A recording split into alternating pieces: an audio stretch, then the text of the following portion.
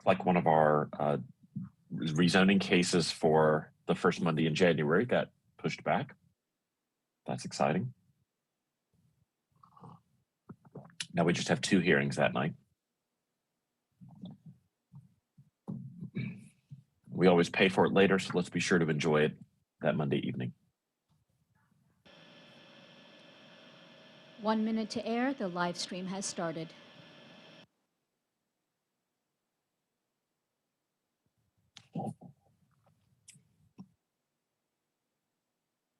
Bonjour, mon ami. Good afternoon, everyone. Hey. Recording in progress. Good afternoon. Good afternoon. Happy Tuesday to everyone. We would now like to call the Durham City Council. I'm sorry, 30 seconds to air. Oh, thank you. Thank you.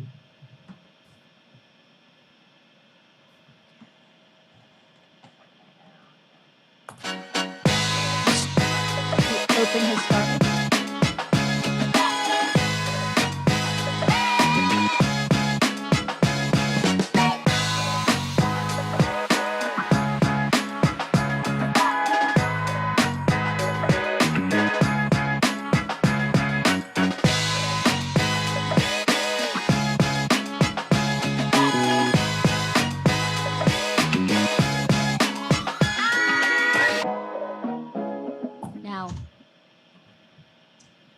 Good afternoon, everybody. Happy Tuesday.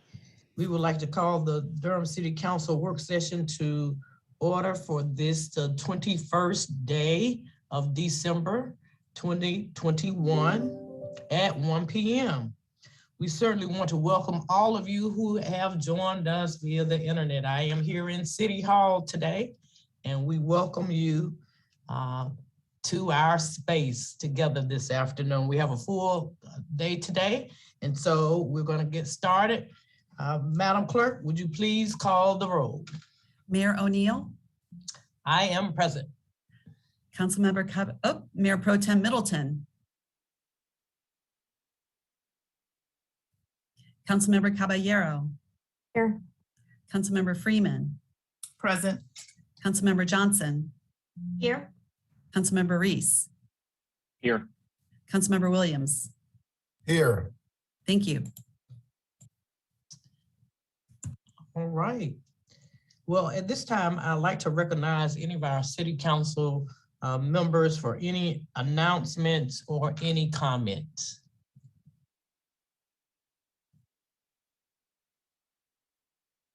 Seeing none, we will now move to our first order of business, which will be our priority items. And I now will recognize our city manager for any priority items. Good afternoon, Madam Mayor, Mr. Mayor Pro Tem Middleton, members of the Durham City Council. I do have 2 priority items for you this afternoon. The first item, agenda item number 18, which is a consolidated annexation, Griffin Place. This item is being referred back to the administration, the City County Planning Department. And the second priority item I have is an update from the Neighborhood Improvement Services, a very brief update for you this afternoon on code enforcement. That is all I have for you today. Thank you so much, City Manager Page. And I also note that Council Mayor Pro Tem Mark Anthony Middleton has joined us, so everybody is present today. You have now heard the manager's priority items. May I call for a motion for their approval? So moved. Second. It has been moved by Councilwoman Freeman and seconded by, I think, Councilman Williams. And we will now move for our clerk to open the vote. Mayor O'Neill. Aye. Mayor Pro Tem Middleton. I vote aye. Councilmember Caballero. Aye. Councilmember Freeman. Aye. Councilmember Johnson. Aye. Councilmember Reese, Aye. Councilmember Williams. Aye. Thank you. The ayes have it, and the motion passes unanimously. At this time, I would like, Madam Mayor, I just wanted to know if you and the council have a preference for when you hear from the Neighborhood Improvement Services Department. We do have that, those members of staff. It's not on the agenda, but we have them present. all right. Are there any objections to us hearing from them now? It can be now if you choose. Okay. Is that the preference of the council that we go ahead and allow for them to speak at this point?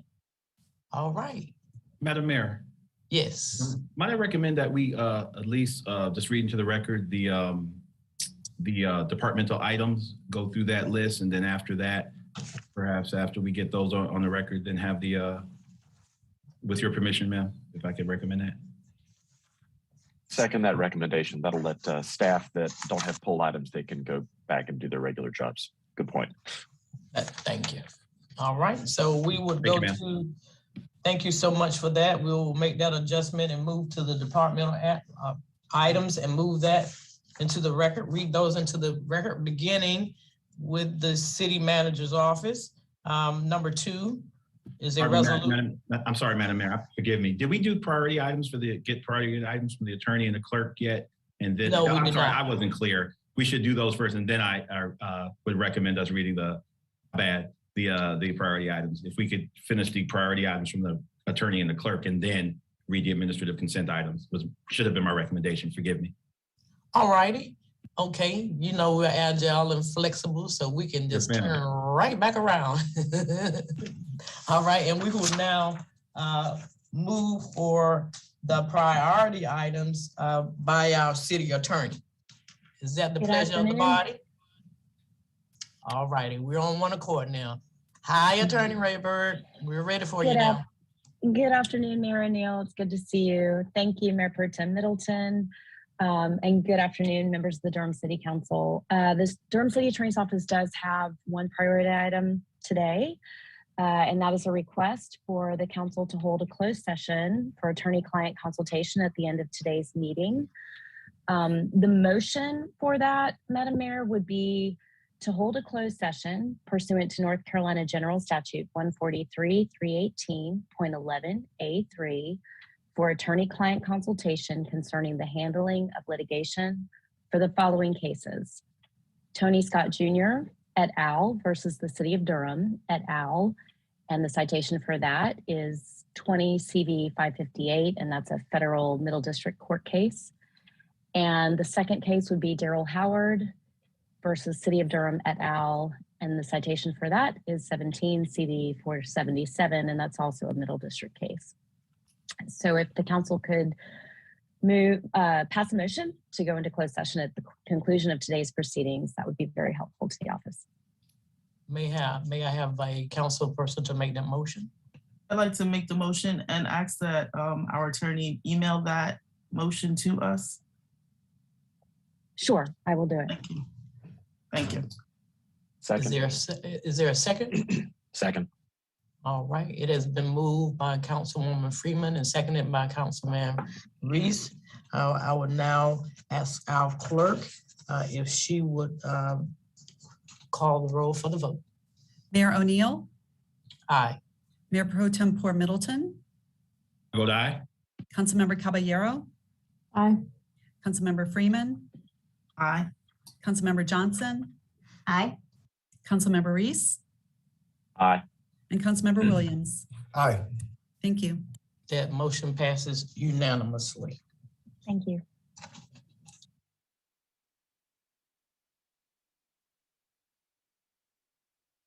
We will now move to our clerk, and I recognize our city clerk for any priority items. Good afternoon, Madam Mayor and Mr. Mayor Pro Tem Middleton and council members. The city clerk does have a request, and the request for the priority item is to discuss the summary of meeting locations for council-appointed boards, committees, and commissions. You received it this morning. We've heard from the majority of our boards, and I did want to just discuss the information with you and then request that you advise our boards as to how to proceed with Omicron. Thank you. You have now heard the clerk's priority items. May I have a motion for So moved. approval? Second. All right, it has been moved by Councilwoman Freeman and seconded by Councilman Williams. I would ask our clerk to call the roll for the vote. Mayor O'Neill, Aye.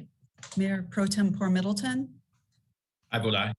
Councilmember Caballero, Aye. Councilmember Freeman, Aye. Councilmember Johnson, Aye. Councilmember Reese, Aye. and Councilmember Williams. Aye. Thank you. That motion has passed unanimously.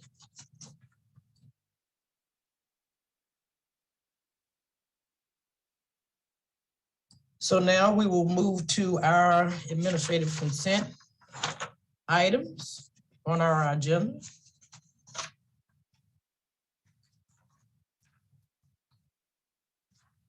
And I will read those. Just that one. Is it just one?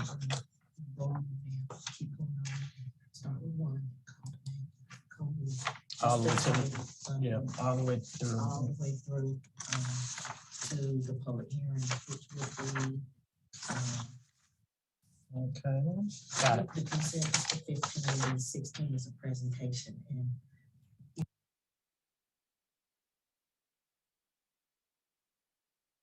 All righty, just getting a little guidance. Want to make sure that I do this correctly.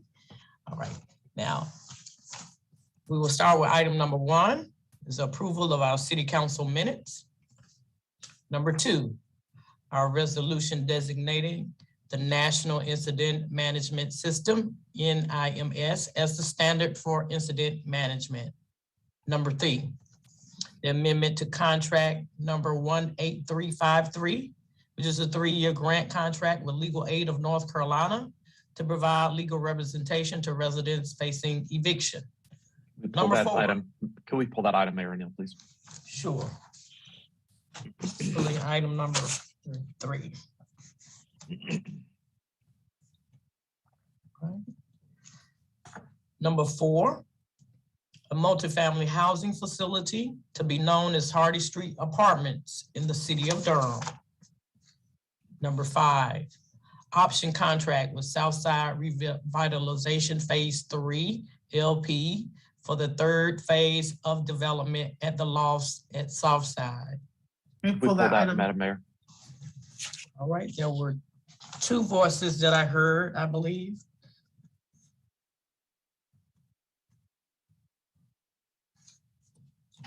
Four.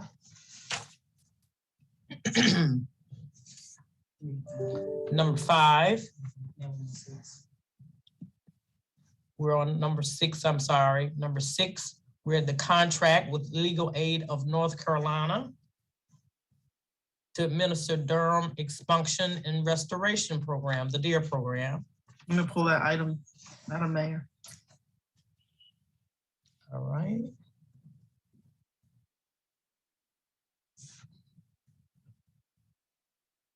Number 7, the capital improvement plan ordinance amendment associated with the Jordan Lake Western Intake Partnership.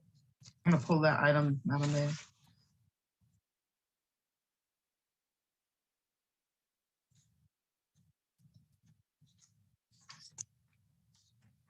Number 8, the professional engineering services contract with Brown and Caldwell, Inc. for the Western Intake Partnership Environmental Permitting Project.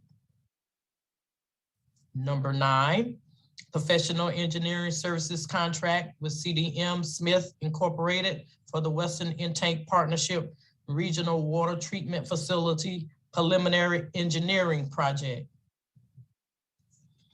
Number 10, bid report, November 2021.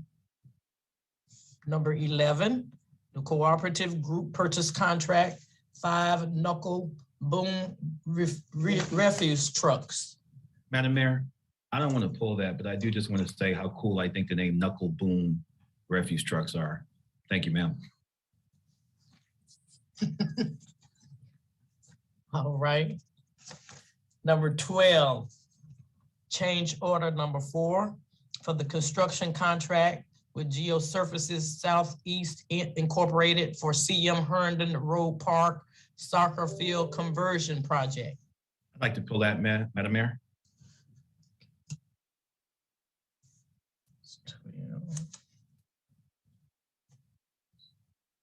Number 13, 2022 Blue Benevolence Grant Project Ordinance. Number 14, the U.S. Department of Justice, Office of Justice Programs, Bureau of Justice Assistance 2021 Local Solicitation, Edward Byrne Memorial Justice Assistant Grant Project Ordinance.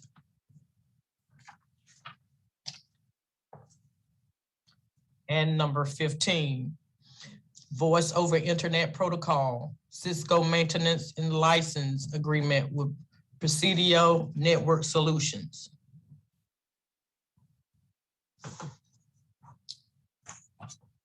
All right. Let me check 1 second to make sure that I have all the correct pulled items. I have pulled number 3, number 5, number 6, number 7, and number 12. Is that what you have, City Manager? Thank you so much. Now.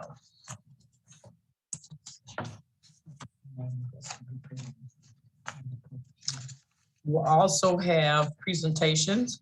Item number 16, which is going to be a presentation concerning the American Rescue Plan Act ARPA of 2021. And we also have some public hearings today as well, but they will be later. Okay. So now we will review the pooled items. We've done that. Hold on for 1 second.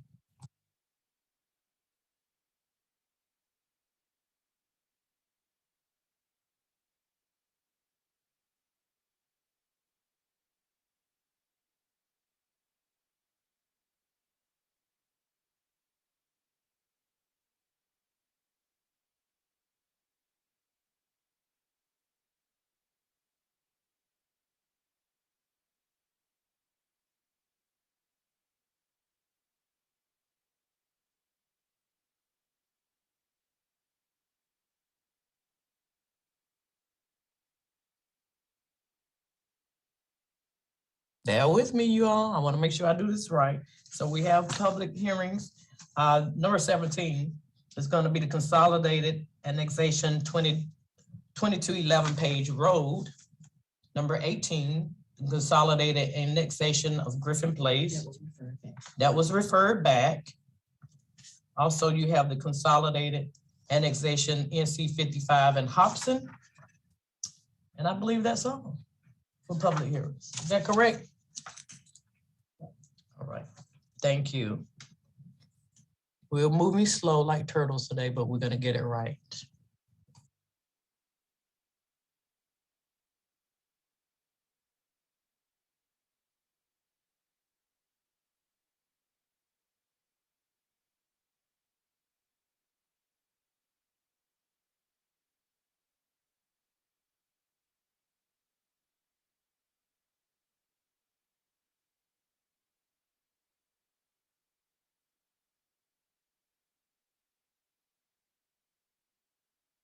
All righty, we're headed back to our pulled items and we will start with item number 3, which is the amendment to contract number 1. Madam Mayor, if I might, I'm sorry, forgive me, per your directive, I think we said we would hear from NIS at this time to let staff go, if I'm not mistaken, and then we would go into the pulled items.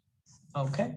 With Is that the preference? All right, I'm looking at my county manager who's kind of directing me over here as well.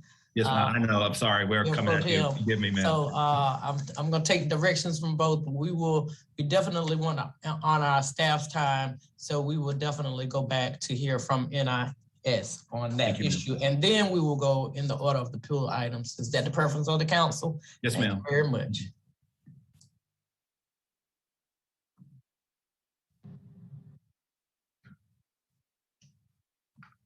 Madam Mayor, City Council members, my name is Faith Gardner. I'm Assistant Director for Neighborhood Improvement Services over the Code Enforcement and Impact teams. I've been requested to give you all a brief overview of our housing enforcement process, so I'd like to go ahead and do that now. These are complaint-driven concerns that we receive. We'll receive a complaint through a number of different avenues, a call or through Durham One call or an email. And once that complaint is received, we respond within 2 business days. We often respond actually within a single day, but we give ourselves 2 days to respond. And then we, once an inspection is completed, then if violations are found, we send an owner a notice of the violations, and that's called a complaint notice. And we send that to the owner. It includes a hearing date, which is no less than 10 days from the date they receive it and no more than 30. If the property is not brought into compliance, then we do a reinspection at the 30-day mark. And if violations are not resolved, we send the owner a finding of fact and complaint and finding of fact and notice with an order date of when they must bring the property into compliance. And then again, if they're not in compliance at that 30-day date, then we begin preparing the case for our Housing Appeals Board. First, we do a title search to make sure that everyone has been properly notified. If additional parties of interest are found on that title, then they must receive the same notice and due process of getting a complaint notice and a finding of facts. Once that is complete, that process, we prepare the case for presentation to the Housing Appeals Board and get it on the Housing Appeals Board docket. What we ask the Housing Appeals Board for is for their approval of an ordinance so that the city can make the repairs. If we receive approval from them, then the owner still has an additional 30 days to make the repairs, and then we will send the work out to bid and then oversee the actual completion of the repairs and then lien the owner for the costs of those repairs. So that's a very brief overview of our housing enforcement process. I also want to give you a little bit of information related to the properties on North Buchanan. As I understand, that's the context for this. You're wanting this information.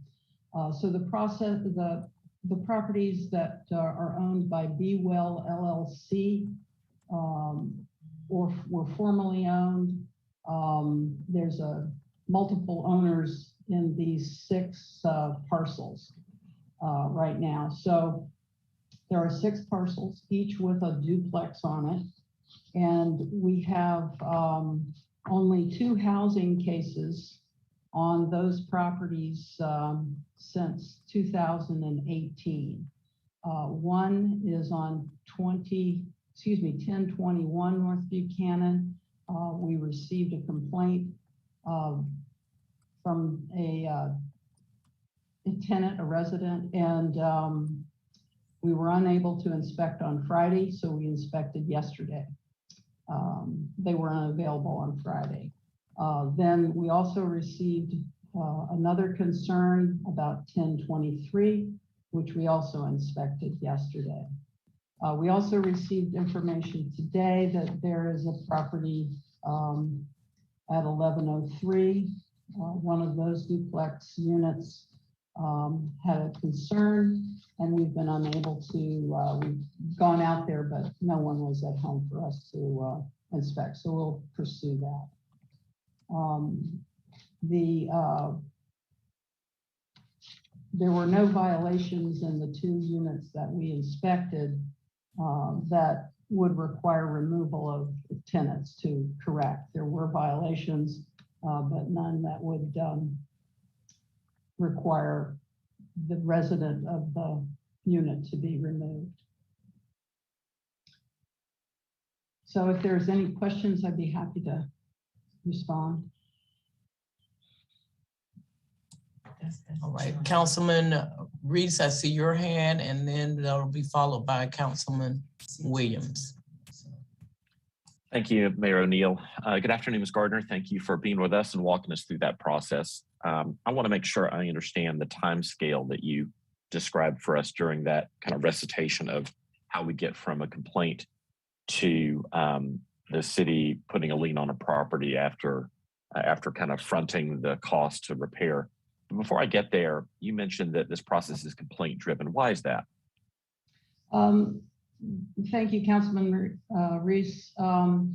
They are complaint driven because we are not able to do proactive inspections. As I think you know, we did some years ago have a proactive rental inspection program. However, in 2017, the state legislature passed, modified that statute, effectively eliminating our ability to implement that program, and other municipalities around the state too are doing similar things. So if we want to know what's going on in the interior of a dwelling, we must be invited in. Okay, that's good to clarify. So let me make sure I understand this. A complaint comes into NIS, and then the owner is sent a notice of violation within 2 days. That's the rule, but often it happens earlier. Is that what you said? We respond within 2 days, Councilman Reese. Okay. What I mean by that is we try to get we call the complainant, arrange for an inspection, and then we arrange that inspection as quickly as is convenient for them. And that is, our goal is to get in and out within 2 days. We certainly respond within 2 days. Then a letter is prepared. The letter may go out on the 3rd day. So that would be the notice of violation. That's what you're calling the letter, the complainant notice. It's called the complainant notice in this particular process, yes. So that complainant notice includes a hearing date, which is no less than 10 days from the receipt of the letter. Correct. And the owner then has the opportunity to correct the problem before the hearing, right? They can correct the problem at any time. What the purpose of the hearing is to legally is to allow them an opportunity to say, no, they disagree with our findings. And it practically serves as a time when we can explain the process to the owner, and the owner can talk to us about their intent to repair. So at the hearing, if the owner is unable to, and who's the hearing in front of? The code enforcement, the inspecting officer. Okay. So if the owner is not able to convince the inspecting officer that the home is in compliance, then a new inspection is scheduled within 30 days? Yes, the owner would then have to the end of that 30-day period to do the repairs. And if they don't bring it into compliance, we do a reinspection to assure it. But if they don't, that's when the finding of fact would go out. Okay. And that finding of fact doesn't mean correct it today. There's a future order date for the owner to bring it into compliance. How far out does that usually tend? Does it depend on the nature of the repair, or is it there's typically one number? Yeah, it does. If it's the vast majority are what we call repair only cases, and that is 30 days to the order date. We also have more severe cases, repair demolish cases, in which case an owner would have 60 days.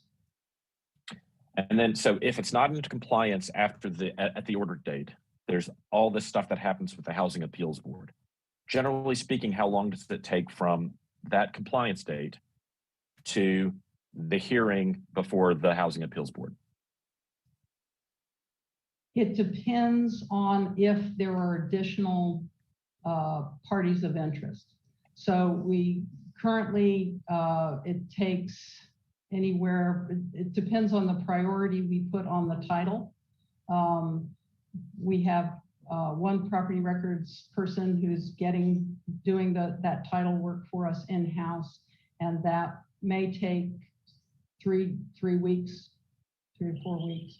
That's a good question, and I will find out what exactly that backlog timeframe is. Well, assuming there are no additional parties of interest, then how long does it take to prepare the case for the Housing Appeal Board's docket, to calendar the case, and for the case to actually be heard? That would take anywhere from 1 to 2 months to get it on the docket. So we would review the case, and then notices of the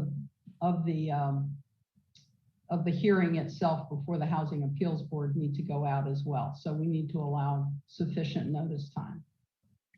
And then right now, is the Housing Appeal Board meeting virtually or in person? The board has been meeting in person for the last few meetings.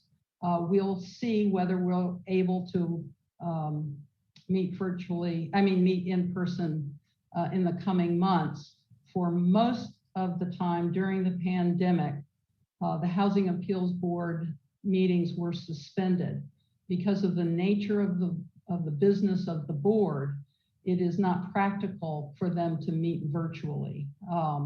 They need the permission of the owner whose case is being heard, and that has to date owners have not been willing to be brought before the board. So we require that both parties consent to attend these virtual hearings. Correct. And it's unlikely that property owners would consent to that. Is that right? That is correct. So we're in the position of having had, we were just looking at that this morning. I think it's possibly 3 meetings since the beginning of the pandemic where we've been able to actually meet in person.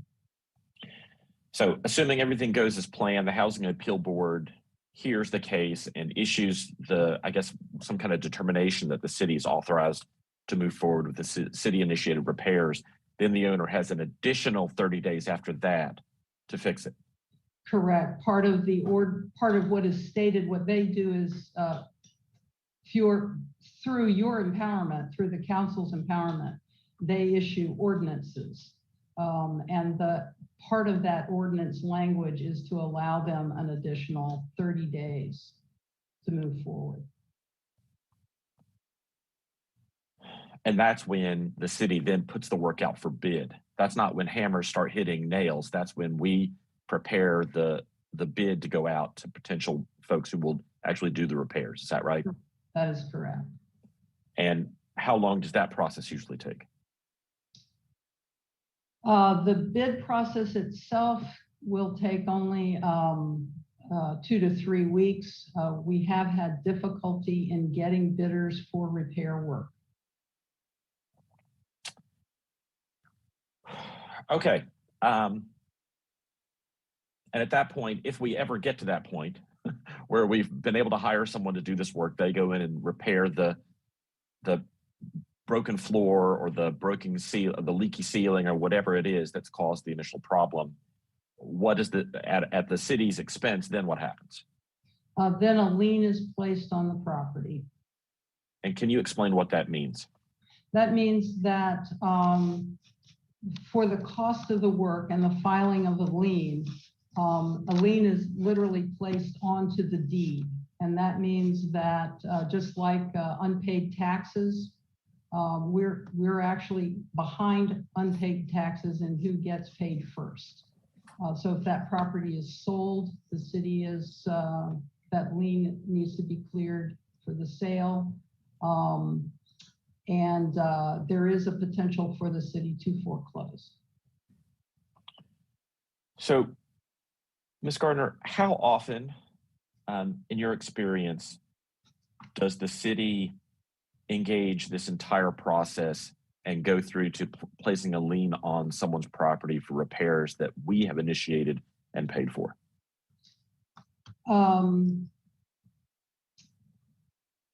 We usually see anywhere from 4 to 6 cases before the board, and that will include on a monthly basis. That's what in the past. We recently have lost the power of a judicial process. These cases are no longer considered criminal misdemeanors. So, and that's a very recent thing. So we will be moving more cases through the Housing Appeals Board process as a result of that. I do want to stress that all along throughout the process, our staff does everything in our power to get an owner, convince an owner, bug an owner, whatever it is we need to do to get them to comply. And so all through that process, we are working very hard to get owners to comply. I will say we also have an emergency repair program potential, and that is a much shorter process, but it's limited to repairs that pose an immediate danger.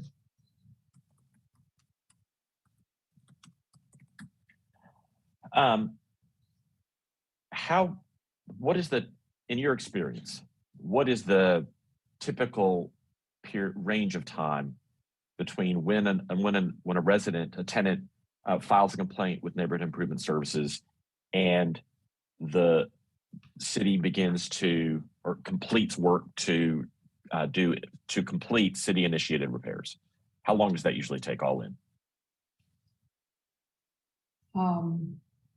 I know it's quite variable. I get it. It's very variable, and I really would like to look at the data more closely before that answer that. But it can be a considerable amount of time. I mean, it can be up to 12 months.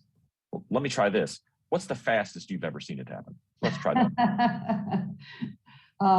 City initiated repairs through the Housing Appeals Board. The fastest would be 120 days. Okay. And there are currently 2 complaints for these properties on North Buchanan and a third situation that you have information about but haven't been able to make contact so that the tenant can initiate a complaint if they want to. Is that right? Yeah, we haven't been able to get into the unit. Understood. So during this entire process, if a tenant files a complaint about a particular condition in their home, are there any protections for tenants who make those complaints from a landlord simply moving to evict for a variety of reasons, or terminating their lease, or doing anything else to get a complaining tenant out of the way? I could give you some personal anecdotes, but I'm going to actually ask for Sophia Hernandez to address that as a legal question. Hi, everyone. Good afternoon, council members and city staff. So Councilmember Reese, can you please repeat your question for me so I can be sure that I'll address it directly? Sure. And Ms. Hernandez, thank you for your help today. I really appreciate it. Appreciate you being here. My question is this: during this, 120-day to 1-year process, which is initiated by a complaint by a tenant about a substandard living condition in their home, what protections exist for a tenant in that situation to prevent a landlord from evicting them, from terminating their lease early, for doing whatever the landlord wants to do to get a complaining tenant out of this property? To be honest, any protections that are there are going to come from the Landlord-Tenant Act, which is state statute, and the protections in our state for tenants are not as robust as I think we would all agree we'd like to see. So there is that. As far as our ordinance goes, because the citations are directly for the property owner and parties in interest, there's nothing within our ordinance that would say, and the landlord cannot do X, Y, Z during the code enforcement process.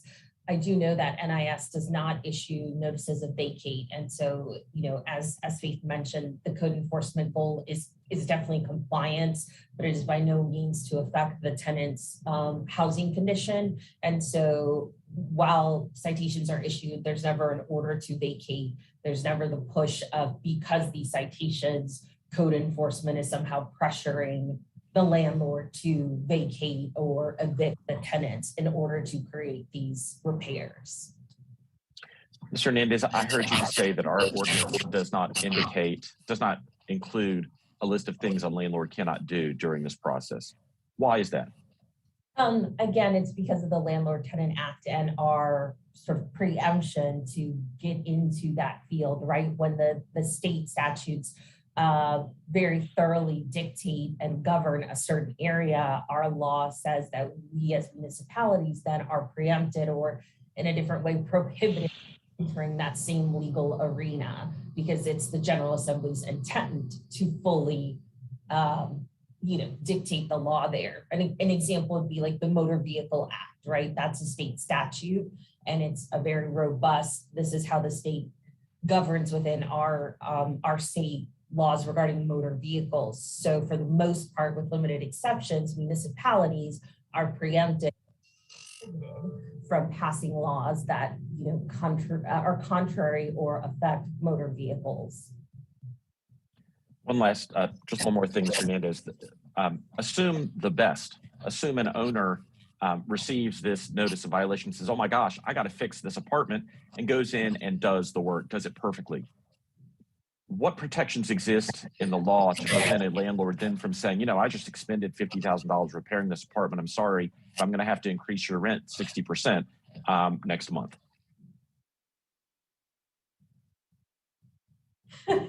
Sorry, there isn't much there, right? And that's the crisis that often folks refer to as rent eviction, right? That there isn't, especially for residents in our community that are on a month-to-month lease. If the terms of the lease do not themselves protect these residents from eviction after the repairs and they are on a month-to-month lease, I'm not sure that there's much that can prevent a property owner or landlord from making certain repairs to the property and then deciding based on market value to charge a different rent.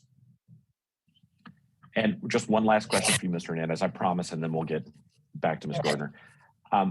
In North Carolina, if a tenant is on a month-to-month lease and a landlord determines to terminate that lease at the end of the current month, what safeguards exist to make sure that tenants are not at that point kicked out of their homes on the street on New Year's Day? I would need to spend a little bit more time with the Landlord Tenant Act because I certainly don't declare myself an expert in that state statute. I would know for us internally, if there were, for example, if there housing discrimination concern, there may be some protections there that the city could pursue. For example, if there were complaints that fair housing discrimination had occurred at these units, the city does have an ability to seek a temporary restraining order or preliminary injunction to try to stay the eviction proceedings until the investigation is finalized. And certainly I know that the department is doing its best to inform the tenants and other interested community groups of those rights that the tenants have in the fair housing context. I hope that's Hernandez, I really appreciate your support today. I know that I asked for this presentation in the evening yesterday, and so you and Ms. Gardner were both sort of on the spot and ready to do good things today, and I really appreciate that. Thank you. Ms. Gardner, I just wanted to say to you how much I appreciate. I know from personal experience, you and I've worked together in a number of cases that I know full well that you and your staff work so hard to convince, cajole, needle, wheedle these landlords into doing the right thing. And if I gave you the impression that I think anything else, I'm really sorry. That is not my intent. My hope today was that I could help all of us, myself included, get a better sense of how this process actually works. This is in response to a specific demand that was made at the city at the press conference yesterday, organized by the tenants of these Braswell properties. And there were a lot of things they wanted, but the thing they asked the city specifically about was this city-initiated repair and then lien on the property. And I wanted to make sure that all 7 of us on the council were on the same page about what that process actually looks like in reality, and what that path is going forward. So I appreciate you laying that all out for me. I'm sorry if my questions were a little annoying. I just needed to make sure I understood for myself how the number of days ticker kind of calculates all the way up. And you did a fantastic job in answering that. So I'm really grateful. Thank you so much. Madam Mayor, I didn't have anything else of staff about this, but I'm sure my colleagues have other questions, but that's all I wanted to ask today. Thank you so much. I appreciate it.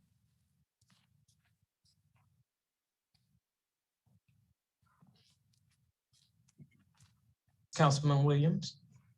Yeah, thank you, Madam Mayor. And thank you, Councilman Reese. You asked quite a few of the questions that I did have. I do want to get a little more specific, if we can, to Mrs. Gardner and Attorney Hernandez. Do we know where we are in the process of the sale of that property? Like, has it been sold? Has the deal been closed? Or is that something we wouldn't know? Councilmember Williams, we did look at our property records examiner looked at the deed records this morning. And of the 6 properties, 1 has been sold to another owner. I'm going to tell you that in a minute. Andrea Robin Shaw. And then 1 of them has not, the other 4 are owned by Be Well LLC, which I think Mr. Braswell is the registered agent for, if I'm not mistaken. Don't quote me on that. And then 1 of the properties has been owned by Sean Braswell. So it is not a part of that Be Well LLC. And that is as of this morning. A sale may occur this afternoon. Okay, how updated is that record? That it was information from the record, the Register of Deeds from this morning. So however quickly it takes them to file that. Okay, and do we know which property address has been sold? Yes, sir. That is 1021 North Buchanan. Okay, so that is completed. All right. I'm going to ask, I guess this is a rather difficult question, and it may be difficult to answer, and I understand.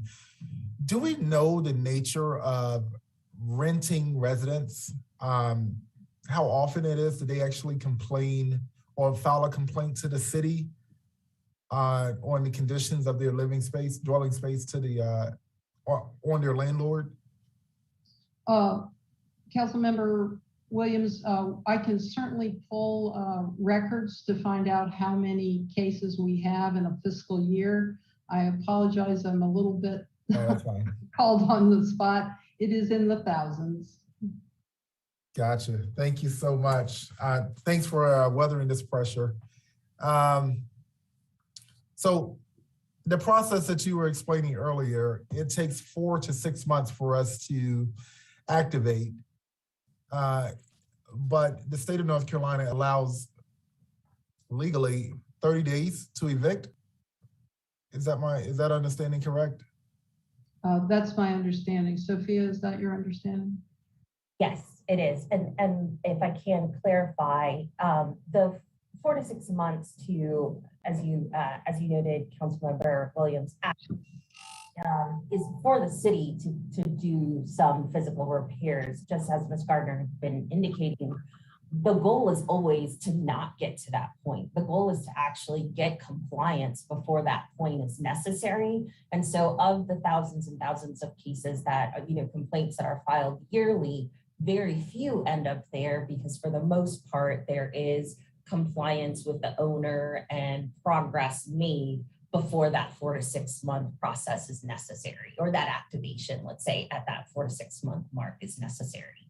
And so, and I'm sure the department could pull that data of, okay, how many complaints do we start with, and how many complaints do we get compliance at the 30-day or 60-day or 90-day mark before it's ever necessary to go to the Housing Appeals Board, before it's ever necessary to hire a contractor to do the work ourselves, the city.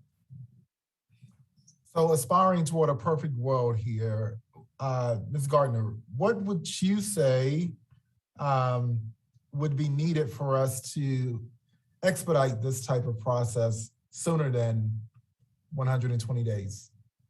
Is it like a staffing matter or capacity?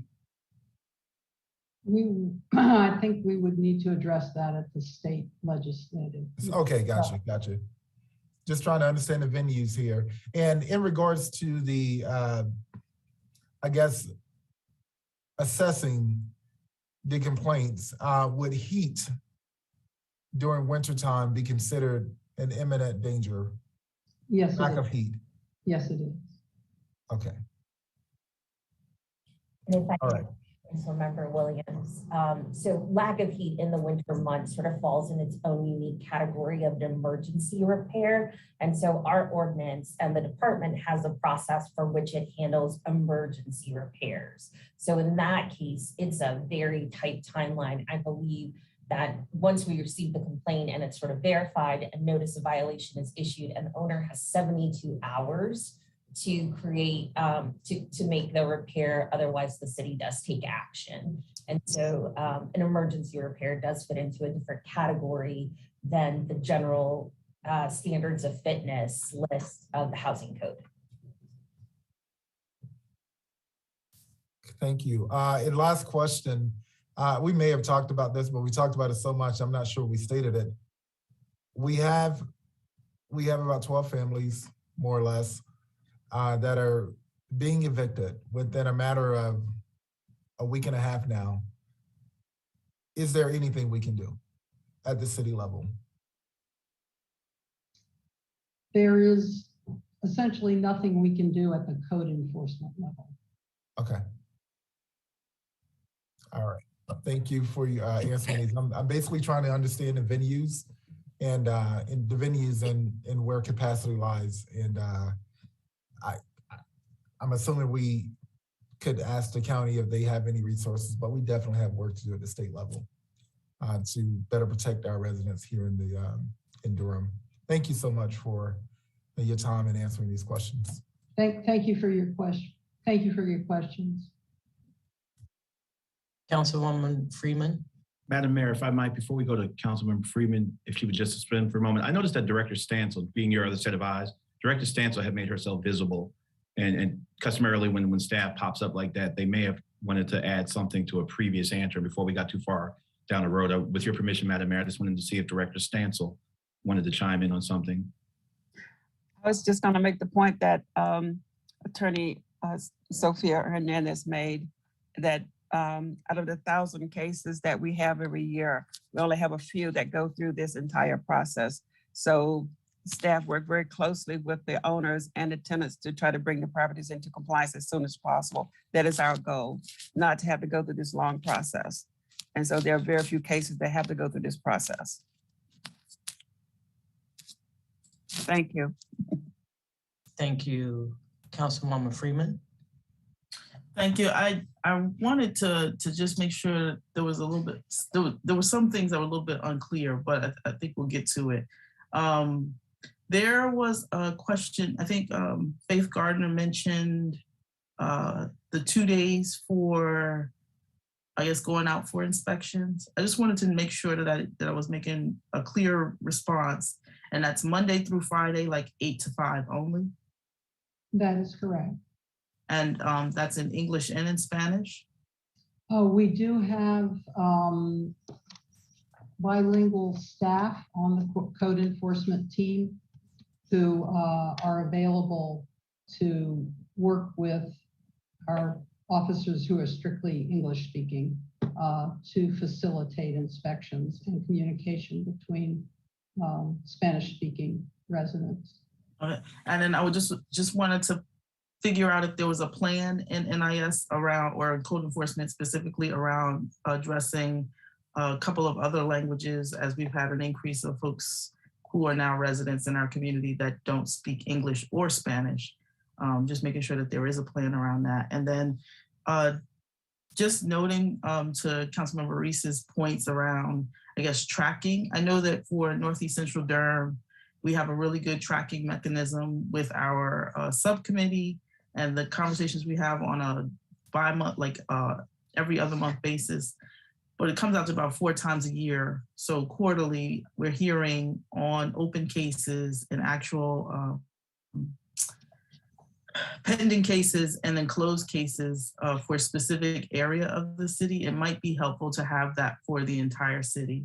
And I've said this a number of times in acknowledging that the livability study that was done in Northeast Central Durham should be expanded across the city, and acknowledging that these issues are directly impactful to people who are marginalized in our community. And so for people who don't speak the language, people who don't have access 8 to 5, Monday through Friday, all of those things can be addressed in a kind of a subcommittee context if we were to do that. So I just wanted to make those points. Thank you. All right, is there anyone else? Thank you so much, Ms. Gardner. Appreciate your time today. Thank you for the opportunity. Very much appreciated. And thank you, Ms. Stansel, as well. Mayor O'Neill, Yes. Councilmember Williams had his hand back up. Okay. Returning back to you. Thank you. Yeah, just a quick question. So is 8 to 5 the only time, I'm not sure if I followed correctly. Is 8 to 5 the only time inspections are enforced? We do inspections between the hours of actually 8 and 4:30. We do have staff that comes in on a shifted schedule. So we do have officers who come in a little bit early, some who stay a little bit later in the summertime. And so if we do have a situation where someone would like an early morning inspection, or even rarely on a weekend, the individual officers work very hard to accommodate those individuals. Okay, thank you. And we don't really run into any issues of, well, how often do we run into issues of the need of the actual property being inspected versus the allocated time where we have staff available? I'm sorry, I don't quite understand your question. So we have inspections mostly from 8 to 4:30. And I also heard earlier where to respond within 2 days, 70 or 72 hours, sometimes you would go out and they aren't home. Mm-hmm. So I guess I'm trying to better understand the scheduling process of that, or availability. Okay, it would be 2 business days. So Monday through Friday, 2 days response time, if that is clearer. We do not collect data on requests for inspections outside of those hours. So any information I have about that is anecdotal. Thank you so much. And thanks for catching that, Councilmember Caballero. Ms. Stansel, did you have something you want to add? I see you're unmuted. I was just going to say, as director, my picture and name is on the website. So often on the weekend, if someone has an issue, I would get an email notifying me that there's a problem. They need someone to come out and inspect, and I would forward that to my staff. I monitor my emails Saturday and Sunday for that reason, and I'll send that to staff. So first thing on Monday morning, they would get emails from me notifying them that they should go out and inspect the property. Thank you so much. Councilman Reese. I just wanted to confirm, it was just this past weekend, I emailed Ms. Stansel about a particular issue, and she responded over the weekend. So I know she's working hard, and so is her staff. Our staff is doing everything I think they can think of with the tools we have. My colleagues have certainly identified some areas where we might want to think about putting additional resources in terms of after hours reporting, after hours inspections. language access. Those are all important issues to expand our current capacity. But I think if there's one thing that I've learned today, it's that the real constraints are being exerted on us at the state jurisdictional level in terms of how long this process has to take, the amount of notice that we're required by state law to give property owners, the number of opportunities we give them to do the right thing. And then on the other end, how few protections exist for tenants who report these kinds of problems, and the lack of any ability at the local level to create more of those protections. And so these are all things I think we need to be mindful of as we go forward, number one. But number two, that we need to talk to our delegation about in the General Assembly, because these are huge problems that are facing our families in Durham every single day. As the Mayor Pro Tem mentioned last night, this problem didn't originate at the intersection of Inglewood and Buchanan. These are problems that have been happening for years across our city. This is just the one that's in the news right now. It's the one that we were called to be at a press conference yesterday to hear from those tenants. So that's the thing we're talking about now. But obviously, this is a problem that exists all over our city and all over the state, to be honest. But we work here. So in any event, giving us the opportunity to learn more about this. I want to thank the city manager for carving out some time. And obviously, Ms. Gardner, you've been extraordinarily helpful, as have Ms. Hernandez. Thank you. Councilwoman Caballero. Thank you. Just real quickly, I know we're going to hear a little bit more from NIS when we take up the BCTU proposals. And so I do have questions around expanded resources in the areas where we could improve. I don't want to spend more time there today because I know we're going to have an additional conversation in January, but I just wanted to thank staff and know that when we do get to those resource questions, I think that there are many council members, if not all of us, who understand how important it is to do that kind of work and to help you all. And we know you all are doing the best you can with what you've got in really constrained and often terrible circumstances. So we appreciate you. I too want to add a couple of comments, having been on the other end, on the eviction end of the process. There are very few protections out there in a lot of instances, and there's work to be done. However, I do think that this is a part of a community network response that has to happen. It has to be agile enough. We've seen this happen too many times for us not to be able to plan in advance what happens the next time. So I look forward to having some conversations on what a community response will look like. It goes back to, at this point, the government is not agile enough from the city's perspective to be able to immediately jump into action to address these issues. And we have to be creative in this space and innovative in this space in looking towards our community to be able to help us to respond to instances such as this until laws can be changed. And we all know how long that takes and what kind of pull that takes. But certainly we have enough resources here in the city of Durham where we can have a response that is not just kind of shaking our heads about it and saying there's nothing we can do. There are, I believe, some things that we can do in terms of a community response. In order to kind of co-opt what seems to be the inevitable. It does not have to be that way. So I thank you, Ms. Stansel and Ms. Gardner and Attorney Hernandez for your time today. But let us put our heads together and begin to be innovative in this space. This is boots on the ground. This is really boots on the ground. And this is where we have to have our volunteers in our community to help us with some creative solutions. So thank you all.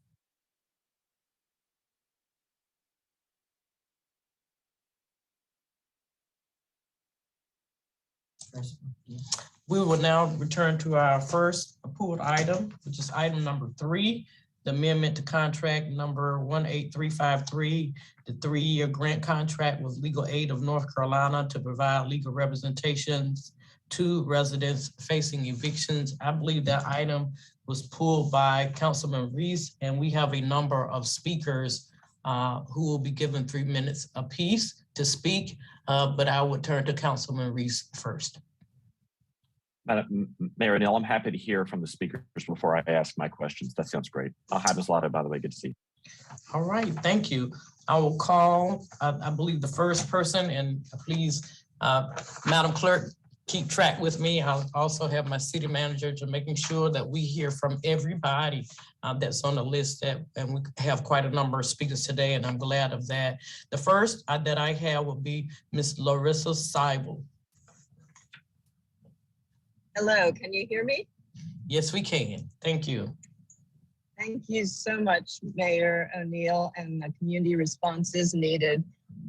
But in addition, we need the City Council to vote for these funds for legal aid to provide the legal services and rental assistance and housing navigation to prevent evictions. And but all of us do need to work together, especially to prevent homelessness of families with children and seniors and other residents of Durham. So I hope you'll vote today to quickly fund legal aid to prevent evictions. And I hope you'll all, part of that is to be, for legal aid to be able to use rent bonds to help tenants stay in their homes so they can appeal and try to get their funds to the landlord or find housing. I know community groups like pro bono attorneys are also putting together funds to help. We really don't want anyone to become homeless. And then clearly we need a faster process to get repairs and protect tenants from being displaced when owners don't make repairs and the house becomes unlivable. I worked with a family with a baby that was only 5 weeks old and two young children, both in elementary school, and that family was homeless for nearly 3 months because they were displaced because the landlord would not repair the electrical system after a fire. And it was terrible. It was, we don't want people to go through that. So I ask you, Mayor O'Neill, and the City Council to continue to support legal aid and work with people in the community so that we don't have people being evicted because they don't have the rent, and also if they aren't getting the repairs that are required. And I hope we can also work with our courts to have a more humane process so that we have a way to help people, not harm people, and who just can't afford rent at the moment. And so I look forward to being one of those volunteers. Thank you so much. Thank you for your comments today and for your presence today. I will now turn to Ms. Delphini, and please forgive me if I mispronounce names, to count it to my head and not to my heart. I believe we have Ms. Delphini, Delphini. Hi there. Yes. Apologies if there's any issues with audio, if I need any typos in my entry. I just wanted to speak to kind of the nature of my experience understanding housing as a recent renter in Durham. I just moved here from Oakland, California. And prior to that, I lived in Spain for 2 years. And I've learned a lot and seen a lot about different approaches to, the rights that tenants have.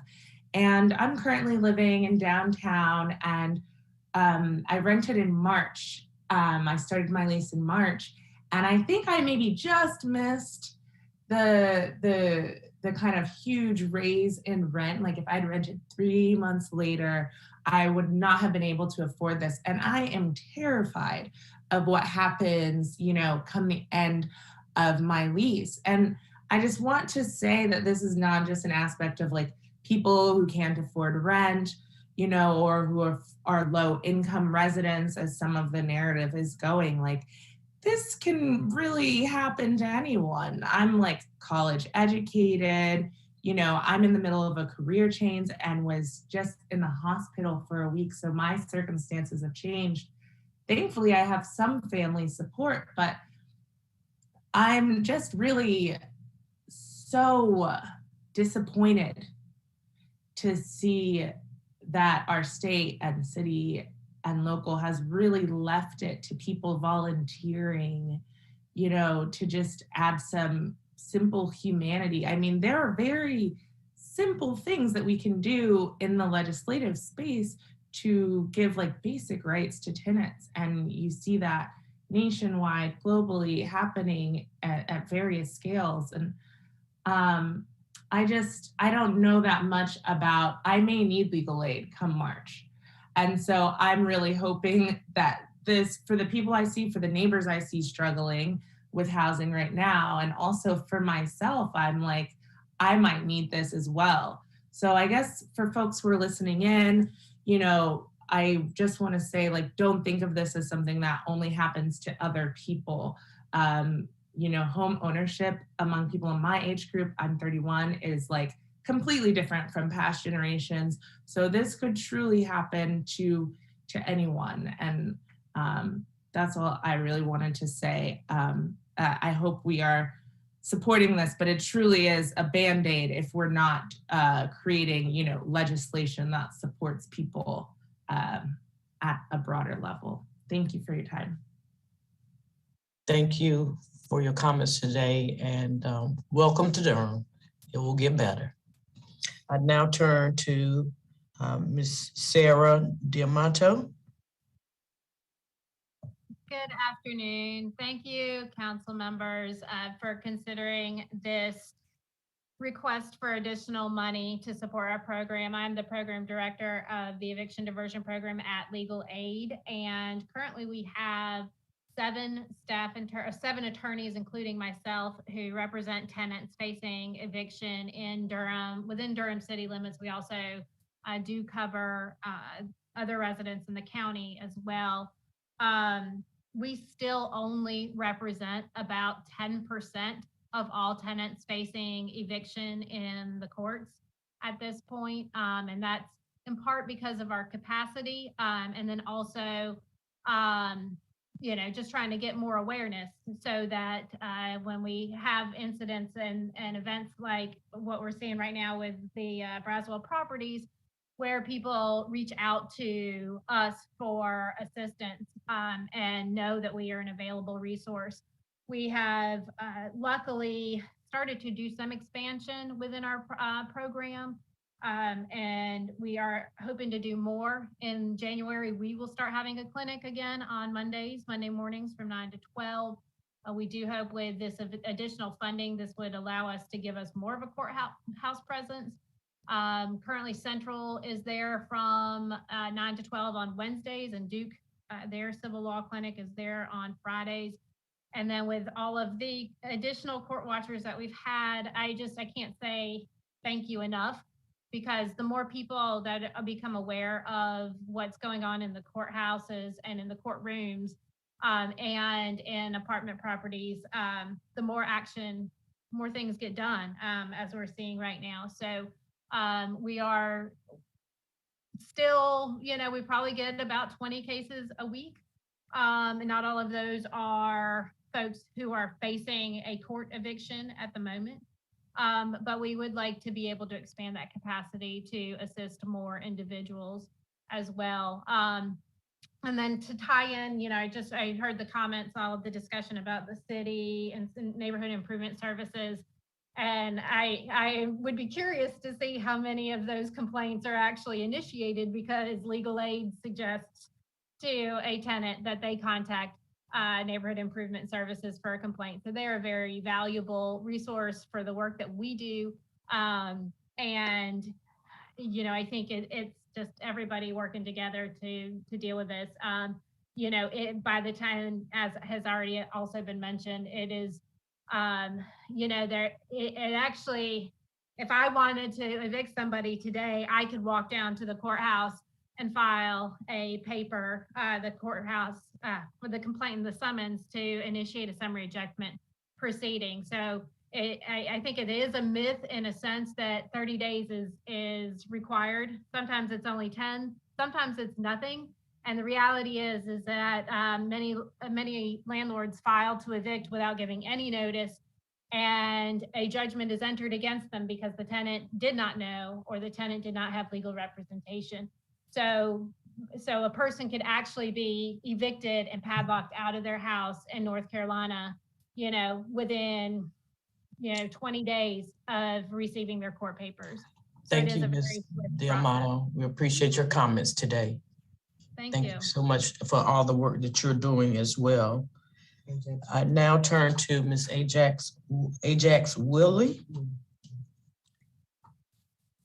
Thank you. Good afternoon, Madam Mayor, Mr. Mayor Pro Tem, members of council, City Manager Page, and fellow community members.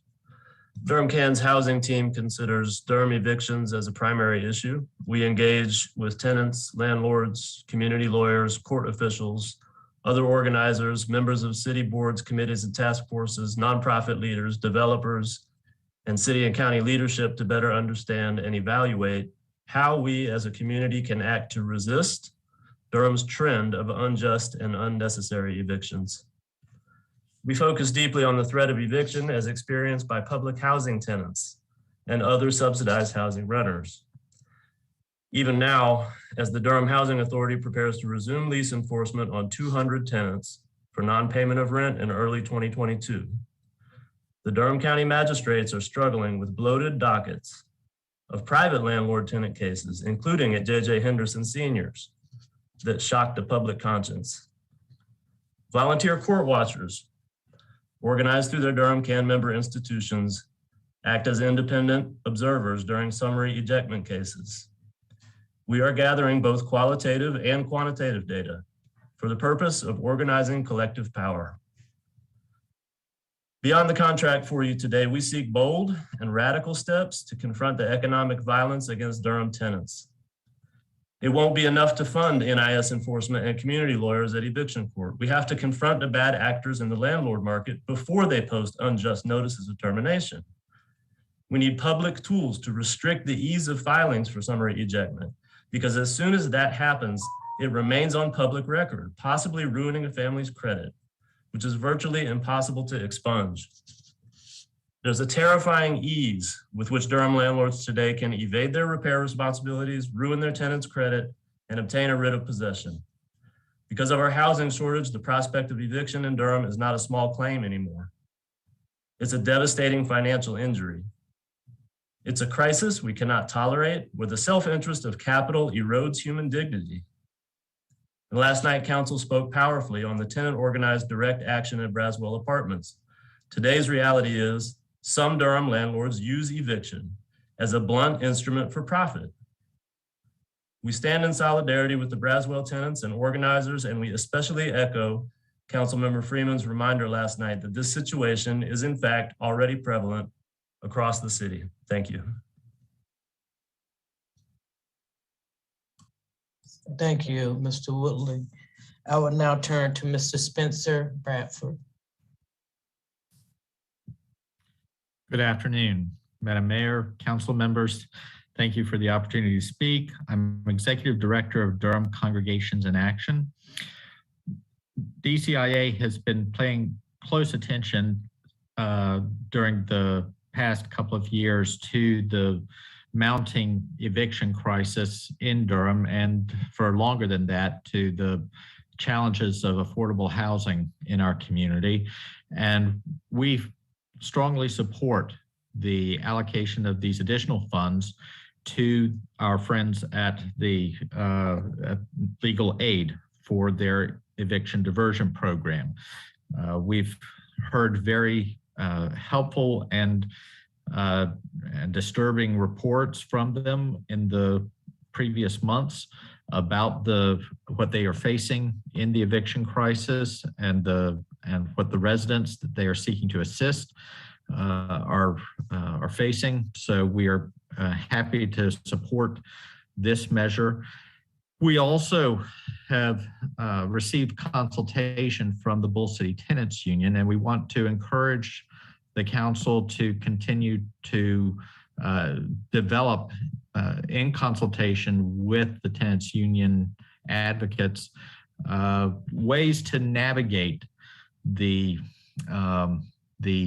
limitations and constraints that Ms. Hernandez described in detail earlier in today's meetings that the legislature has set for municipalities like ours, to try to find ways to offer more protection to tenants like those at Braswell Properties, to expand and reform the use of direct repairs and reasonable accommodations for residents during that process, the protection of residents from rent collection while a unit is in violation of other housing code minimum provisions, and other measures to try to continue to work at navigating those difficult limitations to find spaces to improve protections for residents like those at Braswell Properties. Many of our constituent congregations are actively concerned and involved with assisting residents like those at Braswell, including in this specific instance. We know St. John's Baptist, Watt Street Baptist Church, Trinity Avenue Presbyterian Church, and our member congregations will continue to be actively involved in seeking solutions for residents that are confronted with these housing rent challenges and culminating in eviction in far too many situations. So again, we strongly support and applaud the additional funding for the essential work that legal aid is providing through their eviction diversion program. And we strongly encourage and support ongoing work to further strengthen our local protections for low-income residents at risk of eviction. Thank you, Mr. Bradford. We appreciate your time today. All right. We will now turn to Mr. Lee Gans.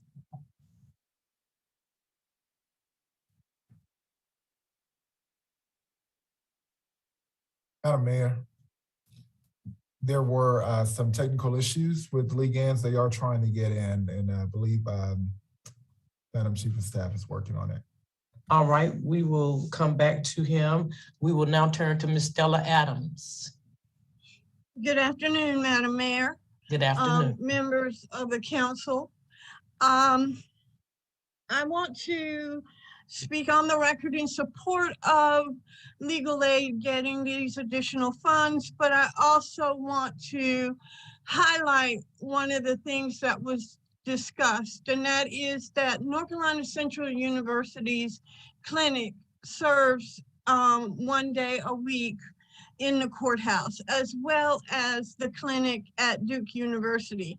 And I think that the City Council needs to think about how they can provide some support to both these clinics as well as legal aid.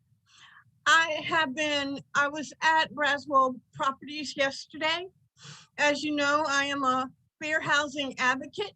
And I will tell you that what I heard was a request for reasonable accommodations from the owners to allow the residents up to 60 days to find additional housing. I was deeply disappointed when one of the residents said, "I am not low income, I work every day." We have so stigmatized the term low income that it is somehow associated with people who live in public housing or who receive Section 8 and does not seem to include the working poor. And I am so happy that there was a resident who talked about in March she would be amongst those looking for housing. There are alternatives that do not require us to go to the General Assembly. We can take funds and create a rental repair program that can be utilized by landlords to make repairs on their homes. But the provision is that you have to keep the rents affordable in order to participate in the program. And that's a contract. That's not something that requires legislation. That requires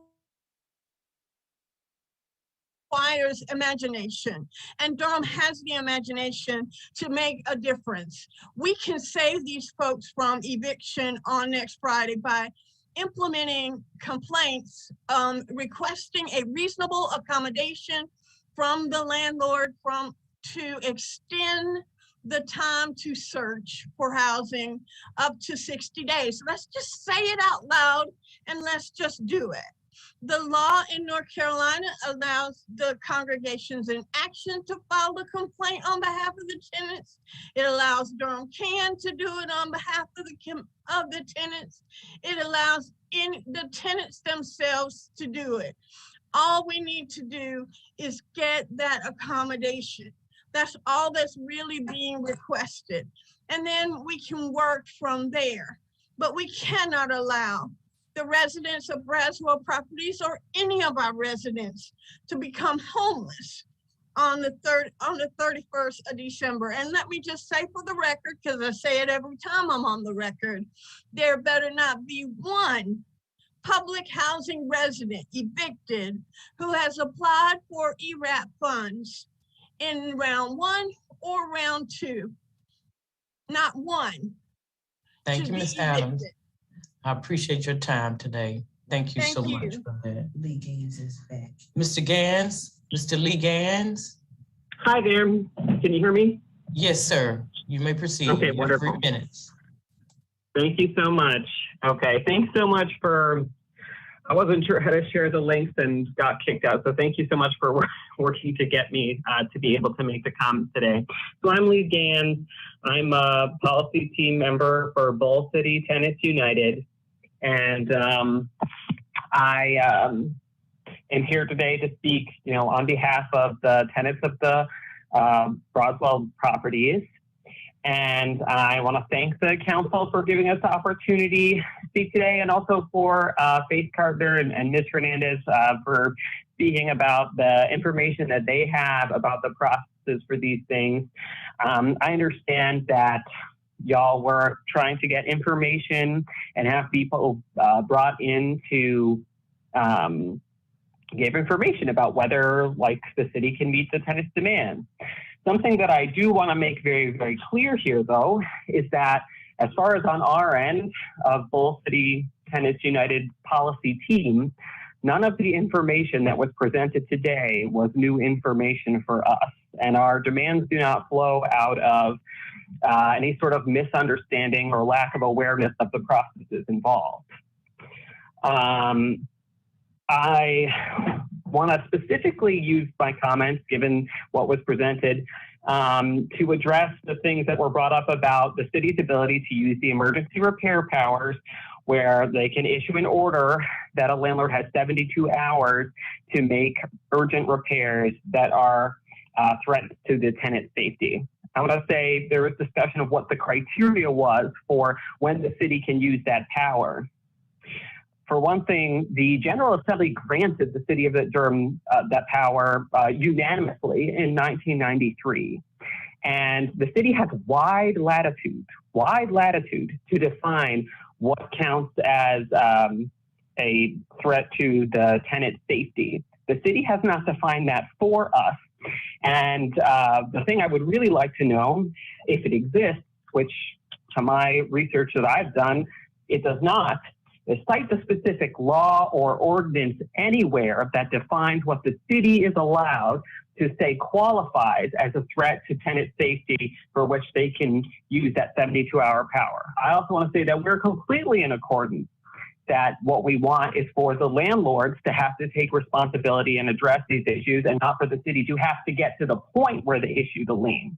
The emphasis on the lien thing is that we have a lot of non-compliant landlords that are not completing the repairs within the required time period, that nevertheless, we're not going through this process of starting the process to hold them accountable.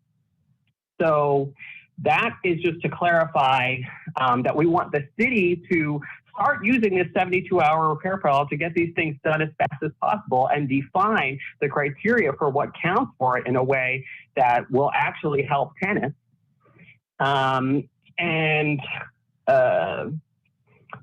We also want the city to make sure that the mechanisms that make sure tenants comply by the time period specified is actually in place and being used, which is the liens. But most of the time, when the tenants are actually given a deadline that's real, they actually do comply.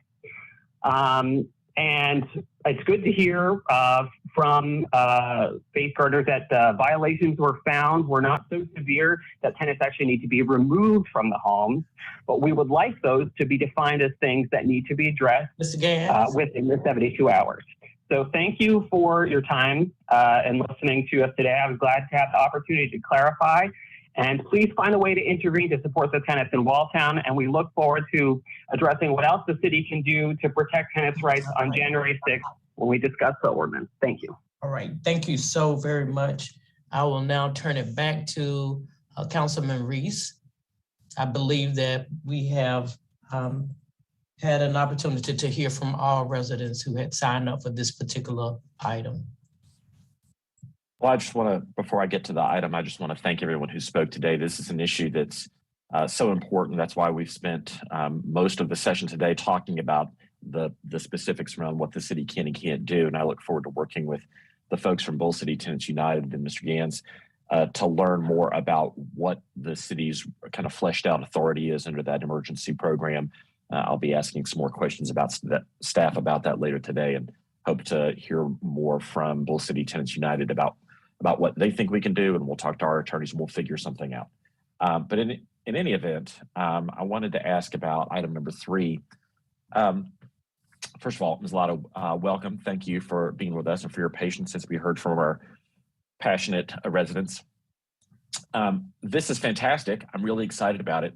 But I want to make sure I understand correctly. This is additional money that would, when would this money be spent? The additional increment of $1,060,000. When is that actually going out?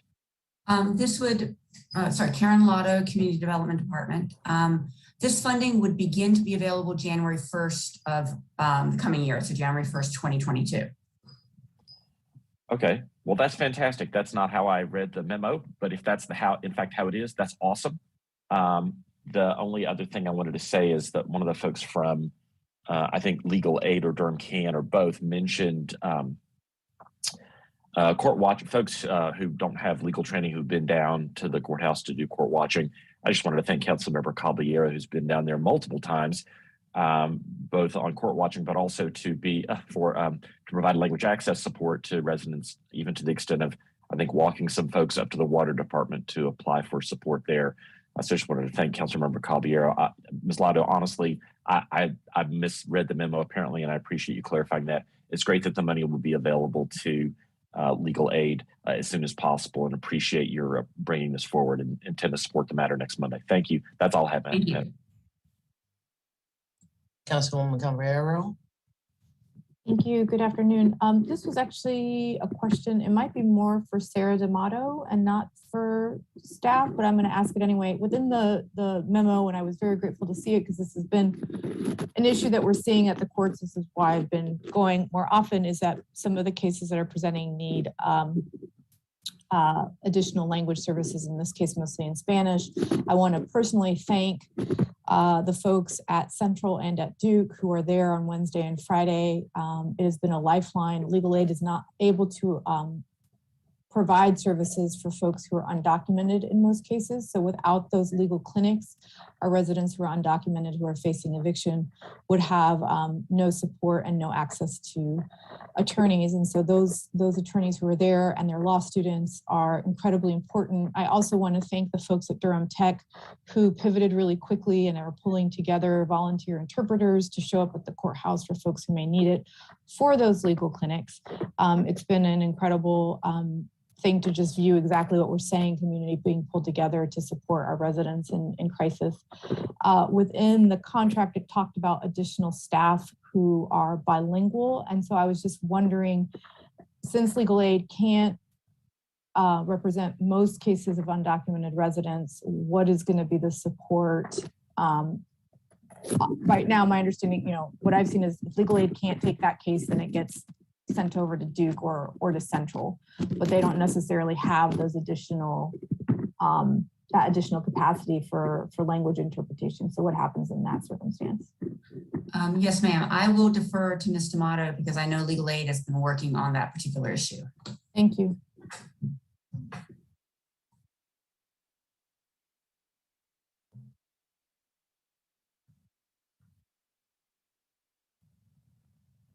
Hey, this is Sarah D'Amato again. So we are able to do intake and make referrals. And so that is, I think, one of the benefits of having additional staff is to be able to at least provide greater language access support to individuals when they contact us first, because a lot of organizations and a lot of folks in the community direct people to legal aid without always understanding that our regulations prohibit us from representing undocumented folks. And so that we do need. I am the only Spanish speaking staff member right now in our eviction diversion team. And so we do get intake calls pretty regularly that we then do refer to the other organizations. The other thing is that we do have limited circumstances where we're able to provide legal assistance, and then too in families where there's mixed status, and we're able to assist generally if there is a subsidy that's tied to the citizen. So additional support for those communities would be helpful. The other thing, and because we've been talking here about Braswell communities, is that there are a lot of apartment complexes, a lot of buildings where, of course, there's a diverse tenant makeup. And in those situations, being able to talk with tenants, but not necessarily offer them representation because we can't, can be still a valuable service. So legal aid is able to do community outreach. And if we have more staff who is able to, that they're able to speaks with tenants in Spanish or even another language, that would be great. Then it does enhance our abilities to provide that those services and that community outreach, as well as when we start doing our clinic in January, we are able to give general advice to walk-ins in the clinic, and we are able to do that without regard to immigration status. And so having the additional support would be great. Thank you, Sarah. I appreciate you adding that additional context. I'm glad that that is in the contract, and I think that's fantastic. Thanks. Thank you. Councilman Mayor Pro Tem Middleton. Thank you, Madam Mayor, so much, and thank you, colleagues, for your really important questions and work, and particularly to the staff on perhaps it's one of the most morally pressing issues facing our city. I think I'm really excited to be able to participate in putting our money where our mouths are in terms of bolstering of the work around this issue. I did want to ask Ms. Lotto, always good to see you. I know when we passed this, there were some benchmarks that we had established in terms of number of folk helped and also the preserving of tenancy. I think it was about 50% we had talked about. Whether those numbers have been hit or not, we need to keep doing what we're doing, but I just was curious, how are we doing in terms of the benchmarks we set for the success of this initiative? I don't have the latest data in front of me, but as a general rule, I will say that legal aid has been meeting or exceeding the benchmarks that we have been setting, which typically the two that we track most closely are, well, there are actually several, but one is number of cases opened. The second is number of the percentage of folks who are able to preserve tenancy. And I would have to, I can follow up with the precise number because I will misstate. And the third is the number of people who are able to avoid an eviction judgment, which includes both people who preserve tenancy without an eviction judgment and people who are able to leave without having an eviction judgment, because that is also valuable because of that impact of that eviction judgment on people's ability to rent another unit. And to date, things got a little messed up during the pandemic in terms of cases were opened but not closed. And that was of no fault of legal aid. It was simply that people were not moving at that time because of the eviction moratorium. but we can follow up with data on performance if you would like. Well, thank you so much. Absolutely. And you kind of anticipated the second part of my question. I know the pandemic kind of made it a little more difficult to track things like that. And I'm in no way suggesting that, you know, our support of this should be somehow hard tethered or causally linked to those numbers. We know that people fare better when they have legal representation, generally speaking, when they're facing eviction. So this is really important work, and, you know, there's no rush on that at your leisure when you get those numbers to me. But I think it's important for folk in the city to know that this is money well spent, and that it's making a difference at the most basic level of life. And you know, this is what government's about at its best. So thank you so much for the work and for running point for us on this. And thank you, colleagues, for your continued support of this important work. Thank you, Madam Mayor. Thank you, Councilwoman Freeman. Thank you. I just had a couple questions. I just wanted to make sure that we had clarity on the low income side for this conversation, and just making it really clear, Ms. Lato, if you could just say specifically what low income or who would qualify for low income directly, that would be helpful. This is the qualification is 80% of area median income, which is the standard that is defined by HUD, the U.S. Department of Housing and Urban Development. And I quickly can give you a sense of what that is. For a single person household, that would be $48,400. And just by example, for a 4-person household, that would be $69,100. Thank you. I really just want to make sure that folks understand, because I did take to heart a comment that was made in the public comments around how folks will miss that they qualify for actual supports around low income. And then I just wanted to just express a concern to my colleagues, acknowledging that it feels like we're starting to incentivize the evictions in some ways and shapes and forms. I'm a little concerned, knowing that we're coming out of the eviction moratorium. There's a pressure on property owners to cover the costs that may have been lost. And so if they can't evict, what are their alternatives other than to sell? And so this is how we end up with Braswell Properties in this situation. And I want to make sure that we're doing a very holistic approach to making sure that homelessness is prevented in a very proactive way that doesn't actually stoke the General Assemblies. I do want to note that Lee Gantz mentioned that the legislature in 1993, I do want to emphasize that that was a Democratic legislature that approved that tenant act. And I want to make sure that we don't push ourselves into the corner where they're actually reopening that conversation. And so I want to be really clear that we have to have these conversations with the actual property owners, not just on the tenant side. And so we have to engage our property owners to actually do the repairs. And if the funds are made available for the repairs and the renovations and for other opportunities, in the same way that it's made available through rent, I'm not sure what the legality is, but I know that that's been something that's come up a few times over the years that I've tried to ask for a better repair fund kind of situation. I'm mindful that between Braswell Properties, I'm not hearing a solution that's going to solve the problem for these residents today or tomorrow. And so if someone could clearly state what it is that we're going to be focused on for the residents of Braswell Properties, that would be really helpful.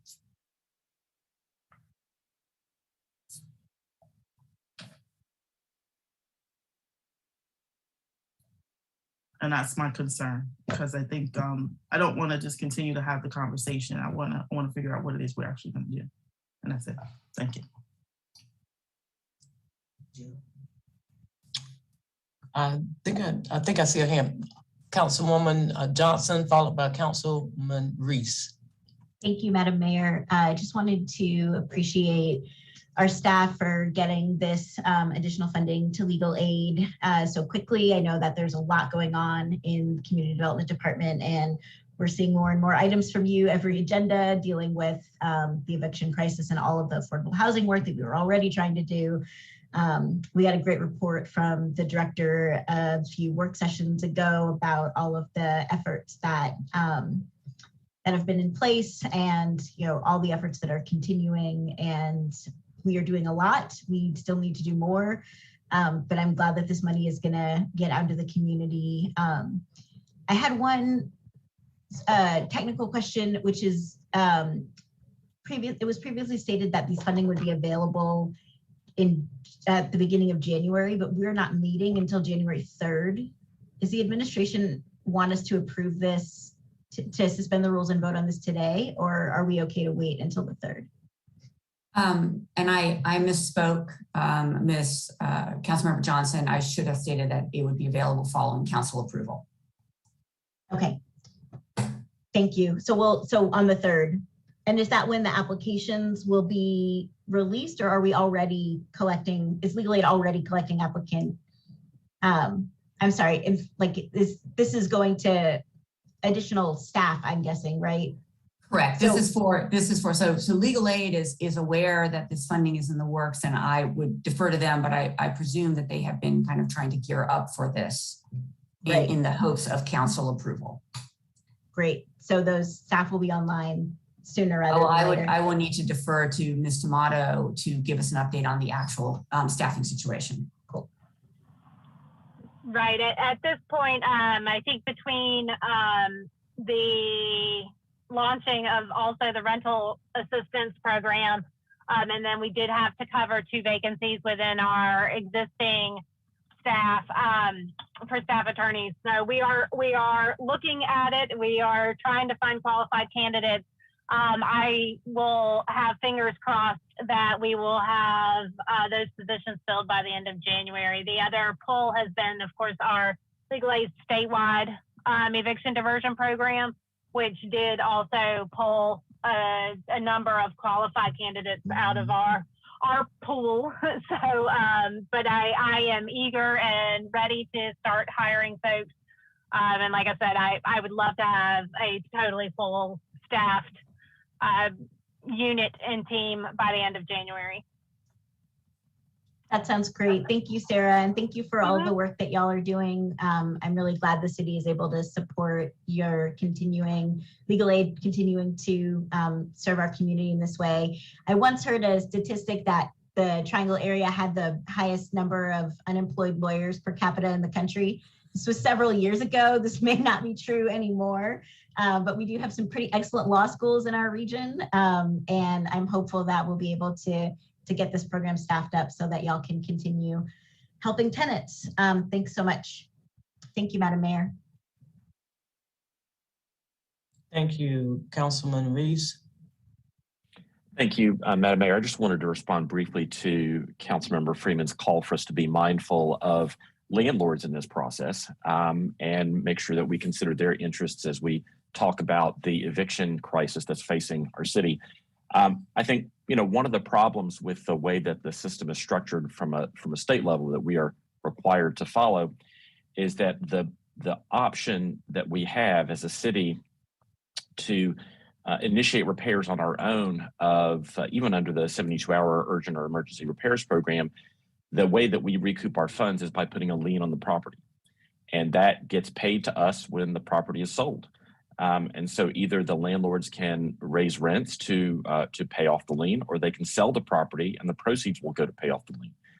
We don't necessarily, the only other option that we have is we could offer repair funds to landlords in return for maintaining certain levels of affordability in their properties. It's not clear to me what incentives exist for landlords to take advantage of a program like that when appreciation in real estate has made it so incredibly profitable to sell properties out from under existing tenants, which is what we're seeing at Braswell Properties. And so I guess I'm curious to hear if there are any other ideas out there. The other option, I guess, is for the city just to pay for the repairs ourselves, just to use taxpayer funds, which sounds awesome because we want people to live in places that are kept up, but it creates a horrible set of incentives for landlords never to repair their properties because they know the city will come in and based on taxpayer funds, provide those repairs. So I guess I'm concerned about the idea that we are somehow incentivizing these sales, because I don't know what else there is to do. But I'm hoping maybe my colleagues have some suggestions in that regard about how we protect the interests of our landlords as well as our tenants under current market conditions. The other piece I wanted to mention is that Councilmember Freeman quite rightly called on us to find out kind of what we are going to be doing over the next period of time for the residents of Braswell Properties. And I just want to invite Councilmember Freeman or any other colleagues, if you have suggestions about what the city might do. I know our staff would love to hear them. Thank you, Mayor.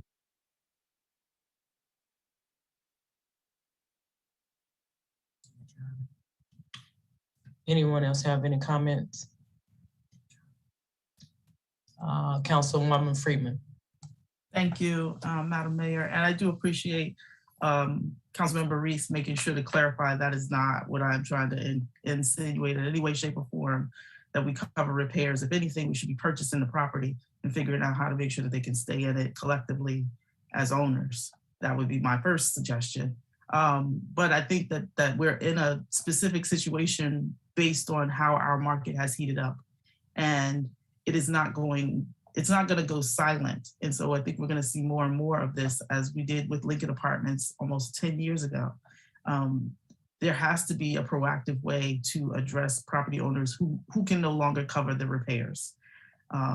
And making sure that if they want to be similar to how we set up our legacy program for our businesses, is the same way we need to set up this legacy program around our commercial residential housing.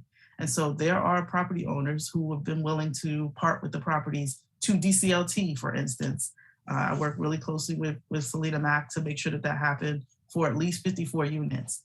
That process hasn't been at the center of any of this conversation. I think that that's a miss. And if we don't figure out how to collectively work with property owners, I think reopening the opening doors conversation is one area, making sure that not just that our vouchers are accepted, but that rents can stay in a reasonable rate. I think that there has to be a collective of landlords who can work together and figure out what that could look like, along with tenants.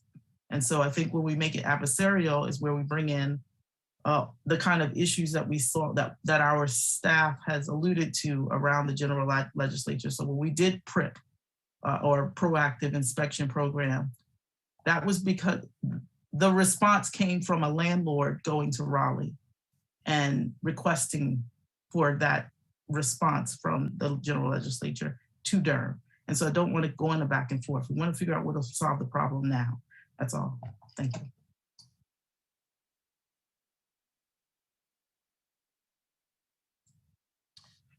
As I sit here and try to digest all of the conversations that I've tried to listen and have listened intently to, and the questions that are raised,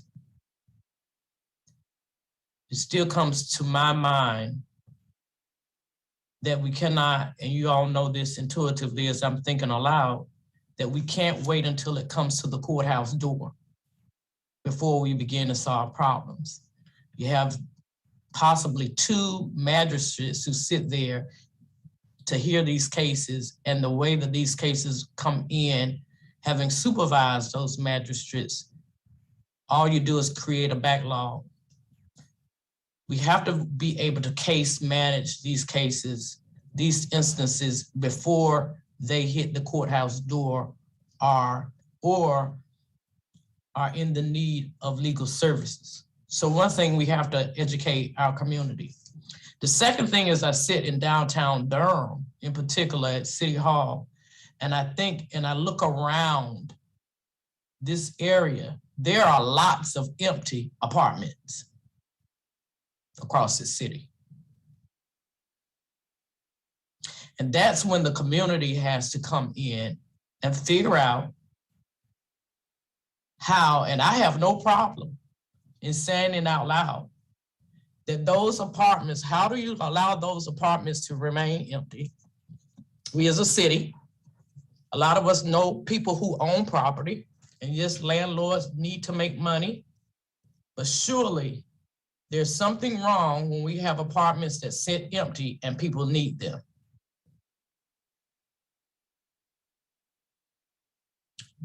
To answer your question, Councilman Freeman, that's the quick and dirty. As I sat and talked with Anthony Scott on yesterday, and I think I mentioned it last night, there are lots of people around here who own properties, right, that are our neighbors. That are our neighbors. A lot of us on these calls. We know people who own properties. When Anthony Scott and that situation happened over in MacDougal, he had one property owner that he could name that came to offer assistance. So it's not like we don't know, but how much of this is not in my backyard?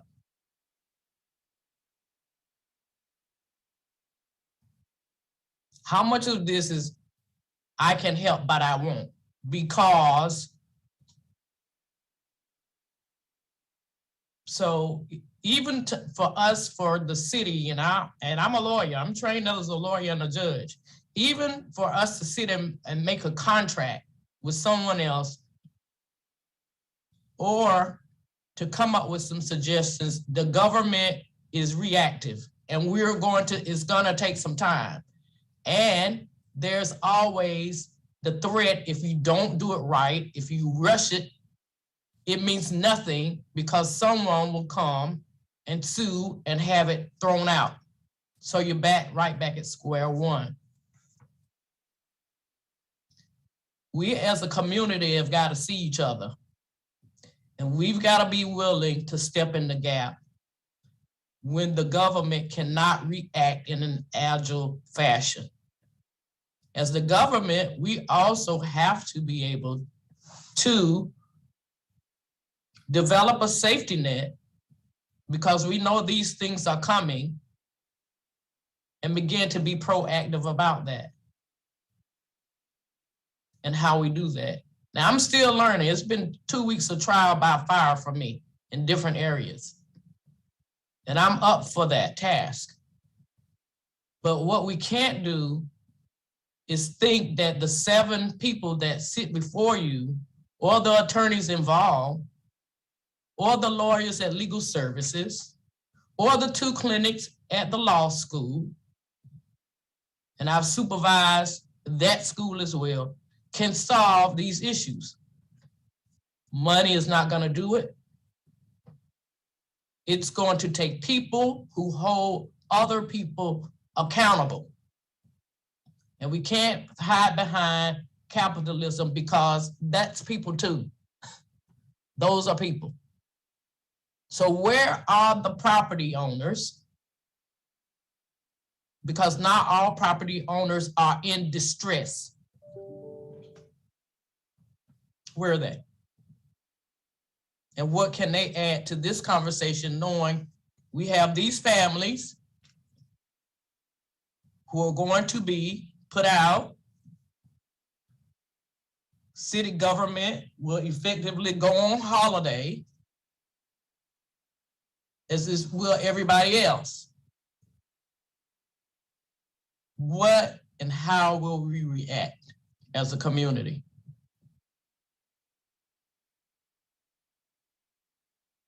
I think I saw your hand, Councilman Williams. You know, I'm going to retreat that. I want to just continue to listen. But I will say, as we are having these conversations, I want to be realistic about the state we're in, and literally North Carolina. Our hands are tied in so many ways, and I'm all on board for exploring every possible option we have, you know, at our level, at the city level. But I also want to make sure that we are taking a holistic approach with this. I know there was once upon a time a landlords roundtable, and that may be something we want to reignite and invite landlords to the table to explore options together. Also, I don't foresee in this state, I don't foresee us being able to, unless we get more into the real estate business and buy more property and as a city control the rates of those properties. At the same time, and I'm thinking about this from a private sector, we have a lot of jobs available that are paying decent wages. And we want to make sure that the folks that are in need of those jobs have access to those jobs. And we have to add that a part of the conversation as well. Because we can only ask people to care. We can only ask. We can't force, and that's just the reality that we're living in. So I don't want us to circulate and I don't mean this, to any one person or any one idea, but I don't want to circulate and pipe dreams either. I want to make sure that we are taking a holistic approach to this, ensuring that we have access to the jobs that are paying decently right here in the midst of a job shortage or labor shortage in our community, while also, like I believe Councilmember Freeman was saying, bringing these folks to the table and trying to, deliberate ideas with them and identify the right now solutions, and while also taking more of a long-term sustainable approach to this as well. So I just wanted to be able to add that economic piece in there because it should be present. Thank you. We gotta have people that care. We gotta have a government that cares.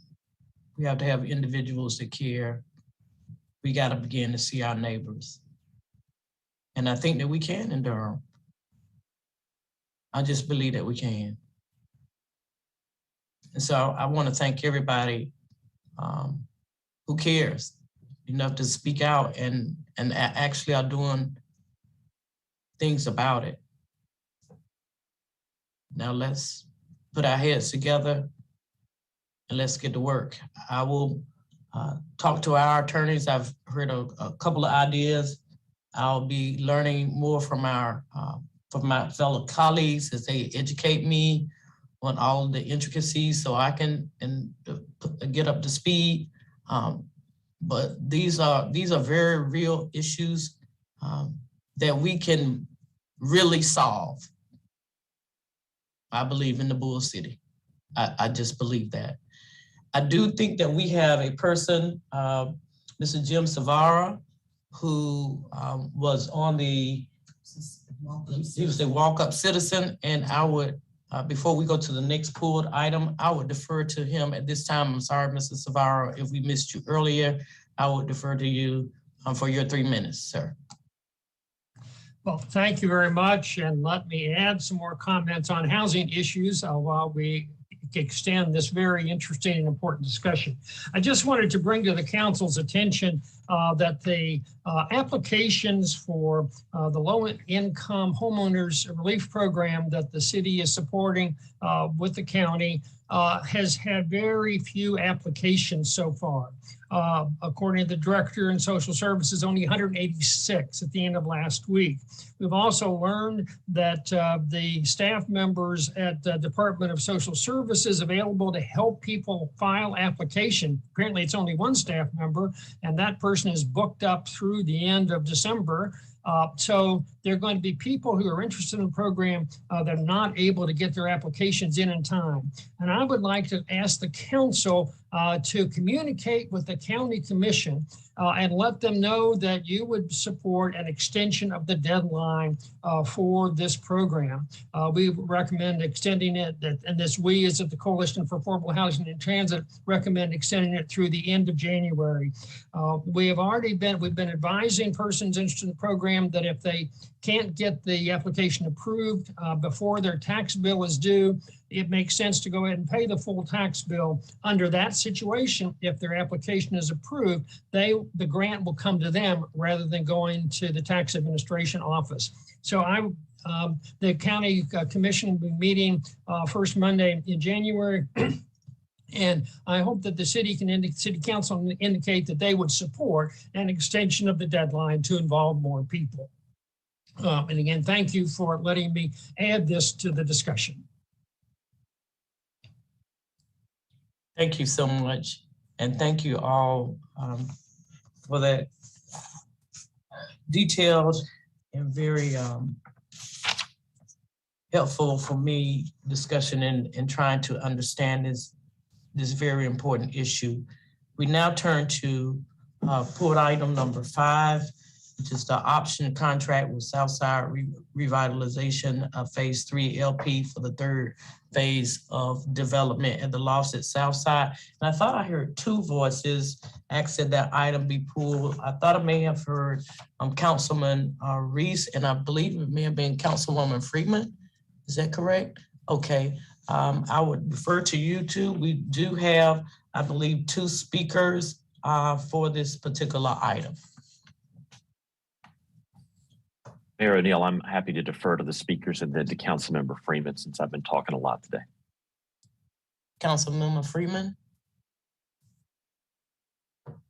I just wanted to get, I guess, a time frame on the phase 3.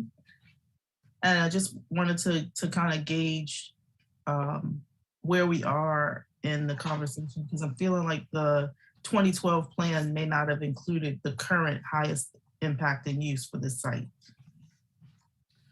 I would turn to Ms. Karen Lotto, or is it attorney? Is it attorney? No, ma'am. Okay. Karen Lotto, Community Development. All right. Thank you so much. Councilmember Freeman, I will answer your question, then please let me know if I haven't answered all of it.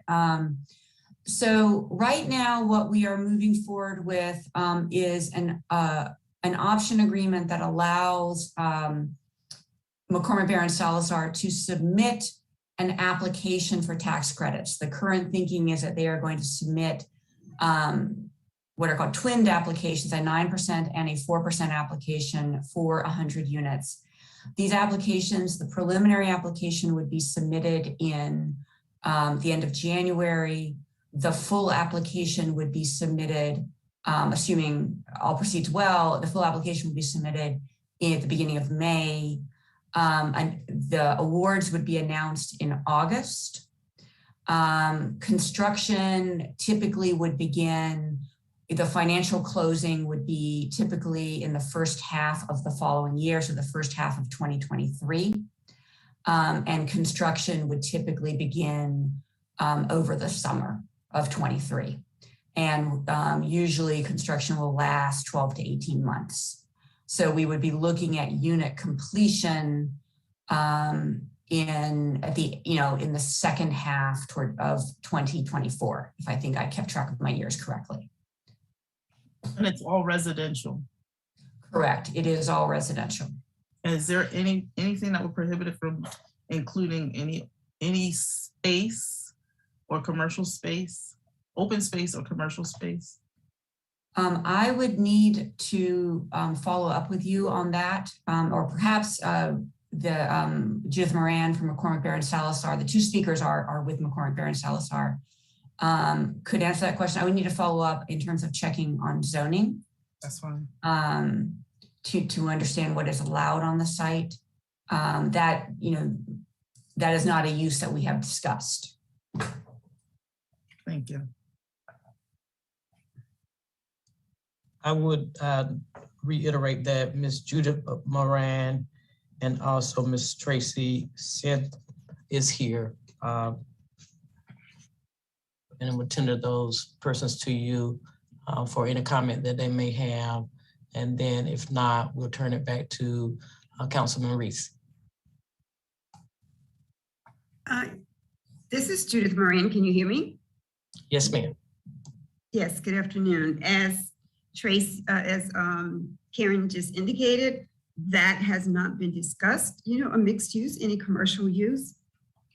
We would have to really look at that if that is something the council would want us to consider, because it would then decrease the number of units that could be developed. We would quite likely need a zoning change, and I just don't know that we could do all that in time to submit an application.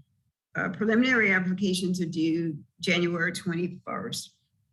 There was never the plan for mixed use at that site, even from the original plan that was approved years ago by the council that was in place at the time. So it's just never been considered or discussed, principally too, because of the commercial spaces, nearby. There's the shopping center very near. It's not very far from downtown. And so I would think that given the access to commerce that is there for the residents, that would likely be why it was never considered in the master plan. And I would just follow up and add a little bit of context to why we're moving forward with this application. The goal is to ensure that the city of Durham has at least one 9% application, given that the Housing Authority will not likely have a 9% application in this round. We may have some other developers who are moving forward with 9%, but we're not certain yet. So the goal of this is to make sure we have a 9% application in this round. As Ms. Moran indicated, in order to move forward with a 9%, we would need to have the appropriate zoning in place by the time of full application in May, which would, given sort of the time that rezonings take, would probably preclude doing any kind of rezoning. Thank you, I appreciate that. I think that the question, I'm good with the project. The question is going to remain around how, I guess, for this area, because essentially this is in Hayti.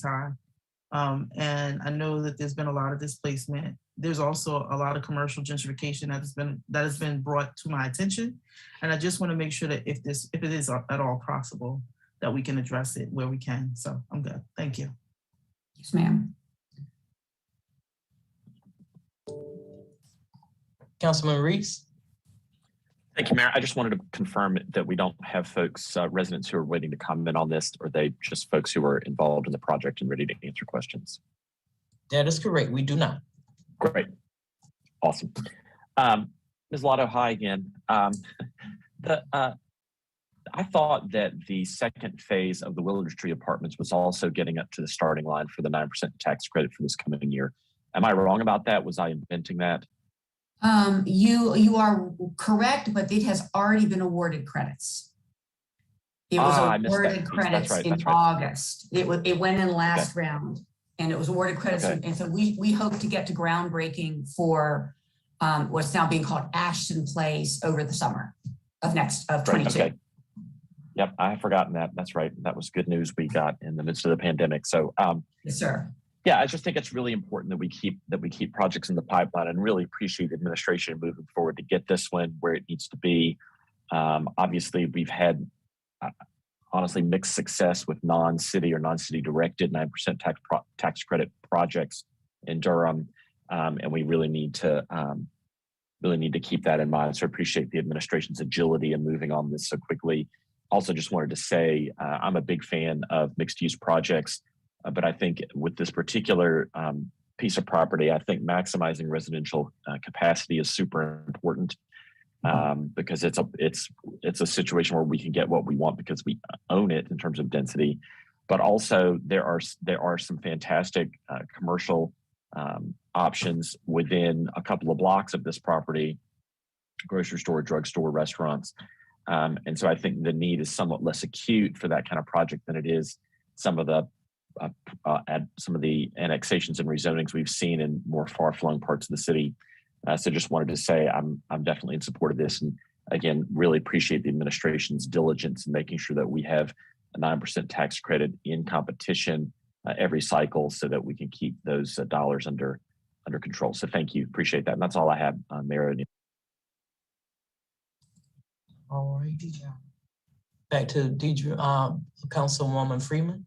Please. Thank you, Madam Mayor. I just wanted to follow up and just to make a very clarifying point around the commercial side, is that it often is left out of the residential conversation. And then the things that we see happening with Durham Housing Authority, where they don't have the income producing kind of site to actually offset some of the needs that might be necessary, is often left out. And so just making sure that we don't do the same things looking for a different result.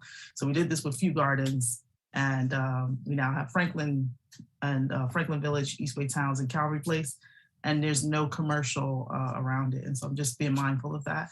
I do agree that that the shops and everything are all in that area, but I do want to make sure that we don't limit ourselves to just doing residential non-mixed use. Thank you. Thank you, Ms. Lotto. I see no further hands from the council. Oh, I do. Councilman Williams. Thank you. A quick question. I want to listen more on this conversation than speak. But do we have any proactive efforts to, I guess, bring in more commercial to balance out our development growth? I guess this is more of a general question too. Just so we can have a healthy tax balance between residential taxes and sales tax from commercial. I will defer to the city manager on that to answer that question. And I could also have that answered later.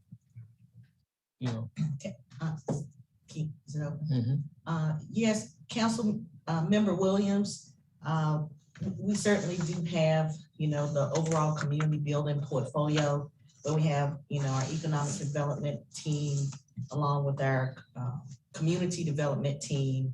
And we do work as well as city county planning departments, as we try to develop the city in a very planned way. That is a very general response to your question, but we look forward to having additional conversations with you about how that balance gets accomplished. Obviously when there is a large development where we have a small portion of it, investment potentially in the housing component, but it is a much larger development like we anticipate at 505 West Chapel Hill Street, a mixed use development. Certainly there's a lot of planning that goes into the different components, of the tax base and revenue streams that, balance out all many of our priorities that we have as we make this community a great place to live, work, and play. So that's a general response at this time. Thank you for a general response to my general question. All right. Thank you all for the discussion on that pulled item. We will now turn to the pulled item by Councilwoman Freeman, number 6, which is the contract with Legal Aid of North Carolina to administer the Durham Expunction and Restoration Deer Program. And we do have one speaker for this item. I will defer to you, Councilwoman Freeman. Thank you. I appreciate that, Madam Mayor. Much of my question was answered in the earlier part of the conversation, but I did want to hear about whether the courts were slowed down due to COVID or if there was a decrease in applicants for expunction specifically. And then I note that the Deer Advisory Board has meetings, but it would be great if they could share when those meetings occur, and just so I can get them on my calendar for folks that have been asking. Thank you. I have as a speaker for this item, Ms. Attorney Gina Raymond.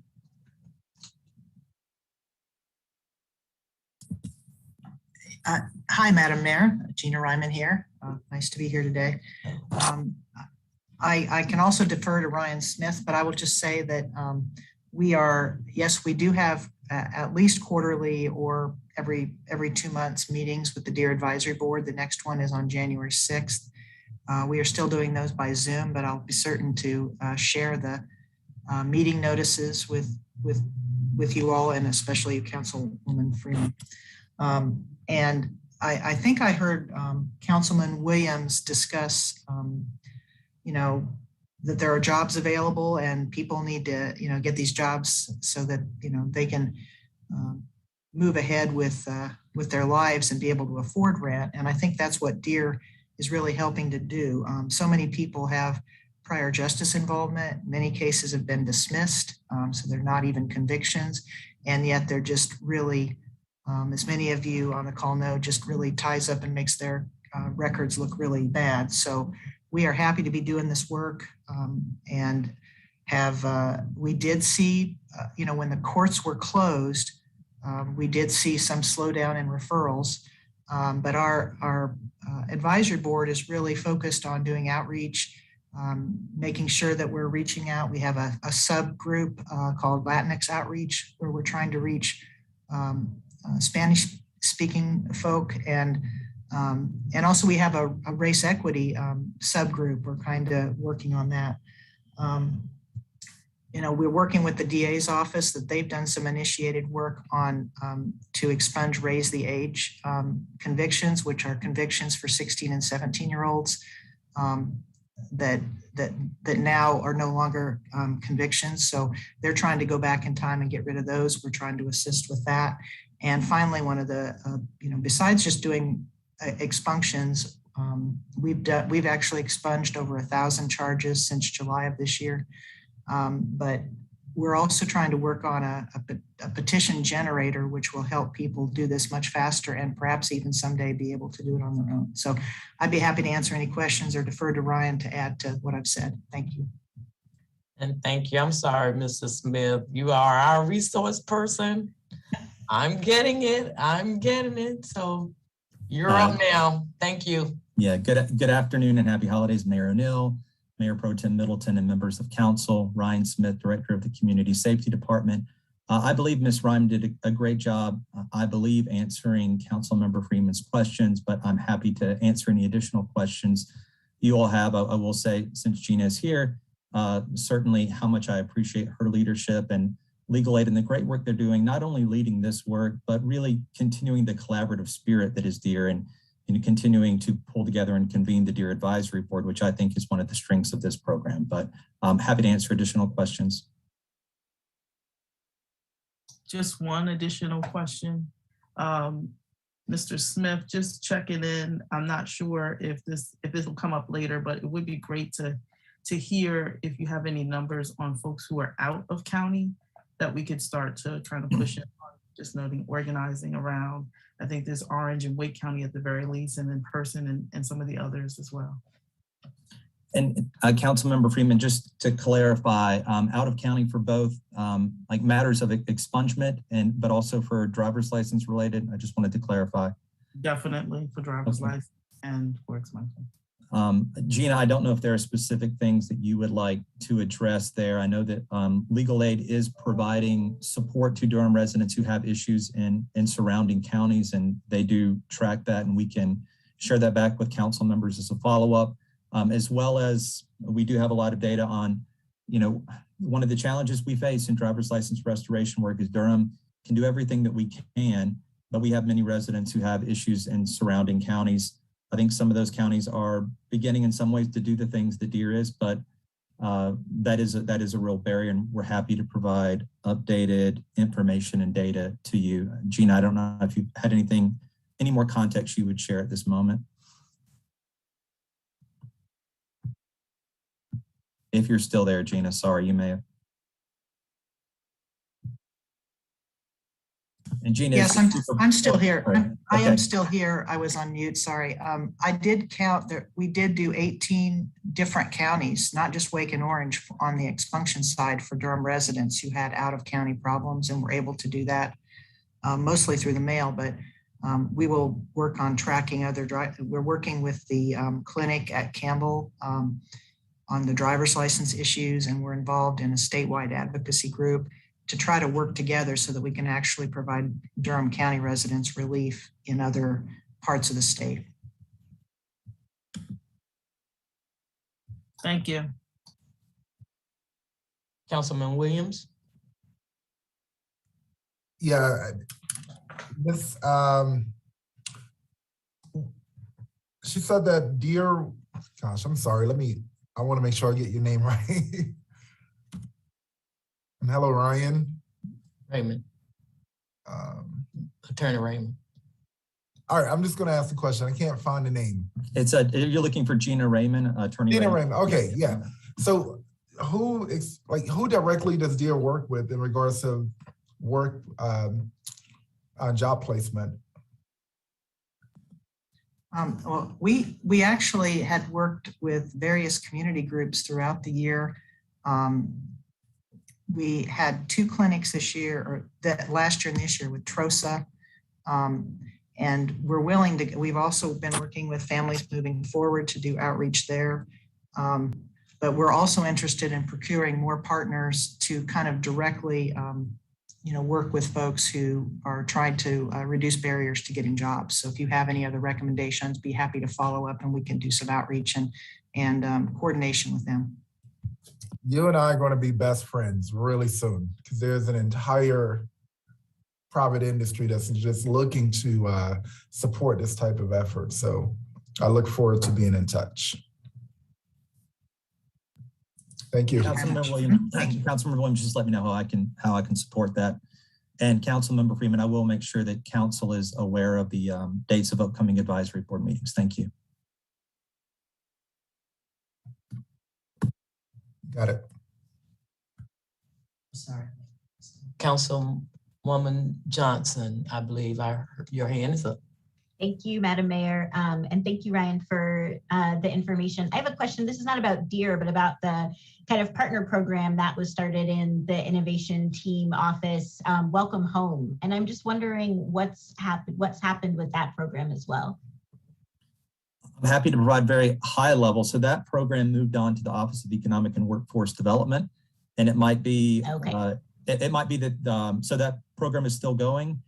Still doing the work that it started off doing, but it started off in budget management services, and it has moved to the Office of Economic and Workforce Development. And I believe Director Pettigrew or others could come back and provide more of a detailed update on where things stand today. But they're still doing that work and have been active during the pandemic. And our peer support specialists are meeting with people when they're coming home from incarceration back to Durham to make sure that we're doing the best we can to welcome people back and get them connected to the types of reentry services and supports that made a difference in their lives. So that's great. Thank you so much. It's been great to see DEER be created and fostered by the city and then passed on to a local nonprofit to continue the work with city support. And it's great to see that they're now starting to get some outside support as well for the program through, I'm not sure exactly where, but Legal Aid has somehow managed to provide a little bit more funding for the program, not being as reliant on city dollars. So I would be happy to continue supporting it. It's always great when we get some community support as well. And I'm sure that you're excited to see one of your projects grow its legs and walk and walk on its own. So thank you, Madam Mayor. Thank you all. This is an area that I've been too familiar with for so long, seeing the collateral consequences and ultimate damage that has been caused with driving license not being valid and people still having to get somewhere. It was amazing when I first got on the bench that you could really have your license revoked without ever having applied for a license.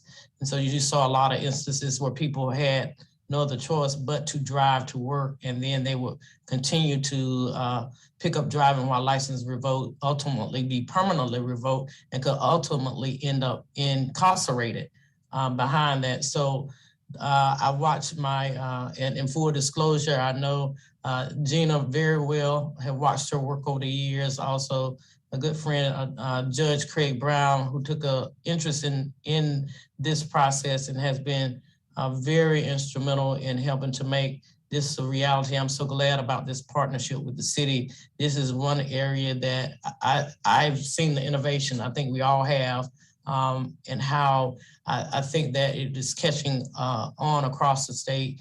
I saw the laws change to not be so punitive in this area, even during a time when punitive seemed to be the name of the game. People have kind of softened a little bit. It's been especially helpful in those rural counties where you have no public transportation at all. So, and then we did have the complexities of people driving, from county to county for various reasons. Nevertheless, here Durham stands once again being innovative and coming to help our citizens in a real way that has real consequences. So thank you all for all that work. It's good work. Good Thank you, work. Madam Mayor. Thank you, Mrs. Smith. I believe now we can turn our attention to item number 7, which is the capital improvement plan ordinance amendment associated with the Jordan Lake Western Intake Partnership. And I believe that was pulled by Councilwoman Freeman. I do not believe we have any speakers for this matter, so I will turn it over to you, Councilwoman Freeman. Thank you. And I see resource person Jerry Marone has joined us. I just really wanted to give our staff a chance to give a little bit more feedback and input on the background on how the city became the fiscal and contracting agent for the Western Intake Partnership. And then just to note, because I know that we're fronting the monies in this process, and just make sure that that we all understand where we're going with this. Good afternoon, Madam Mayor, Mayor Pro Tem, and members of council and city manager. This is Jerry Marone with Department of Water Management. Well, if on the second page of in the background section of the agenda item, we are the group with the largest allocation of those in there, and that is probably primarily the reason why we're the lead, and as well as taking just not, I don't want to say an aggressive leadership role, but trying to keep things on track. And we think if it's kind of in our court, and kind of it'll move along at a pace that we feel is needed for us, City of Durham. Again, I was just trying to make sure that it was clear because of I mean, it's just a different partnership than some of the others. And they covering the raw water intake, the treated water transmission. And I'm just noting, like, we don't use water from Jordan for our drinking water. Not directly. There have been times when we've needed to purchase water from Cary, for example, and that would be where their source is. So we have in an indirect way. Okay. Thank you. Good afternoon, all. This is Vicki Westbrook, Assistant Director of Water Management. And I just wanted to clarify, as Mr. Marone was stating, we have been long a leader in providing leadership to this group, which started very early on in 2007, 2008, as we began the United group getting extended allocations from Jordan Lake, and we've since progressed from the Jordan Lake Partnership to the Triangle Area Water Partnership, and now this is a smaller subgroup, which is the Western Intake Partnership. And we have a history of working collaboratively with a number of different utility partners in the area. And to sort of echo what Mr. Marone has said, it's been a very beneficial relationship to have one of the partners step up and manage the process and expedite the contracting, and then follow up with reimbursements to cover all of the costs. Thank you. I appreciate that, Ms. Westbrook. I mainly just wanted to give my fellow colleagues a little bit of the kind of water history, just acknowledging, like, we're not in a deficit right now. And so these relationships were set in a time where we were in a deficit. And if we need to look at it again and figure out how to rearrange it, I just want to make sure that we don't close ourselves off to that. Thank you. Yes, and we'd be happy to come back at council's pleasure to provide a better understanding of where we are in our whole, water management, as well as the triangle-wide water supplies concerns.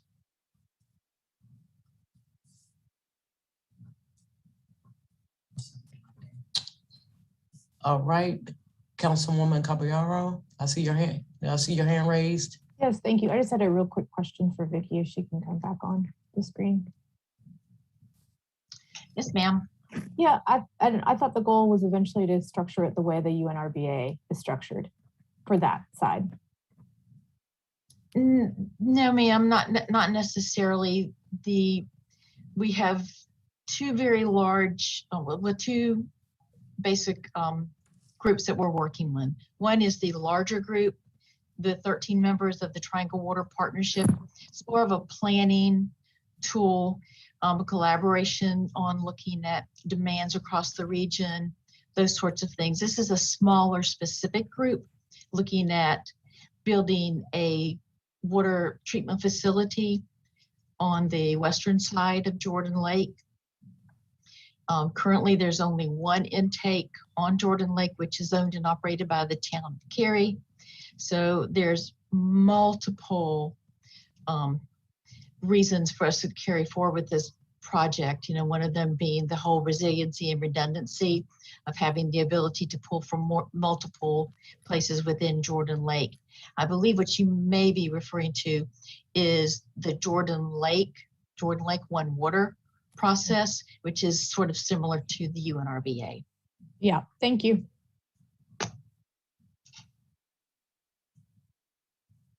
Anyone else from council? I'd like to say thank you to Mr. Morone and Ms. Westbrook for being here today. Just one more question, Madam Mayor. And just in a very general sense, Ms. Westbrook, can you give any feedback on how this allows for additional development in those areas once those water intake facilities are online? This currently, the allocations that were given to us that have spurred on this project were approved by the Environmental Management Commission to support projected growth that was covered in the supply plan that we jointly developed several years ago. Part of it is to assure our ability to meet our needs in 2050, 2060. And part of it for Durham specifically, some of it addresses the aging infrastructure that we have with our Williams water treatment plant. We had a lot of renovations and upgrades of that facility in the recent years, but it is currently not going to be able to produce too much more than it currently does. So we're planning for those demand projections that we made several years ago. And my colleague who is sending me information in the chat is also telling me that we're trying to do a lot of this in accordance with the ongoing comprehensive plan that's under development. And we're getting updated figures about, what development may be in Durham, but we also know that our partners, Pittsburgh and Chatham County, are looking at meeting the demands in their area. Thank you. I really appreciate the additional information. Anything further, Mr. Morone or Mr. Westbrook? Again, thank you for your time and your presentation today. Learning a lot. Yes, I am. And we're now turning our attention to item number 12, which I believe was pulled by Council Mayor Pro Tem Middleton, which is the change order number 4 for the construction contract with Geosurfaces Southeast Incorporated for CM Herndon Road Park Soccer Field Conversion Project. And I do not believe that we have any public speakers, but we do have our staff here, Mr. Rod Florence. Thank you for being here today, sir. Turn it over to you, Mayor Pro Tem. Thank you, Madam Mayor, and I'll dispose of this quickly. Mr. Florence, good afternoon, sir. Good afternoon. Very quickly, first off, I know there's a great deal of excitement about this conversion project. Soccer is the biggest sport in the world, in case folks didn't know. So I know there's a great deal of excitement in the community, so we're really excited about this project. I know that it's standard practice to have contingencies built in for construction projects, but obviously as a fiduciary of the city, anytime I hear change order, my intent is to go up because we know that that's where you can run into cost overruns and stuff. And 50 grand isn't really a lot of money. We know that, but 50 grand here, 50 grand there can add up. So my question specifically is The athletic field sub-base was tested. The engineering recommended additional measures to be taken to strengthen the field cross-section to an acceptable compaction density. I guess my question is that something that we could have or should have known earlier in the process? Was this an unavoidable discovery based upon the way the evolution of the project that's occasioning this change order? It wasn't, excuse me. I'm Rod Florence with Geosurfaces. It was an unknown discovery. We had soil tests prepared during the design phase in several locations, and we had special inspections engineer during the entire construction project. And because we had to cut quite a bit of soil to level out the field for the new synthetic turf grading, it was discovered that once we tried to do the compaction testing, that it was not passing the minimum standards. And so once it didn't pass, we wanted to make sure that the new field met the minimum compaction testing standards for synthetic turf field. And so that's when we initiated the geotech to provide the recommendation. Okay, that answers the question. You know, I know that when folks are building their houses, they start off with mica and then they want granite, and you know, got to go back in and put stuff in, and the course change. So that's my question. Thank you. I just wanted to know, was this part of a process that was undetectable, or was this part something that was undetectable earlier in the process? And that's it. Looking forward to supporting the item. Thank you, Mr. Florence. Thank you, Madam Mayor. That's it for me on this issue. Councilwoman Freeman. Thank you. Just a quick follow-up. I'm glad that Mayor Pro Tem Middleton pulled the item. Just a question. Is the synthetic turf made from recycled tires by any chance? Do you know this? No, it's made from I don't want to speak incorrectly, but the turf is made from some type of plastic, and then we put the in. I just wanted to make sure it wasn't rubber tires. That's okay. Right, no, it's not, yeah.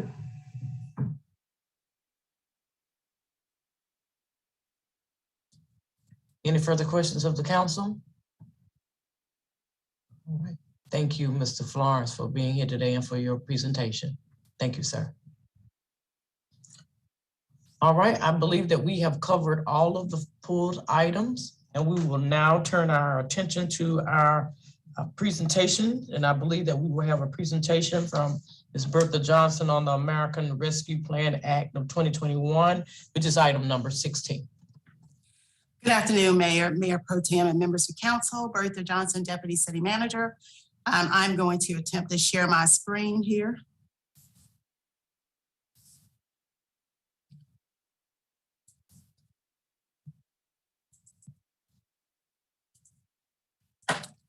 So before I get started, I want to recognize the other members of my team.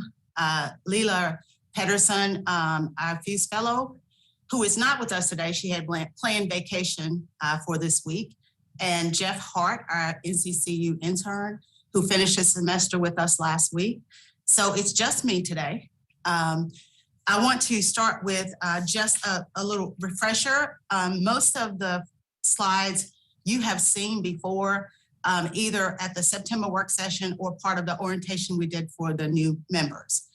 Just to remind everyone that Durham County received an allocation of $62.4 million, the City of Durham 51.8. This is important as we think about how we collaborate with Durham County on the projects. We must allocate all of the funding by December 31st, 2024.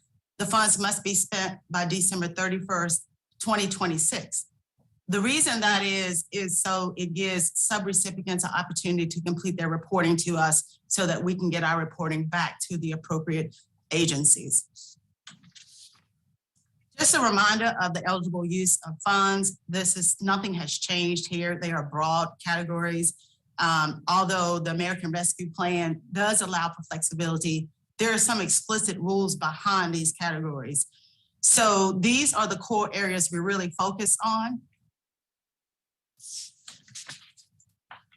As soon as we found out in March that we would be receiving this funding, we set up a website to share this information with the public. We shared links to the Treasury website here where residents and the public could see what the rules were, what funding allocations were around all funding, not just the general allocation, but transit and rental assistance and who received funding across the US. We also wanted to make sure that we continue to update this website. So whenever we had discussions with City Council, we put that information out on the website and linked our residents to the work session so they could hear for themselves the responses and the feedback we received from City Council. We set up a special website as well as this email address, and we received lots of emails at this email address where residents could send us questions about the funding or the application process. And again, we continue to update this website whenever we receive additional information. So we came to City Council in March and we proposed this process, that we have an internal process with departments. And that was the initial recommendation from the US Treasury and the National League of Cities, that you first look at your internal needs. We then talked about how we would have a community engagement component, because we knew even before it was required that we wanted to engage the community around this funding. And we wanted City Council to have the final say-so, if you will, in prioritizing the proposals. City Council supported this process, and we were on our way to Durham's down payment towards transformative change. This was our initial timeline. I will stop here to say this has been a heavy lift. Imagine that you are giving $51 million and a blank slate and say, design a process, an engagement process during a pandemic, create a system, buy software for residents to have an opportunity to give feedback on proposals, capture all of those proposals, and do this with existing staff. Obviously, later in September, we came back and asked for additional staff. We have not been able to hire fill those positions yet, because all of the cities who have received funding are looking for these folks to help manage these resources. So that's been a challenge. So again, this was our initial process before we knew how much had to be done in terms of making sure we follow all the guidance to engage the community and receive applications, create a scoring process and an evaluation process. We also immediately formed some external peer groups. The North Carolina League of Municipalities was one. Triangle J Council of Governments and the UNC School of Government gave us lots of guidance. Our peer cities included Greensboro, Winston-Salem, Rocky Mount, as well as Cary, and some other smaller municipalities. At the same time, we focused on setting up some internal committees. Those committees were our revenue loss, economic development, resident community support, housing, homelessness, and rental assistance, transit, and employee hazard pay. As you all are aware, we came back to you and we only proposed using a part of the initial funding for employee hazard pay. So our next step was community engagement. We had 2 community-wide events, and I'll talk about those in a minute. We received 300 plus survey responses, and initially we received 80 proposals for funding.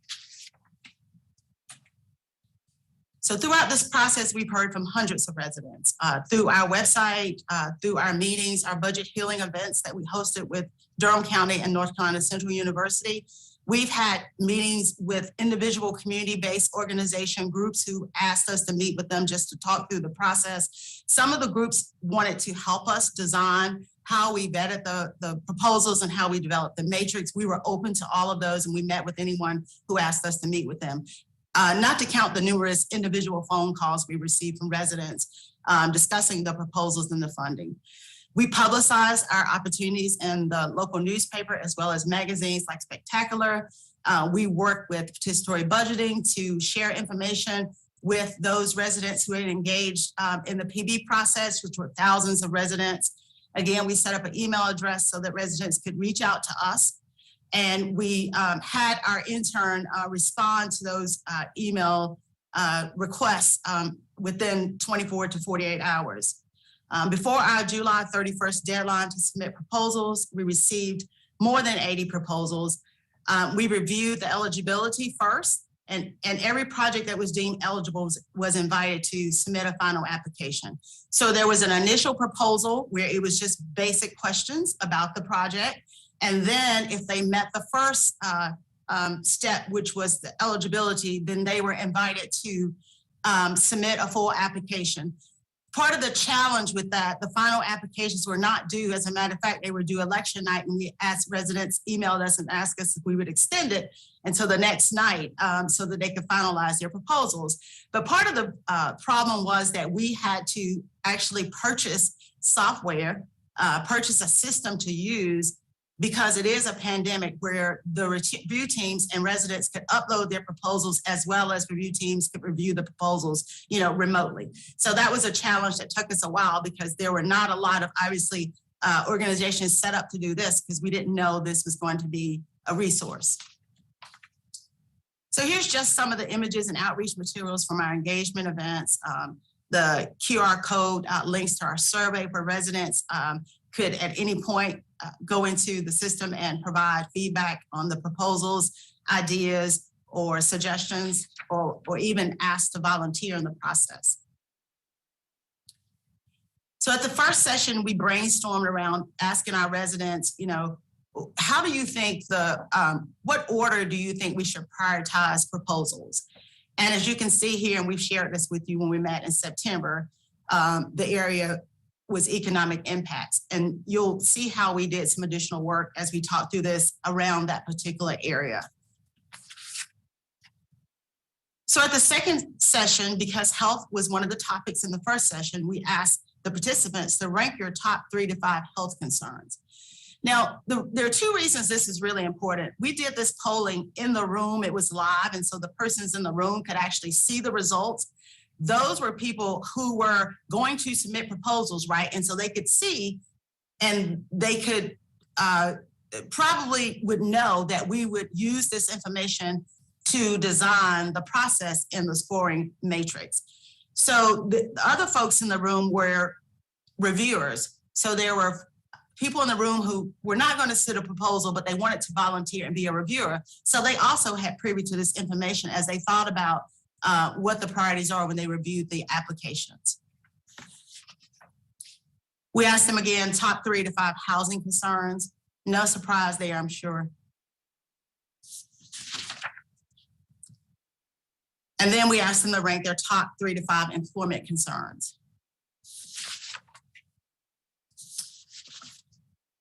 And the next area we asked them to rank was education. And this was one of the areas that after having the discussion with you all in September, we pulled out of our categories.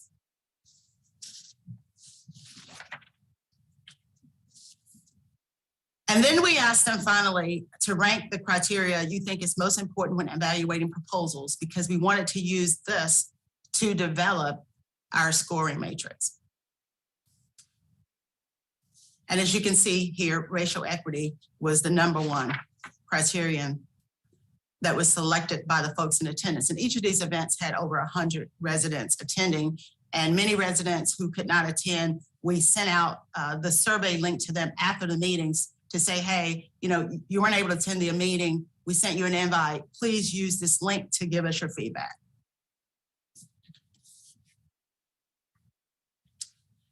So as we think about equity, we work with our equity and inclusion department to develop an impact assessment tool. And we wanted to make sure that we use the tool to address some of the systematic racism. We want to know the impact of the funding on certain areas of the community and some of our residents. And we shared this with you before as well. This has not changed, but this was the equity impact assessment tool, which is one of the criterion as part of the matrix, the scorecard.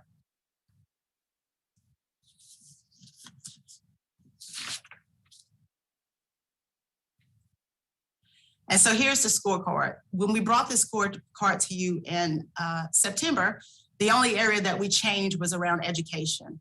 And so as you look at the top at all the categories, eligibility is the #1 criterion, obviously, because that is required by US Treasury. And then equity impact was the tool I showed you here, where the proposals scored the applications based on this assessment tool. The goals were around our strategic plan. So in the packet, there was a link. When they clicked on the link, it would take them to the city strategic plan with our goals and all of the information they could use to make that assessment. Community driven. This was not necessarily where a proposer had to go out and do community engagement. They may have already done work. There may be a survey they've already done. They might already have data that they can share. In some cases, they said, we did a survey, we had 1,500 residents respond, and these were the parties of those residents, and the survey was done in 2019. So it didn't have to be during a pandemic. You had to go out and do resident engagement. It could be a virtual meeting, but those were the kinds of things we were looking for in terms of making sure, as required by U.S. Treasury, that the proposals are community driven. Collaboration, obviously, we want to support those proposals that had other entities engaged in the development process as well as implementation. So many of the proposals had mentioned other organizations. Again, the proposals had an opportunity to see the scorecard, which was really great and which was also required by Treasury, that we are transparent and we share how we're going to evaluate proposals with the public. And so they had an opportunity, which was great, because then they could talk to some of their other nonprofit organizations, say, do you want to partner on, submitting this proposal, which made it a stronger proposal, and it's more supportive in terms of us making sure that we can get the compliance reporting that we need based on the capacity of the organizations as they work together. And then administration was the last. How are we able to track performance? Are we able to? Are we certain that the organization can meet the compliance requirements? So just to share with this is information we usually share with the public. After the initial proposals and when the final applications came in, we had 71 final applications for funding, and you have all of those in your packet. You have the report in your packet. All of the 71 were reviewed and scored, and the total amount requested is $136 million. We know what our allocation is. Durham County was our partner in this. They participated and helped us, design the engagement component. They also, with our review teams, and I'll talk about that in a minute, had reviewers on the review teams. So we anticipate working with them on the proposals to determine how much we can contribute, each organization to the proposal based on our level of interest in supporting those proposals. But again, this is the demographic breakdown of the applications, which was really good. We had a mix, in terms of age and race. And we were really proud of that because we didn't really feel like we were able to get a lot of young people involved, but we had a small number. We also have ongoing engagement events planned with Durham Public School Foundation in January to help us bring more young people into the conversation. So our review process, I've talked a little about our review process, but in order to, after we received, all of the ideas, we categorize those into these areas: health and wellness, safe and stable housing, economic equity, and community resiliency. And that was based on feedback we received, not only in just the proposals, but in having discussions with those who are interested in helping us design the process. How we selected the review committee. Residents who participate in ARP engagement opportunities, that's either coming to an event, sending us an email, reaching out to us to have a meeting. Any way we had contact information, we invited them to complete an interest form to participate on our review panel. We needed to have an interest form because we wanted to make sure that we didn't have residents review proposals if they submitted a proposal. We also wanted to have diversity in our review teams. And we wanted to make sure that residents shared with us, their background in terms of being part of a review panel so we could get them on the right team. Our review committee members were sorted into the 4 teams, as you saw on the previous slide: health, housing, economics, and community resiliency. So here is the demographics of our review committees. And our review committees consisted of Durham County staff, we asked them to nominate someone or appoint someone to a review team. Durham City staff, because we wanted to make sure, obviously, that the reviewers understood, the funding eligibility. And then we had 2 or more residents on each of the teams. There was a challenge in getting residents who did not submit proposals, because most of the residents who engaged in the process because they wanted to submit proposals, which was great. There were groups of residents that submitted proposals, but it was really hard to find someone who engaged who did not submit a proposal. And I think I shared that in the memo. So the selection process. So again, the review committee members read and ranked the proposals according to the scorecard.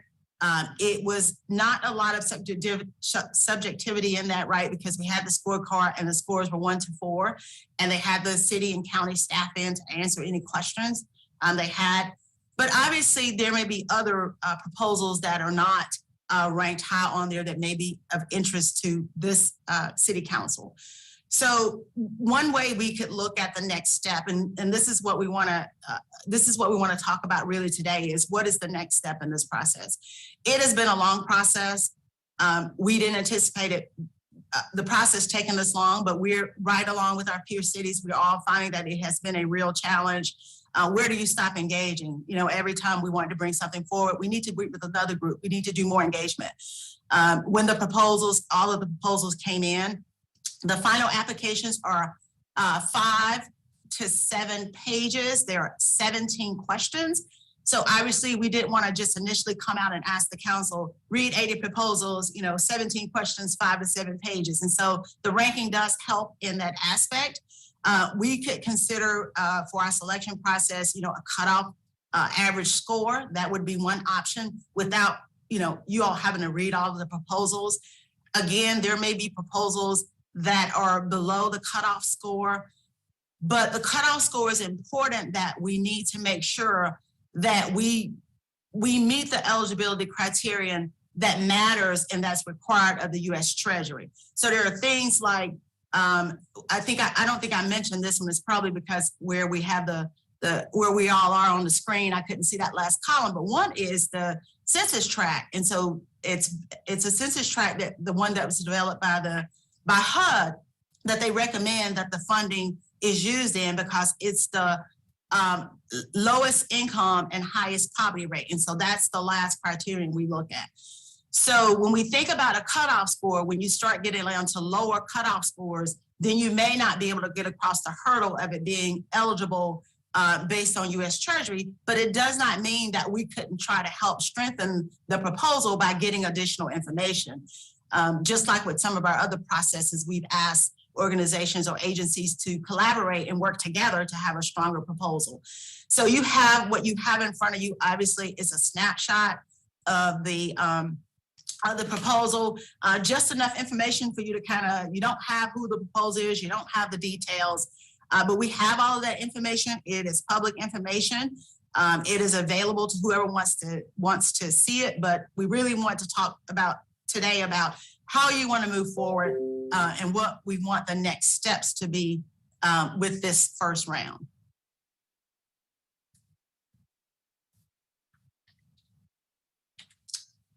So next steps, as we talked about today, City Council decide how to prioritize proposals. We hope that parties that do not receive funding will be invited to reapply if there is funding availability. We have those in the system. We will continue to work with those folks. We had some technical assistance sessions where we work with proposals to try to strengthen their applications if they had questions. But at the end of the day, we had to stop at some point. We've been, going through the process since March, and we want to get some of the money out. And to be honest, it's going to take a long time for us to develop these contracts, because these contracts have very, very specific guidelines according to U.S. Treasury in terms of compliance, the scope of work, the reporting, and then we need to have a reporting mechanism or tool for the recipients to report back to us on a quarterly basis, making sure they have a strong financial structure to manage these resources. So it's going to take a while to develop these contracts. And as I said here, we will work with staff to draft the agreements with the terms, conditions, and reporting requirements. And then we plan to come back to City Council in the new year to provide an update on the timeline for the next round. So ideally, if we were able to get, this round done, we would continue to evaluate, do some data analysis. One of the questions came up during one of the meetings was, do we wait to complete all of that before we go to the second round? Well, as long as it took us to get through this first round, we probably would be out of our timeline to wait to the evaluation phase of the next round. So that is why one of the reasons it's crucial that we have strong contract language and understanding of what is being asked of the recipients and the reporting requirements. So if we were to have additional funding, we just start this process over, right? We do engagement, review, allocation, and evaluation. One of the ideas that we shared with the groups in our discussions is, we designed this process as we were trying to move it along, but we are happy to have our residents who want to work with us and say, we want to propose a process in the second round, as long as it meets, all of the requirements of U.S. Treasury. We told them that we're happy to have them help us design the process. And then that would, our proposed timeline would look something like this. Obviously, we can't wait to the evaluation phase to start the next process if we want to keep this money rolling out. And obviously, this is contingent upon our agreements with working with Durham County in terms of their contributions, being able to negotiate the agreements with the proposers, creating the contracts, working with the city attorney's office to review the contracts, creating the reporting requirements, and getting the funds out to the proposals. So that's the end of my presentation. I don't know if you want me to take it down so we can have discussion, or do you want me to leave it up? Probably. Thank you so much, Deputy City Manager Johnson. If you take it down, we do have two public speakers that I'm going to ask that they speak before council begins their rounds of questions. The first person that we have is Ms. Alfia Carter. You'll have 3 minutes, and followed by Ms. Denise Hester, who will also have 3 minutes. Thank you. Ms. Carter. Yes, good afternoon. Can everyone hear me? Yes, ma'am. Okay. I am representing Back in the Black. Back in the Black is a coalition of businesses and organizations united to advocate for equitable allocation of American Rescue Plan Act funds. We include, but are not limited to, Empowered Minds Academy, We Are, Spirit House NC, Village of Wisdom, Communities in Partnership, War for Life, MAME, Equity Before Birth, Empowered Parents and Community, Action NC, the Charles H. Hamilton Houston Foundation, Forward Justice, the Durham Committee on the Affairs of Black People, the Greater Durham Black Chamber of Commerce, the Institute for Economic Development, the Durham Business and Professional Chain, Walltown Community Association, and Knox Street Studios. We invite all of you to the Kwanzaa program that's coming up, where we will be discussing ARPA and its impact in Durham. This discussion will be at 12 p.m. on Sunday, December 26th online. We are advocating for 45% of ARPA funds to be allocated to Black-led and Black-owned businesses, organizations, and individuals that qualify for funding under the federal guidelines. This is based on the fact that 38% of Durham's firms are Black. ARPA is the single largest contribution to municipalities of its kind since the 1930s. And during that time, Black communities were largely cut out of that funding through racist policies. We did a lot of research on ARPA, including the guidance towards municipalities. We have spoken on national calls telling people what ARPA funds are and our process here in Durham. We have leveraged our networks and circulated a petition. We have reached out both to city and county elected officials and staff. We have reviewed the pledges by elected officials to address racial equity and the racial wealth gap. We recently, yesterday, reviewed the documents sent to individual proposal applicants. And our questions are, who was on the evaluation committee and how were they selected? Were reviewers subject matter experts in the areas of the applicant's work? Did reviewers have equity training and were proven to have the ability to apply a racial equity lens through policies? Were reviewers given the same guidance given to municipalities to fund transformational projects that don't normally receive government funding? We want to commend the council for their initial commitment to the original purpose of these funds, which is for transformational change. We recommend that the council choose option 2, which is to choose an alternative prioritization process. For the next round of funding to be opened up, we would like to see that opened up even wider into the community, and that the rubric is released with the RFP instead of after, and that it's more specific. We also ask for more clarity about where we currently are in the process. A lot of times people were very confused about their applications, and we're having lots of problems around what they should say and the language that was being looked for and so forth, and also the amount of funds that they should ask for. And lastly, we ask applicants to be given a breakdown of their scores, because some applicants were given very low scores and they don't really know how their reviewers came to that decision. We were told, we submitted a joint proposal and we were told that our proposal wasn't compliant, but we saw a similar proposal in the items that were released to you all that was very similar to us, which was to create a separate fund.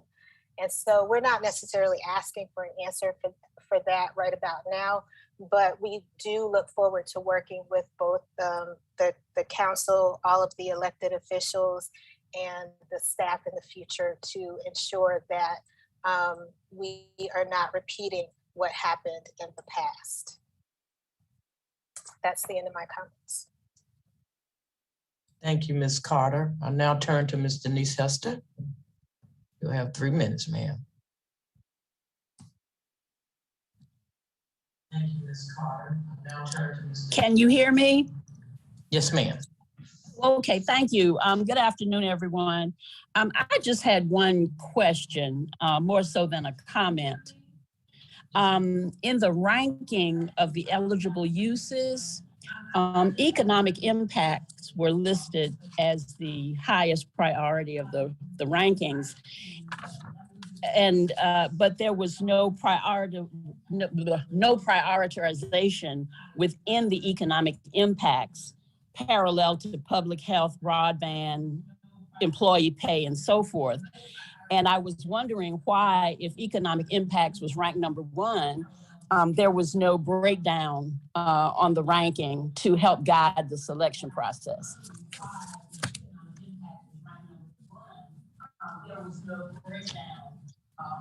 All right, Ms. Hester, that would conclude your question. That's it. Mm-hmm.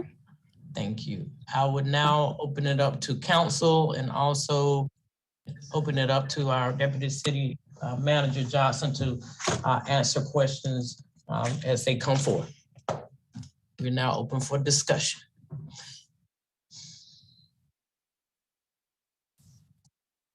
City Manager Page. Thank you, Madam Mayor. I would just like to, I don't pop into these meetings very often, but when I do, it is very significant comments that I'd like to make. I would really like to thank Deputy Manager Johnson for leading this process. She's only been in her position for a few short months, and this has been a very, very complex, groundbreaking project that she has led. So I would like to thank her for her leadership. She's mentioned her team members, as you heard. They're very few, and not because we don't need or want additional team members, but we are living in an environment that none of us have ever seen before as it relates to getting employees to help us work in some of these spaces. So while we bring these, these items in summary form, I would just like to acknowledge how much work has gone into getting us this far on such an important initiative for the transformation of this community. So thank you, Madam Mayor, for allowing me to make those comments.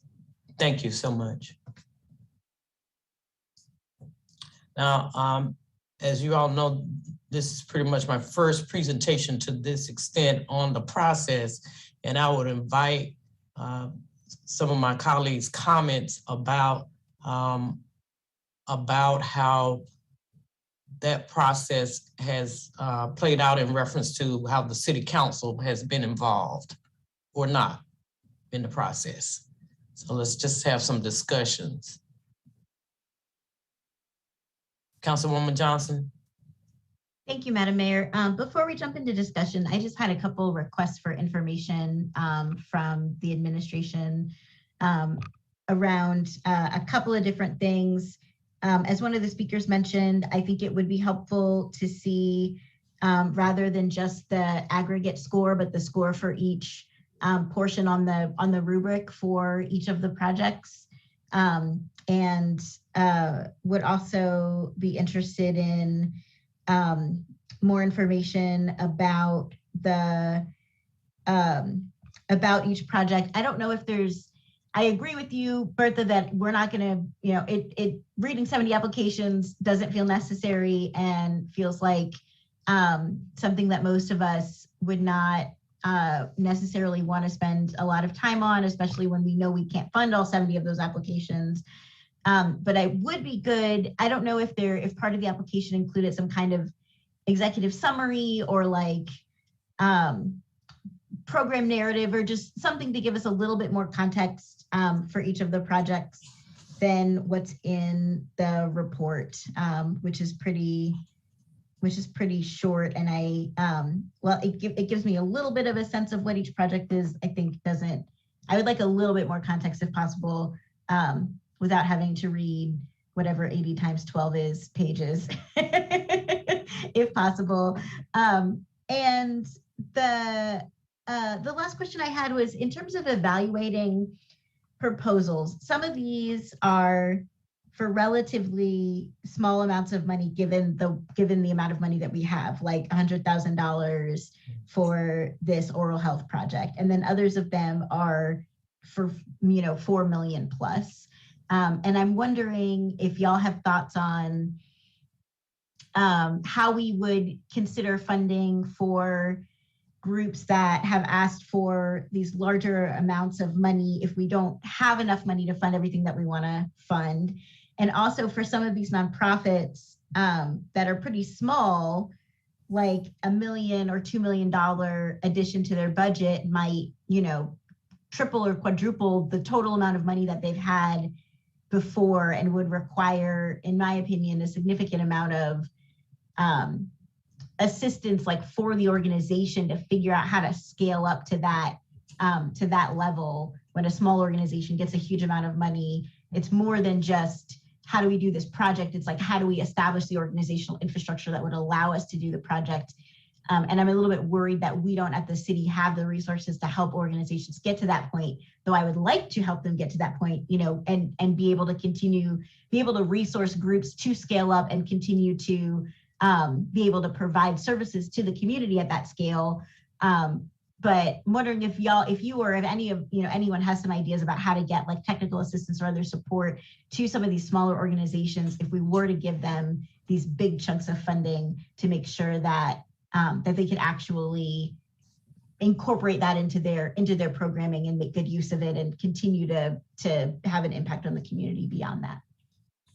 So many challenges. Some of the questions that we ask, which is why we asked a lot of questions around that, we asked the proposals, if you received less than the requested funding, what would you do? And some proposals said, well, if I only got 100, I'd do this. Or if I only got 200, I'll do this. Obviously, the reviewers weren't able to really they're not there to make those decisions, but the reviewers did comment. So there was an opportunity for them to say, fund at full amount, fund at, do not fund or fund at a lesser amount. So the reviewers did pick comments in there about a lesser amount. And to your point about, seeing the breakdown of the scores, the reviewers did also put notes, in the comment box where we don't believe that this organization, based on what's in the application, has the capacity to implement that grant. Now, that is just based on what they have in front of them. Another point is that we probably will not fund all of these. First of all, I want to say every application on your report is eligible. I would say that. To your point, though, we don't have enough money to fund all of those. So we could fund some smaller organizations. We could ask some organizations to work together. We, as we start talking to these organizations, we could ask them to, like we did with others, like other organizations, that they get a fiscal sponsor, a mentor or fiscal sponsor who can help them in administering the funds, right? We could work with them around, where there's access to technical assistance. We just don't know. We're not there yet, but all of that, we're open to all of that, but we also don't have the capacity to do much more of this. Some of the applicants that are on here, if you might have seen that in the notes, but some of them said, we want the city to do it. So they put a proposal in and they say, we want the city to do the work, go out and find people who need this funding and get it out. Obviously, that would be something that we would have to determine that we even have the capacity to do. So there's a certain point that the reviewers reviewed, but there's also in the contract negotiation, that's where a lot of that comes in, right? Where we talk about what capacity they have, the fiscal sponsorship. When we start saying you got to report, they put their metrics in. That was one of the questions. How would you measure? What would be your outcome measures, your impact measures? But making sure they are collecting the data to actually be able to share those measures, right? So you say, I want to measure this, but then how do you measure that? Do you have a system to collect that data? So there's a lot. That's why I say it's going to take a while. There's a lot more work to be done in addition to your comments around how do we help them scale up and how do we help organizations? Because at some of the meetings, we did hear that. Some folks said, the same people get the money all the time. They have grant writers. They have, they know how to get the money. They know how to write the grants, so that they can get funded. We can do whatever we can do, but there's only so much we can do.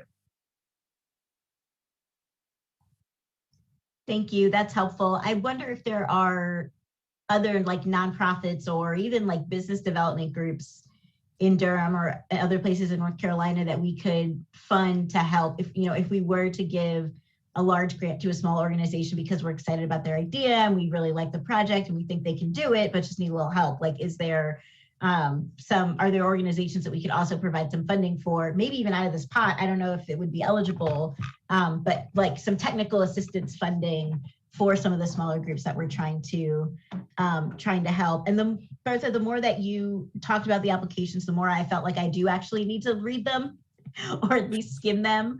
And unfortunately, 80 times 12 is 960 pages. Yeah, maybe, I think having access at least to all the applications would be great. If y'all could send those over to us along with the other data, that'd be great. We are happy to do that. Thank you.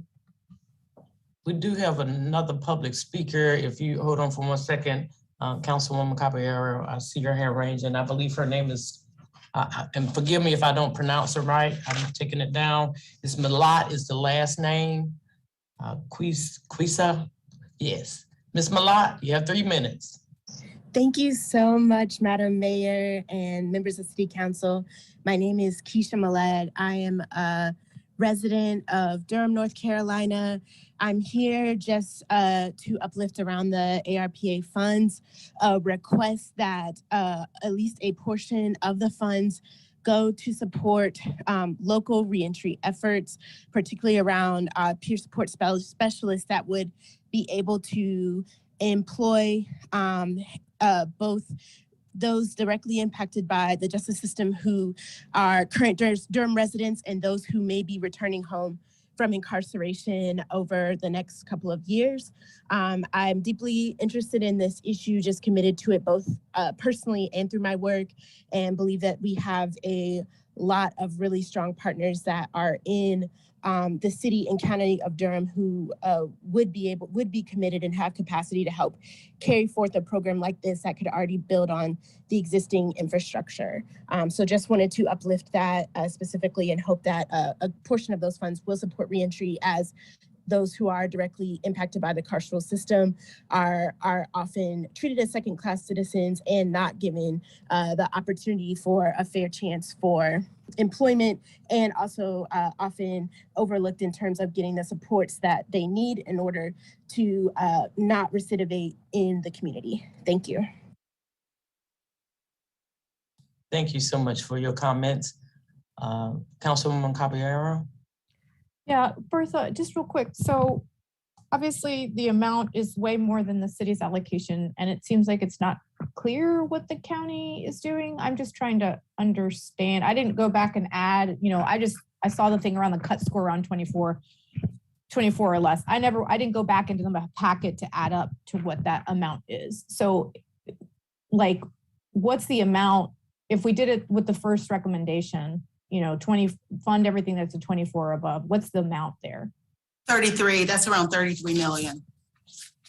33 million. And your question about the county, so we've had conversations. Obviously, they had folks on the review teams. I spoke to the interim county manager as recent as yesterday. They are waiting for this process in terms of how you all decide to move forward in the prioritization process. And then we'll have discussions with them. Obviously, they have an interest in a lot of these proposals as well, but we'll have conversations with them about their contribution after this process. Thanks. So basically, I'm not advocating for this. I'm just we could, in theory, fund everything that's in our packet that's scored 24 or higher. That would be 33 million. And then we would have, it would actually be less than what we actually have. We'd have to wait for some of those because we only have like 18 million left or something from the first tranche of money. And so then because you're saying, well, some of the other ones, we just have a much smaller pool of money to help the proposals that we already have, and also potential proposals in a round 2. That's correct. So we probably wouldn't fund all of these to the full amount. Okay. Number one. Number two, they would not get the funding up front, right? There would be an agreement where now with our contracts, we pay quarterly or by invoice, so it would be whatever that agreement is, how we pay it out. So it's not necessarily waiting, but we would have we would have about 10 million for the second round out of the total commitments that we made around the hazard pay, in addition to the 2 staff members. And if we were to fund those 24 above, it would not be the full amount. I mean, looking at the proposals, there are many areas that we think are not strong enough in some of the proposals that we would be able to meet the compliance requirements. But we didn't ask, obviously the reviewers to do that work. So just because, so even if, and this was, I'm assuming, communicated to folks, even if for whatever reason they get funded through council, once you all start working on the contract side, even if it's listed at however much money it is right now in this packet, that's not necessarily the ultimate amount if they can't meet the contract requirements around how are you going to actually distribute these funds, and do you have the capacity as an organization? That is correct. Thank you.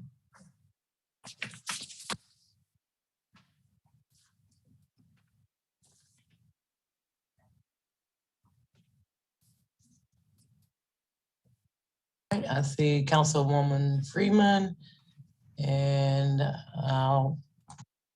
Councilwoman Freeman. Thank you. I just had a couple questions. Just noting, I don't know that the 24 and above model would work, acknowledging the inequity in the conversation we just had around race equity and the folks who have the resources to actually do the technical support to even put the project forward. And so I would like to hear if there was any more thoughts around the Back in Black, I think it was, plan, and how you're accounting for which are community-led versus community-led of color that is Black. And then also the breakdown specifically, if economic impact is the priority. I guess I'm assuming that there is some breakdown there and something maybe it's just not showing. But I would just like to get some feedback on that economic impact breakdown. So when you look at the tool that we share, the equity tool, that's where that plays in and asks who is impacted, all those questions that were in that tool. Those were the areas that those questions were what we used, and I don't have the presentation up for that particular category. And then I think the other question is, what I do want to say is that if we receive, and we receive some of these, we received a general request asking us to set aside 45% for a group. We cannot, that is not a proposal. Like we can't, that is something that you all can have a discussion around, but it's not a proposal, and it wouldn't be eligible for, it would not be eligible for this funding until it's developed into a proposal. And so what we asked those folks to do, to go back, when they sent that as a initial proposal, we asked them to go back and complete the final application so that we would have a proposal that we could actually take through the process. So we had several of those where someone said, just set aside this amount of money, which is not a proposal. So what's required by U.S. Treasury requires that you do a request for proposals, which is what we did. So if you have, folks who say we submitted something and we're not on there, if it was just a general recommendation or request, we did not, because that's not a proposal and it was not considered. Okay. So the one that's in the one proposal that's listed for $23 million, is that a duplicate of multiple proposals, or is that completely separate? Which one is that? All of these are separate proposals. Okay. And so the background is, it may be a large proposal, but in the documents they listed, we're going to help 500 residents at $2,500 each, and this is what we're going to do for them. So it may be a large amount, but they, in the content and in the questions, they were very responsive in the details about, how they were going to impact the community. I think the one that someone may have mentioned was the eviction debt assistance fund. They were very specific about, we can support 75 to 150 households over 3 years. The average household back rent is $4,000 or whatever that number was. So it may look like, someone just looking at this thinks it's just a big pot, but the details to Councilmember Johnson's comments is that if you see the details, you'll see they were very specific. That's the only way we would have been able to score the proposals. And I think just specifically the one proposal that's ranked at like 21.5 for community for adults with disabilities, just because I don't see anything else that highlights people with disabilities, I think that there should be some, criteria or some way to kind of highlight or justice involved, like there are specific populations of folks that we have not addressed in the past, like over this, during this kind of COVID, within this time frame around COVID that we haven't addressed at all.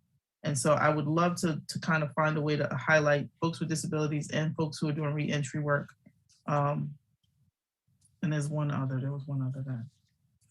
Yes, there were several around reentry work. I'm not sure where they scored, and the one about disability is a good point. Again, we're not allocating all of the funding, so it is up to this council. All of these projects on this report are eligible. And so you have an opportunity to have discussions, just like you do in a budget process, about bringing other things into what's been recommended or what is, it's only recommended to have a cutoff score, obviously, because we can't fund all of the proposals. But certainly, as you all know, you can have discussions about any of these proposals. And then for the ones that are listed, because I heard you say that there were folks who suggested department items, is it possible to star which ones, like, are any of these coming from our internal departments? Any of these coming from our internal departments? I'm looking at the list that there were some submitted by our internal departments, but I can't tell you off the top of my head if there are any of these that made it to the top of this list, right? I mean, there were some submitted by, known groups that I remember, off the top of my head, but not specific ones for departments. And I think we did receive one from OEWD around technical assistance. And I'm not sure if that one made it to to this level in terms of being a complete proposal. But I think that would kind of go back to Councilmember Johnson's comment about providing the support for folks who couldn't. I'll just leave it at that. Absolutely. Thank you.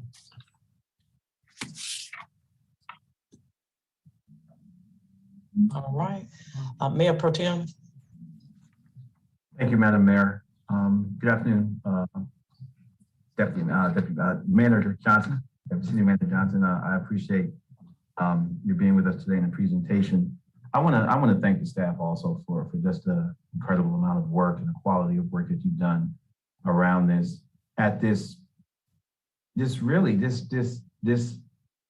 threshold, this pivotal moment in the life of our city, and this incredible opportunity that we have before us. I want to be very transparent about my on-ramp to this conversation and how, at least for me as an individual, as just one vote on the council, how I plan on proceeding with this. We have until 2024 to spend the money, is my understanding, which means that it's within our purview to spend some of it now and to spend some of it later as we think about how we want to spend it. I'm going somewhere with this. We've branded this as Durham's down payment toward transformative change. And I really want to lean in on the possibility of this being transformative change, not just kind of by way of inertia, funding things that we've already done, which some of them are very important and we should. But we have an opportunity before us to really do something big with somebody else's money, so to speak. So it's our money, but this is money that we didn't get from our property taxes or through sales tax. So what is the biggest, best way we can bring all of our values and our imagination to use this pot of money? We're going to do guaranteed income with somebody else's money. We're going to do that pilot here. I think that's transformative. But if you look at the things that we've considered transformative that we've used for municipal money, I think we should be just as bold and creative with this pot of money. Of course, in accordance with all of the federal strictures and regulations. When we decided to do participatory budgeting, which I think is transformative, in the name of democracy, we used $2 million of taxpayer money. When we decided to do the Wellness and Safety Task Force, we put $1 million to the side before we even know what they were going to do. We said, well, let's set aside $1 million and whatever they come up with, we'll have money already in place to fund what they're going to do. We've done big, important things. We're doing big, important things. Taxpayer money for Immigrant Defense Fund, which we should do. Taxpayer money for a number of initiatives that are transformative and that we think are important and aligned with our values. So now we have this tranche of money, not taxpayer money in the sense that it's from Durham coffers before us. And I think that we should go big. I've talked time and time again about how the United States poured millions of dollars into Europe after World War II in the Marshall Plan.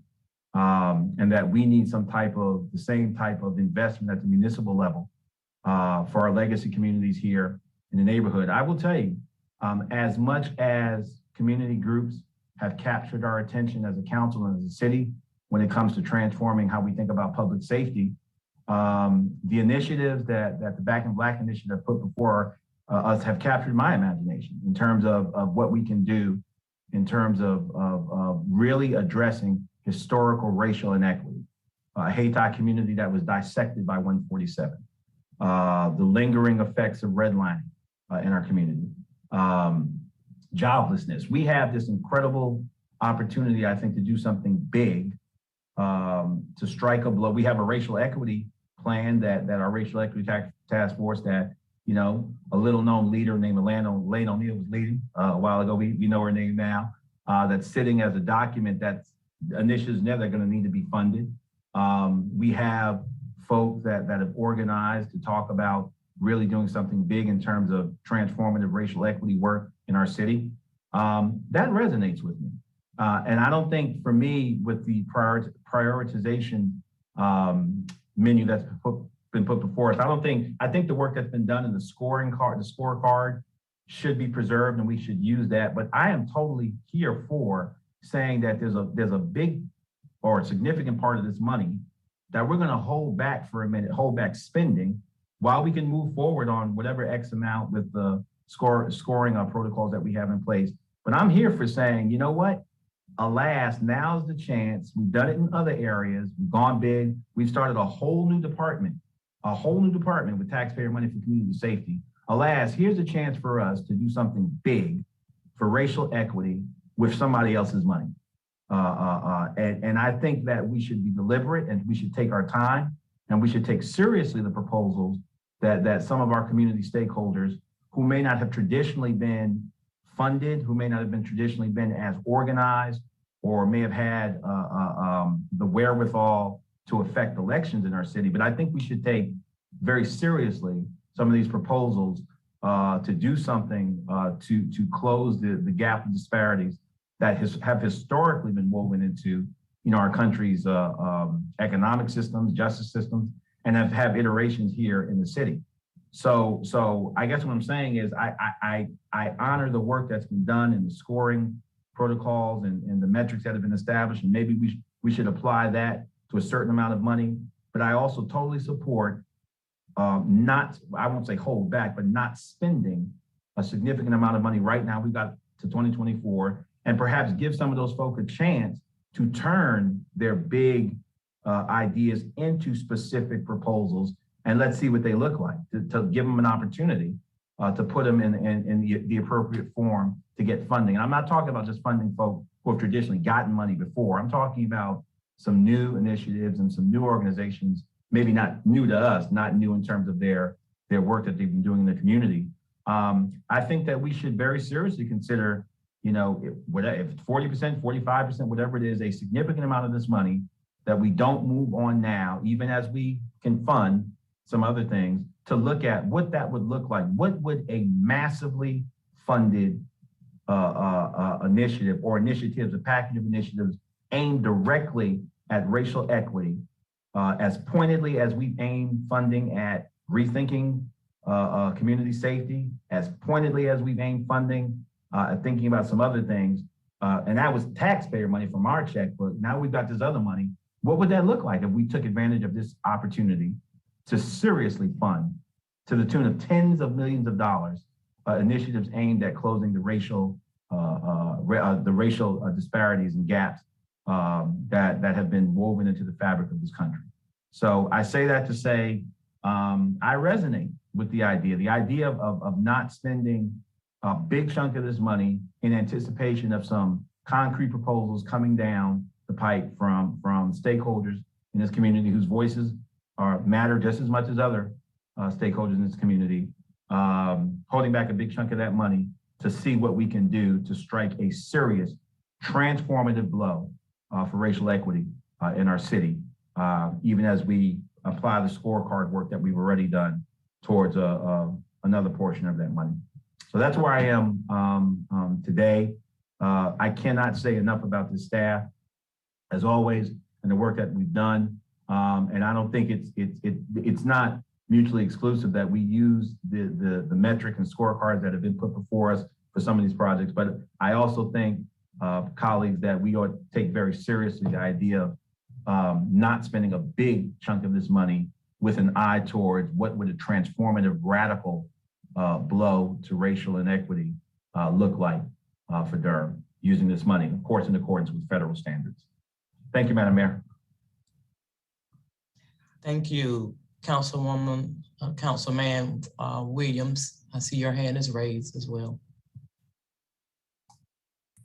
Thank you. Councilman, Mayor Pro Tem Middleton just stated quite a bit of what I was going to say. So let me start with a few questions. Madam Deputy Manager Bertha Johnson, is there a certain percentage we're required to fund of any proposal? No, there is not. Okay, all right.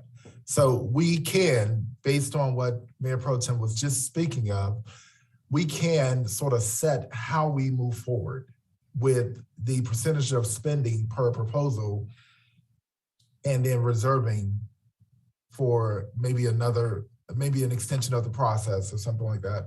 Is that?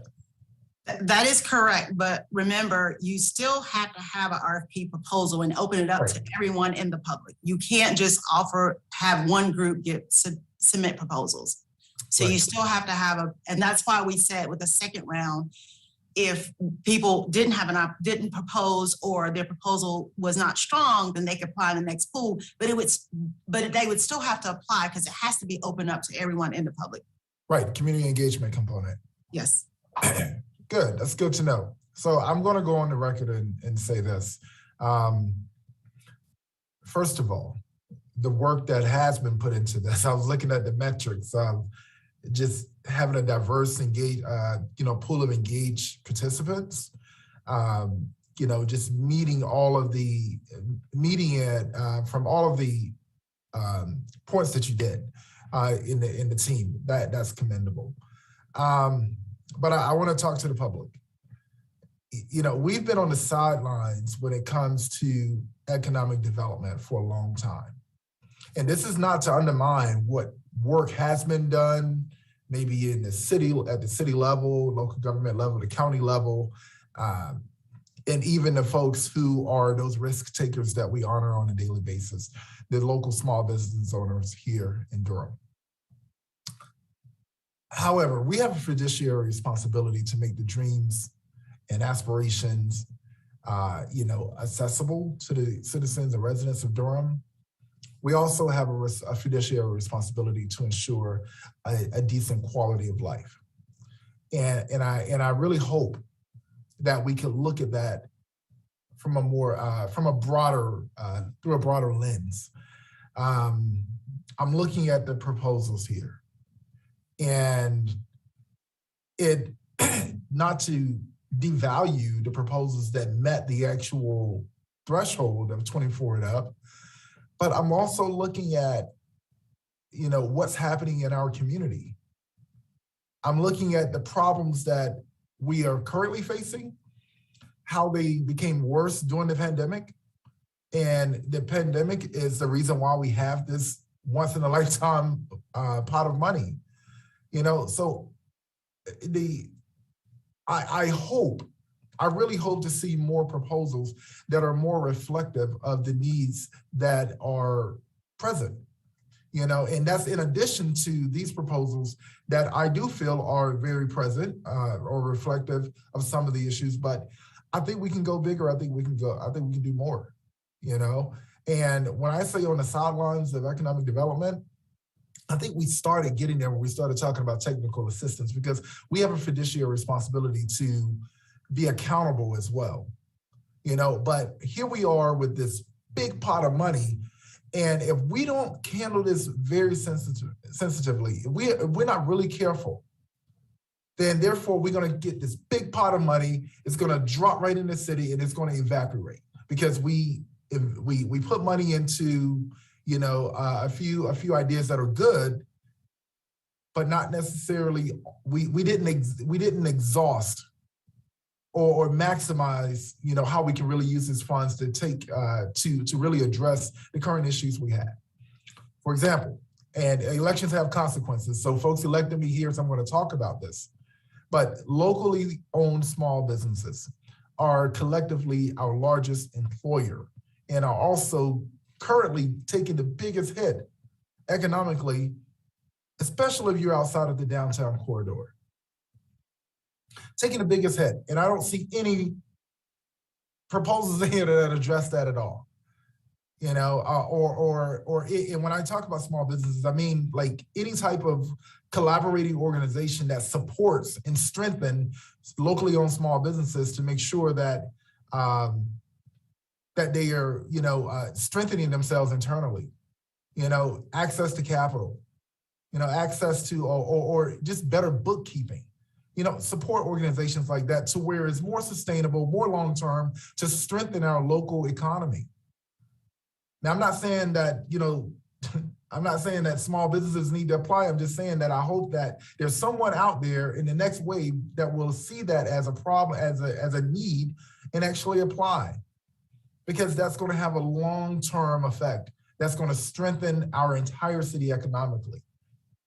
When you look at, the fact that Durham was built on the backs of Black entrepreneurs, and it is just, the best way we can liberate people is to ensure that they're independently, that they're having more access to economic mobility.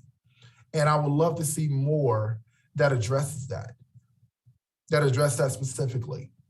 And I think some of the proposals that I see in here are touching that. I haven't read all of them. I'm just seeing some of these for the first time. But I just wanted to put it out there that we have, young kids dying on a daily basis. We have some root causes that really need to be addressed. And I think some of the proposals do address that. I think some restores, Black families. I think some restore, just restore some of the stability in housing. I saw some in the Hispanic community around banking. I really love to see that. But generally what I'm saying is I hope that we could really focus on long-term sustainable economic development. I hope that I can see more proposals come toward that. I hope that we can reserve some of the funds to explore an additional or more so an extension of the process to maybe bring more applicants in that will address this, that hear my voice, and I'm speaking right now into the public domain.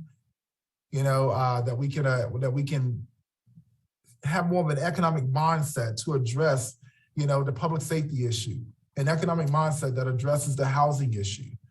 But if I give someone $1 million and says fix housing in Durham, that $1 million is going to evaporate really fast. But if I put $1 million toward, a sustainable effort that strengthens other people who can actually do that work, then it lasts a lot longer.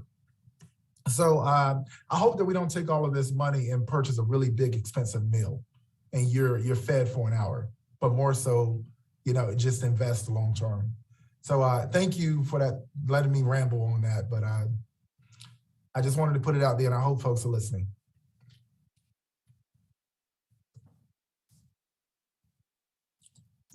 Deputy City Manager Johnson. Yes, I wanted to go back to the question about the OEWD proposal. That proposal is on page 9. You don't have page numbers, but it is 3.5 million and it has a score of 24.25. And that is working with women-owned minority businesses, underutilized businesses. And that proposal, I didn't see it under OEWD because it was submitted jointly with Equity and Inclusion and OEWD.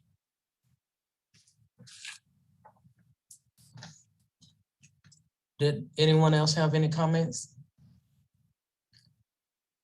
Councilman Freeman, followed by Mayor Pro Tem.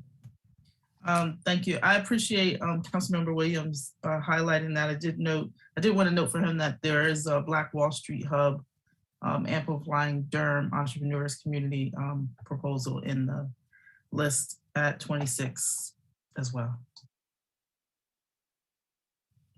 Thank you. I saw that.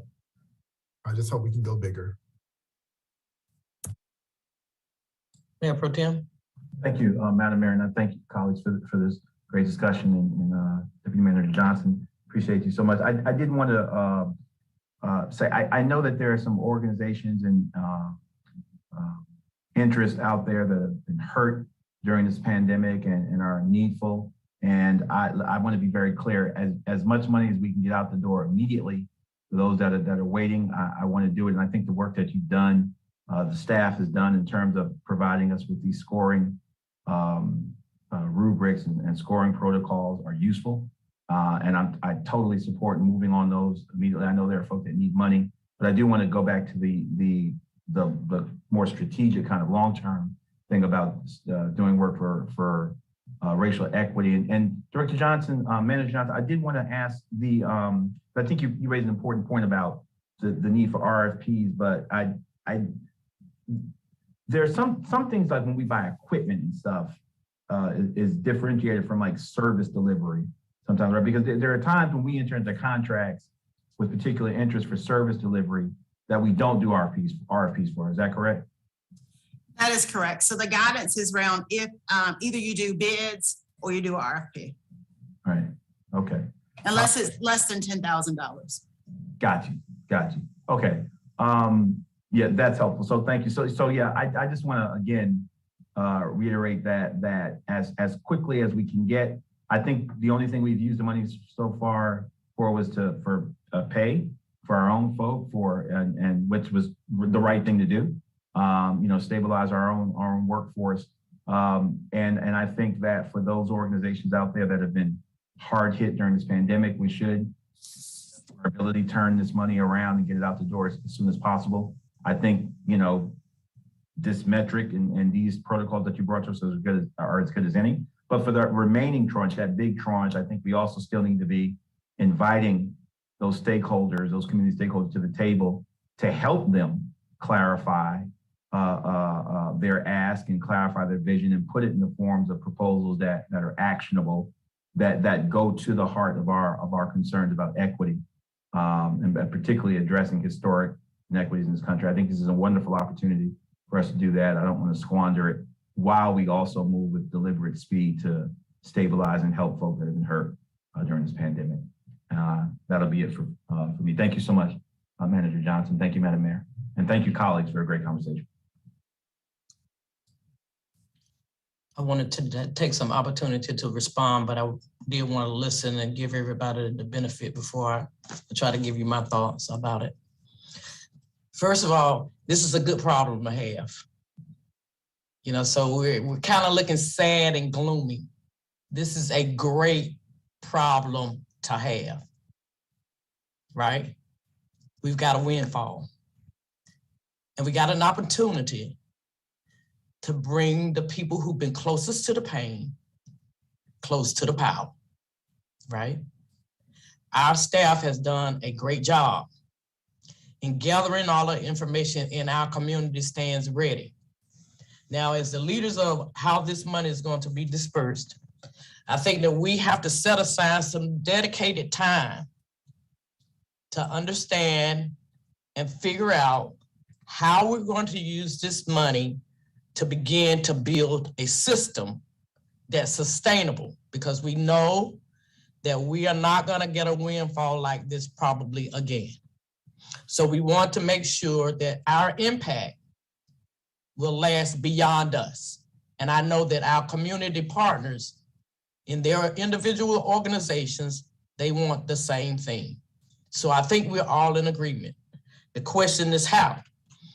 I do agree with our Mayor Pro Tem that there are ways that we need to decide within ourselves and define what is emergent and how we take a measured approach within those guidelines in trying to ease some of the pain now that can also be the beginning of that system and give people an opportunity to get up to speed.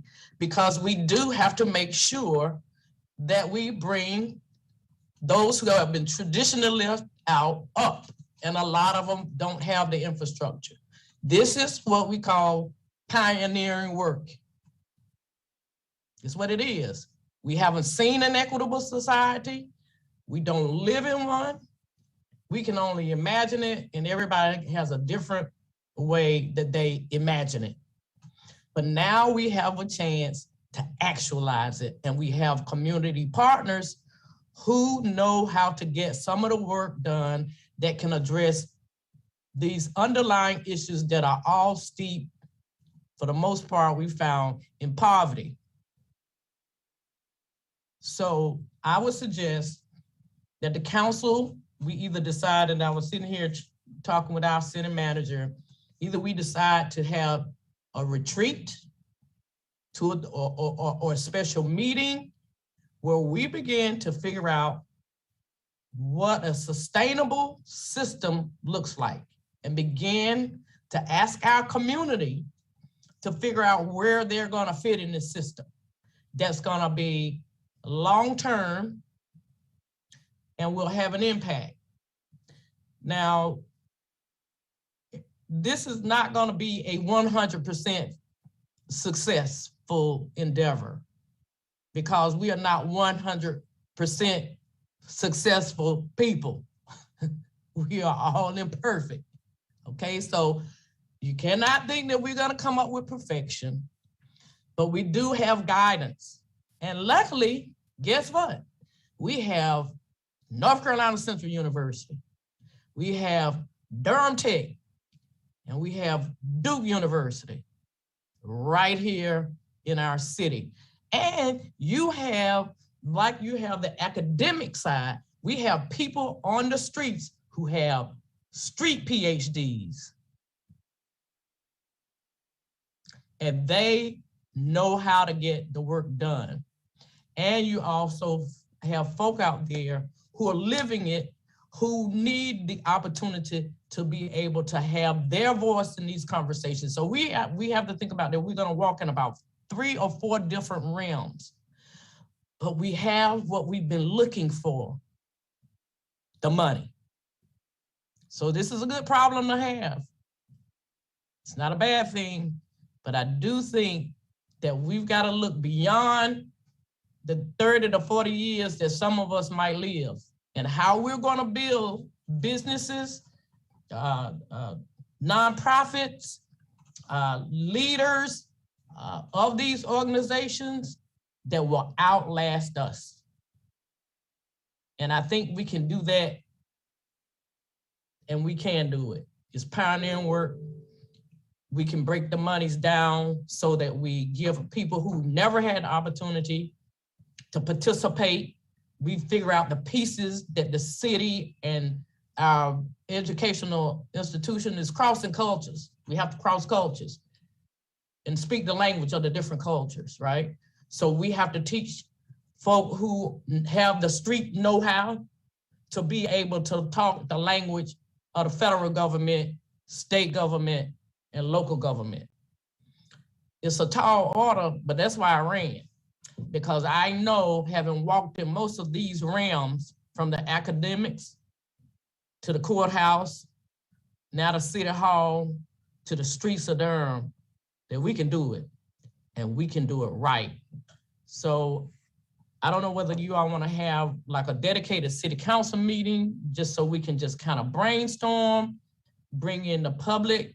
But I do think that we need to be clear within each other as to what we're building. Because I do believe, like Councilman Williams said, if we're not, we're gonna look back 10 years and that money will have gone, and we won't have anything to show for it.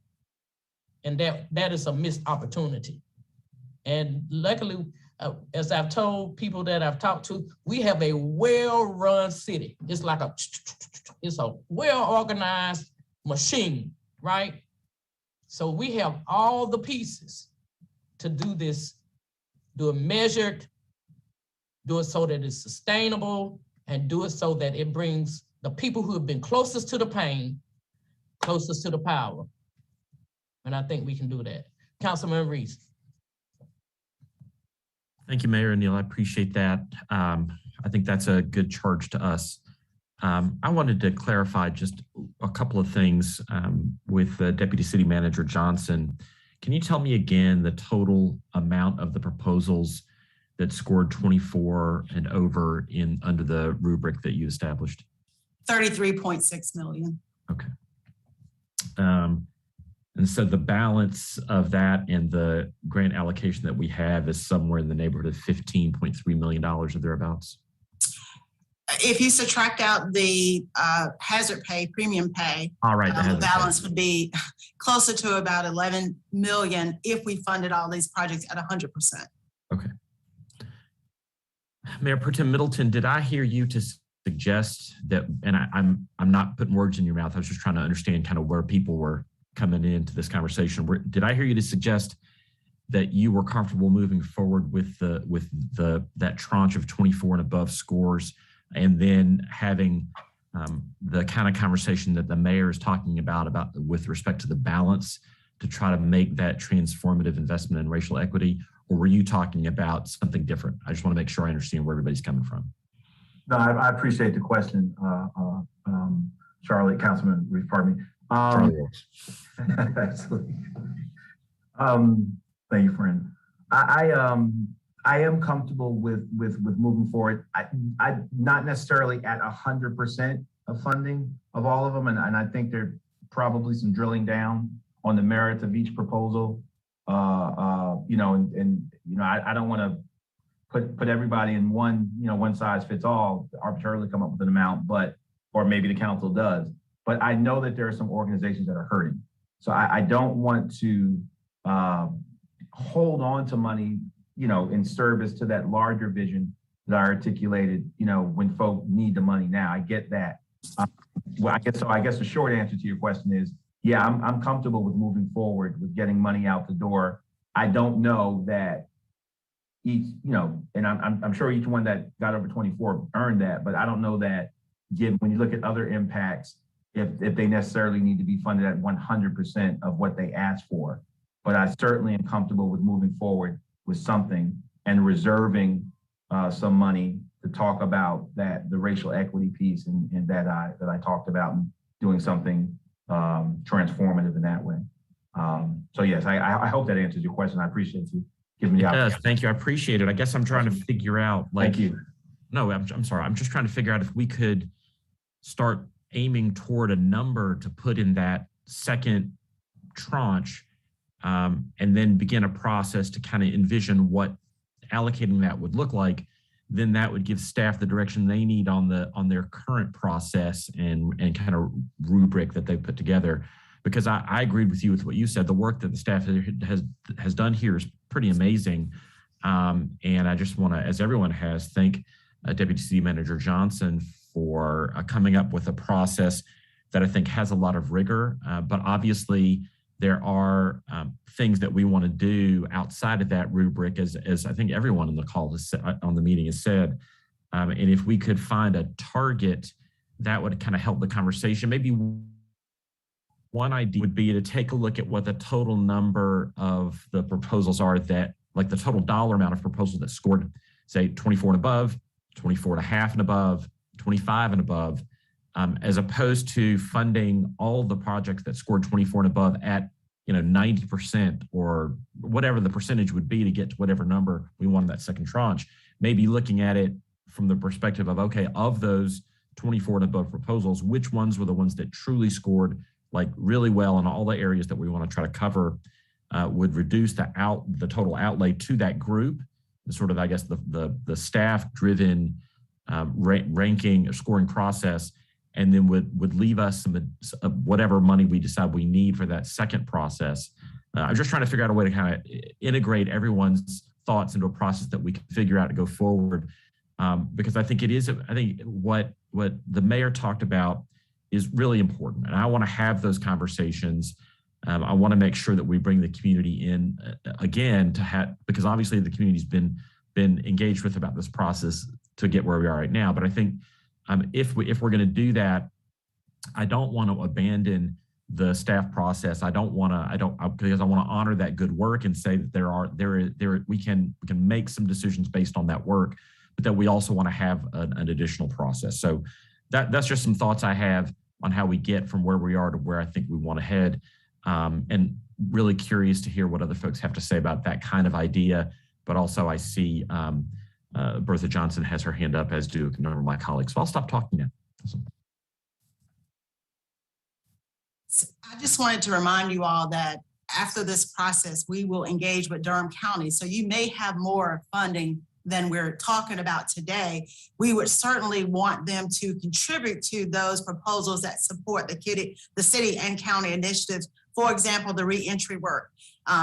One of those proposals would be housed in the Criminal Resource Justice Center, which is part of the county. So we would have those discussions with the counties to make sure that they contribute, in which they've committed to contribute funding to some of these proposals. I'm going straight from across the top.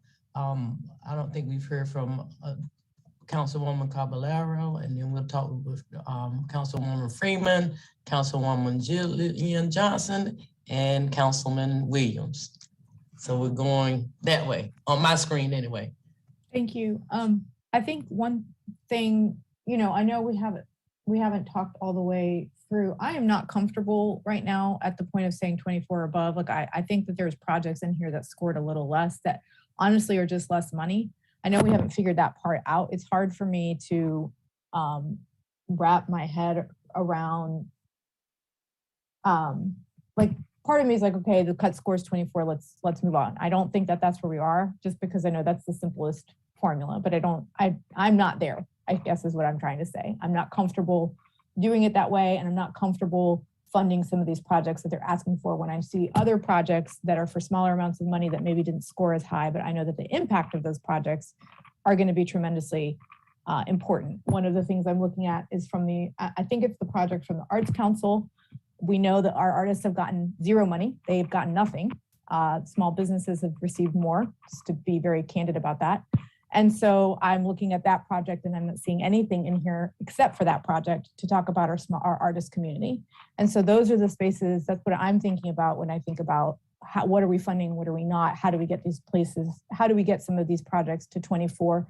That's why I think I would like to see all of the projects in their full form, because I can actually create a grid, like, okay, this is hitting the arts community, this is hitting here, this is duplicate, this is not. Because there's some duplication in some of these in the areas of our city that they're hitting. And do we need to fund 5 of them, or can we fund 2 of them and then potentially reach another part of the community that isn't being met because their score didn't hit 24? And then what does staff need to do to get that proposal, to a higher level, especially if they're at like 23.67, which technically rounds up to 24. So that's where I am, and that's why I want to see all of the data. And I know that that's a lot of work for me as an individual, but I don't care.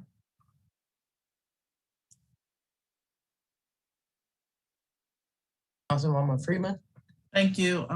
And to Councilmember Caballero's point, I think I'm in the same vein of just explain it. Like I thought I made it clear, like with the equity aspect of that the 24 doesn't hold for me in any way, shape, or form. And that the scoring without any breakdown and having comfort on why this specific project around people with disabilities has 21 versus 24, that's 3 points. And I would not want to cut them out, not knowing what the points, the matrix was for exactly why they didn't get the extra 3 points. I will say that it would be nice to move some of the projects forward, but it would be probably a very small amount, because I think to Mayor Pro Tem Middleton's point, if we're going to go big, we got to go big. And so if we're only talking about, I think, 23 million towards specifically Back in Black, that doesn't leave a lot for anything else. And so just trying to be as all-encompassing and holistic around this approach, I think that the retreat or the special meeting would be the best way forward, acknowledging that it's now 5:10. We've been in this meeting about 4 hours and change, and we're just going to continue to keep going in circles, because I think as more information becomes available, there'll be more questions. So I definitely would be open to looking at every single last proposal. I think I can make time for that. We've got a whole holiday break that I can use. I would appreciate the opportunity to kind of go through and grid, kind of use this, use the staff's recommendation as a guide, because I think that it's a great, I really do appreciate all the work that's gone into it. But I do also acknowledge that our government in general does not have a great equity lens. And so that's not specific to our staff. I think that the questions that were put together are good, but we can do better. And so I do want to dig a little deeper. Thank you. Councilwoman Johnson. Thank you, Madam Mayor. I think that your suggestion of doing a special meeting is a good idea, and that we're going to need a lot more time to kind of dig into this, especially as it's been a while. It's clear folks are a little exhausted. I'm wondering if our staff can help us figure out some kind of process that we could use to dig deeper into some of these questions that we're having, that would help us guide our conversation and like guide the discussion in that special meeting. And I don't really have any idea of what that would be, but I also have I feel like we are, we're kind of coalescing around a couple of general points, but I still feel like the conversation is really scattered. And like if staff were looking at us now to say, okay, well, what's the direction from council? I don't think there is one. So figuring out a way in that meeting to like have some sort of generative conversation that gets us to a point where staff can move forward with, okay, this is the consensus, or this is at least the majority of what council wants. And a couple of things that have come up around like making sure that we're touching different communities effectively. Like maybe we could get a categorized list of every project and like what demographic groups it's trying to reach, or geographic areas or issue areas, right? So like some way of cutting the data so that it's some way of cutting the data so that when we all come together, we have a good chance of being able to come out of that meeting with a path forward. I feel like having this conversation, it feels like the kind of thing that could take forever. Like we could have this conversation for hours, but we want to get the money out the door. Like we want to resource the groups. And I feel like we need maybe we need a meeting where it's like, okay, we will have a 3-hour meeting. And at the end of those 3 hours, we need to give some like concrete guidance to staff on the way forward, because I would hate for us to delay this really necessary opportunity in a lot of conversation. But I also know that we need to have the really good like generative conversation in order to get it right. So maybe there's some like genius facilitator that we could bring in to like figure out how to get us somewhere. Yeah, at a special meeting. And yeah, because I really want to move this forward. Again, it's a good problem to have, but I am starting to feel like this anxiety about the amount of work and like detail and conversation that we're going to need to have to get this to the finish line. Yeah, thank you. Councilman Williams, please let me interrupt you for 1 second. The Councilwoman Johnson, you've seen this before in our charge with the Racial Equity Task Force. And you know that we were given this really large charge and we had to bring in an expert to kind of help focus us, right? We brought in Mamie Bledsoe, who led us through the process to get us to focus in on how we were to carry out that mandate. So that was that same feeling you saw that we were having when we did this. So it's that same angst. That's what I'm telling you, we can get this done. It is a very similar feeling. You are right. The same thing. It's when you have this really, really big, massive mission, and you've got to narrow it to make it fit 50 million, right? And how you're going to do that in a way that's that you have recommendations and you go forward. It's pretty much the same process. And so what I just want to say that I try to think of when you face these kinds of issues in parts. So we have the money, we have the structure that the federal government has given us, and we also now have information about the partners, right? That's what we've been given.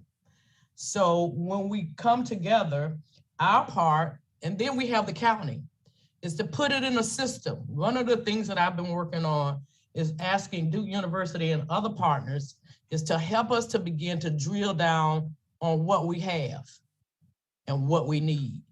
Because so often, as you know, like Councilwoman Caballero says, some communities are left out, and public art is very important. We did a whole chapter on that in the Racial Equity Task Force on how important that is, right?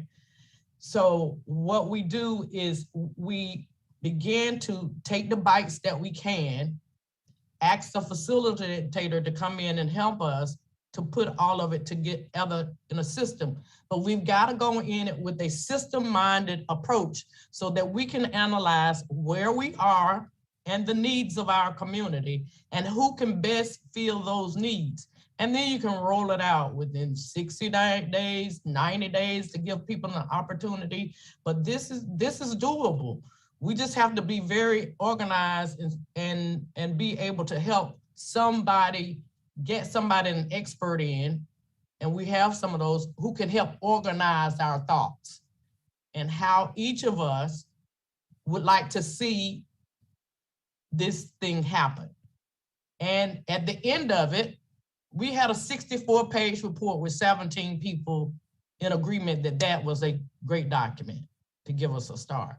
So that's just kind of how I would suggest is that so that we don't spend a whole lot of time talking and going round and round and round, that you all begin to think about it, how we approach it as we're putting the pieces of a puzzle together that's going to outlast us, and how we can keep that sustained and making sure that we're accountable as we're going along.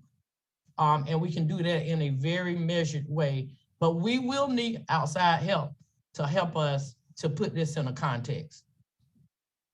And I know Councilman Williams wants to speak, and also our city managers, and I'm shutting up now. Either one. No, I think Councilmember Johnson is in my head. That's what I was going to suggest. Let's just chalk it up to bringing in a facilitator to help us look at all the, dice we have to play with, and just organizing it. That way it'll make it easier for us to just, make a sound decision. I know we're familiar with the term too big to fail in its, context, but in this case, a different context, this is too big to fail, too big to move forward too fast. And that was the best thing I heard tonight. Just having a special meeting for this. And for the messages that I received online, I am not upset, folks. I can't really see that well. So thanks for the messages, but I'm happy. Thanks, Mayor. All right, there you go. So I have been listening to all of the comments and information that has been provided by the mayor and council. You will note, as Ms. Johnson was making her presentation, one of our paths forward was to have the city council choose an alternate prioritization process other than the prioritization that was generated from what you were presented here today, the work that had gone on up until that point. So I hear us moving in that direction, along with having the council bring on a facilitator to help design that alternative prioritization process for the funding. So just wanted to acknowledge and recognize that point, unless you all are going to provide us additional guidance.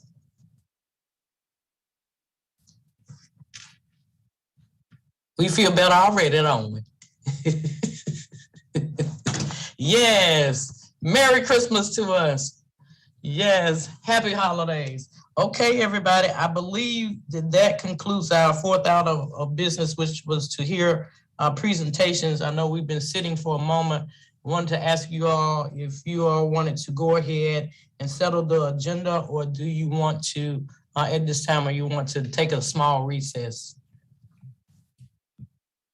Did we do closed session before or after that? We're going to do closed session, and we also have to return to our city clerks. She has a priority item, and we also have a closed session, and we also need to settle our agenda. Okay. Those are the three items. Taking a break. That's okay. Yeah. Before settling the agenda. Huh? Madam Mayor, before, I'm sorry, he's going on and off. Before settling the agenda, I would recommend having a conversation, the clerk's conversation prior to that. I'm sorry, I've been sitting for a while, tongue-tied. Yeah, clerk. Yeah. So I think we're all ready for a break to come back to conclude our agenda, and then we can figure out how that runs when we come back. What about that? Everybody's been sitting so long. What about let's take 10 minutes, okay? Just kind of walk around for a minute, catch our breaths. We'll be back. It's 5:21. We'll be back at 5:31. Oh.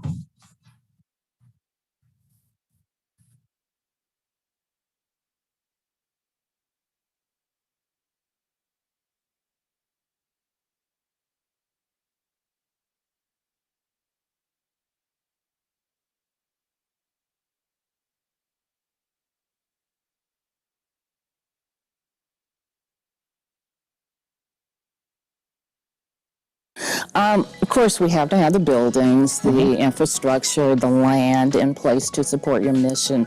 How are we positioned to do that right now? Well, like you said, we've got a lot of great facilities and they've been around for a long time. We're one of the best departments in the country when it comes to proximity. So we have a lot of different parks and a lot of different areas of the community that are easily accessible. So we're doing in great shape, but what we need our biggest help in is just improving our aging infrastructure and making improvements to our parks, to our playgrounds, to our facilities. And we need to grow. We need more of them because, as you know, Durham is growing as well. Oh, yes, true. Did you know the City of Durham has interpretation and translation services available? The city adopted a language access plan to provide language services and help non-English speakers have access to city services and programs without a language barrier. Through the city's language access plan, residents have the right to request interpretation and translation services free of charge, receive translation of vital documents and emergency communications in Spanish, and submit complaints of language discrimination or on the failure to adequately provide services in accordance with the city's language access plan policy. For more information on the city's language access efforts, visit durhamnc.gov/language access. ¿Sabía que la ciudad de Durham cuenta con servicios de interpretación y traducción? La ciudad adoptó un plan de acceso al idioma para ofrecer servicios lingüísticos y ayudar a que las personas que no hablan inglés puedan tener acceso a los servicios y programas de la ciudad sin la barrera del idioma. Por medio del plan de acceso al idioma, los habitantes tienen derecho a solicitar sin costo alguno servicios de interpretación y traducción, recibir la traducción de documentos importantes y de comunicaciones de emergencia en español, presentar una denuncia de discriminación por motivos de idioma o por no recibir servicios de manera adecuada de acuerdo con la política del plan de acceso al idioma de la ciudad. Para recibir más información sobre la labor de la ciudad relacionada con el acceso al idioma, visita durhamnc.gov/acceso.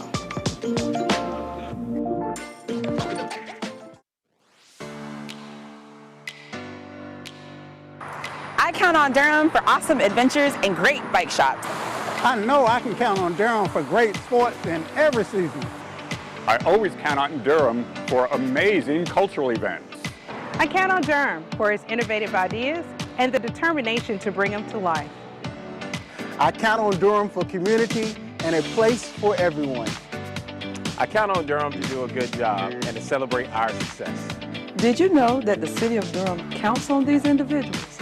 In a city of more than 260,000 people, you're looking at residents who are making their voices count, people who care about the past, the present, and the future of the city of Durham. And you know what? It doesn't matter how mature or young, whether you're passionate about the economy, the arts scene, or the plight of the homeless. In fact, we have nearly 30 boards, committees, and commissions that you can participate on.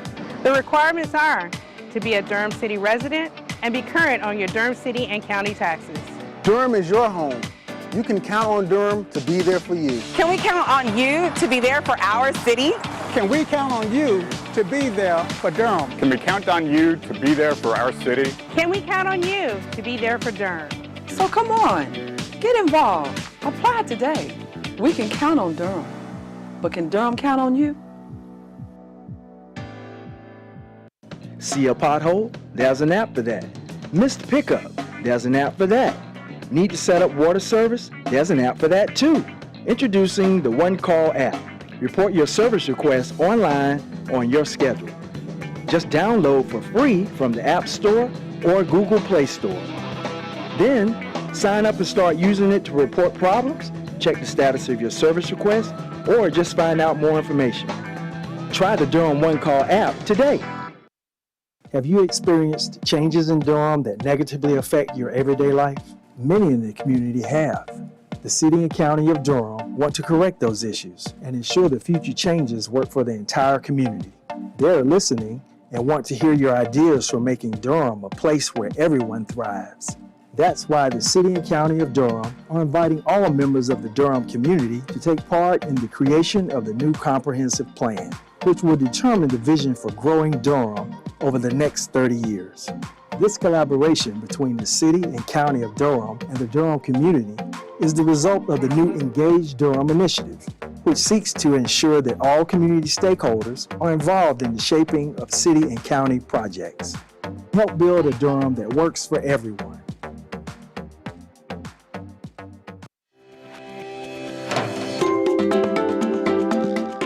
Paint does not belong in our creeks and rivers. To avoid paint pollution, remove paint from brushes before you wash them, and wash brushes indoors. Never dispose of paint in streets or yard drains. It's not just bad for the environment, it's also illegal. Remember that paint thinner and oil-based paints are considered hazardous materials and cannot be put in the trash. By taking a few simple steps, you can do your part to preserve the health and natural beauty of our creeks, streams, and lakes. Let's all work together to keep our waterways clean and paint-free. For more information, please visit durhamnc.gov/stormwater. The Durham City Council meetings and Planning Commission meetings are now available to live stream on all devices via the City of Durham's social media accounts. To watch, simply go to City of Durham NC on YouTube, Facebook, or Twitter. Devices include phones, tablets, laptops, desktops, streaming boxes and sticks, and smart TVs.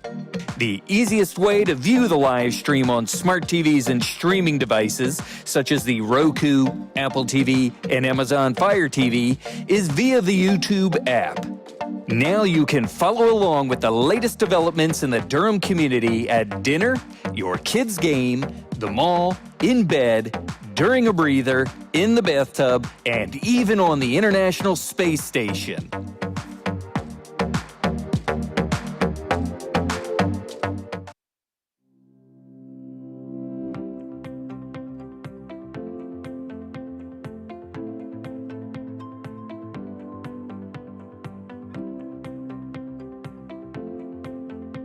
My name is Dwayne McIntyre, and I'm a dispatcher at the Durham Emergency Communication Center. The best thing about being a dispatcher at the Durham Emergency Communication Center is truly being able to make a difference. Sometimes you don't realize how much of a difference you're making. However, being able to hear feedback from when people call to say thank you, that you may have saved their relatives' lives or was able to calm them down, really makes it worthwhile being a dispatcher. One day I received a call from a man. He was trapped inside of his home. There was a lot of smoke. He was really struggling to be able to see and get out. He was able to tell me where he was inside of his home. I was able to relay that information to the firefighters, and they were able to get him out safely. My job is satisfying because at times I do go home tired, but I don't go home ever feeling like I didn't help anyone that day. There's always someone that's calling in that's in distress, that just may need someone to talk to, or just may need some type of emergency assistance. But every day I go home fulfilled with the knowledge that I've helped someone that day.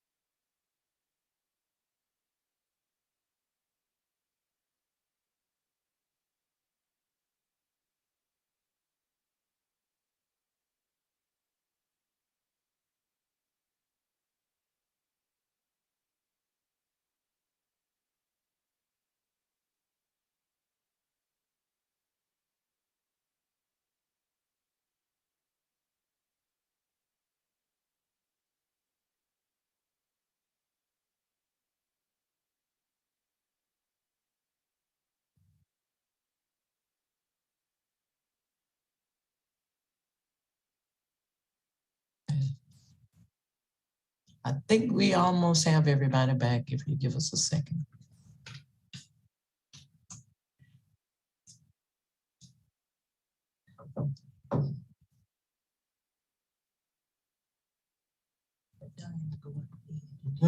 I said, let her go ahead and then we'll settle the agenda before we go into closed session. Okay. Kim's item.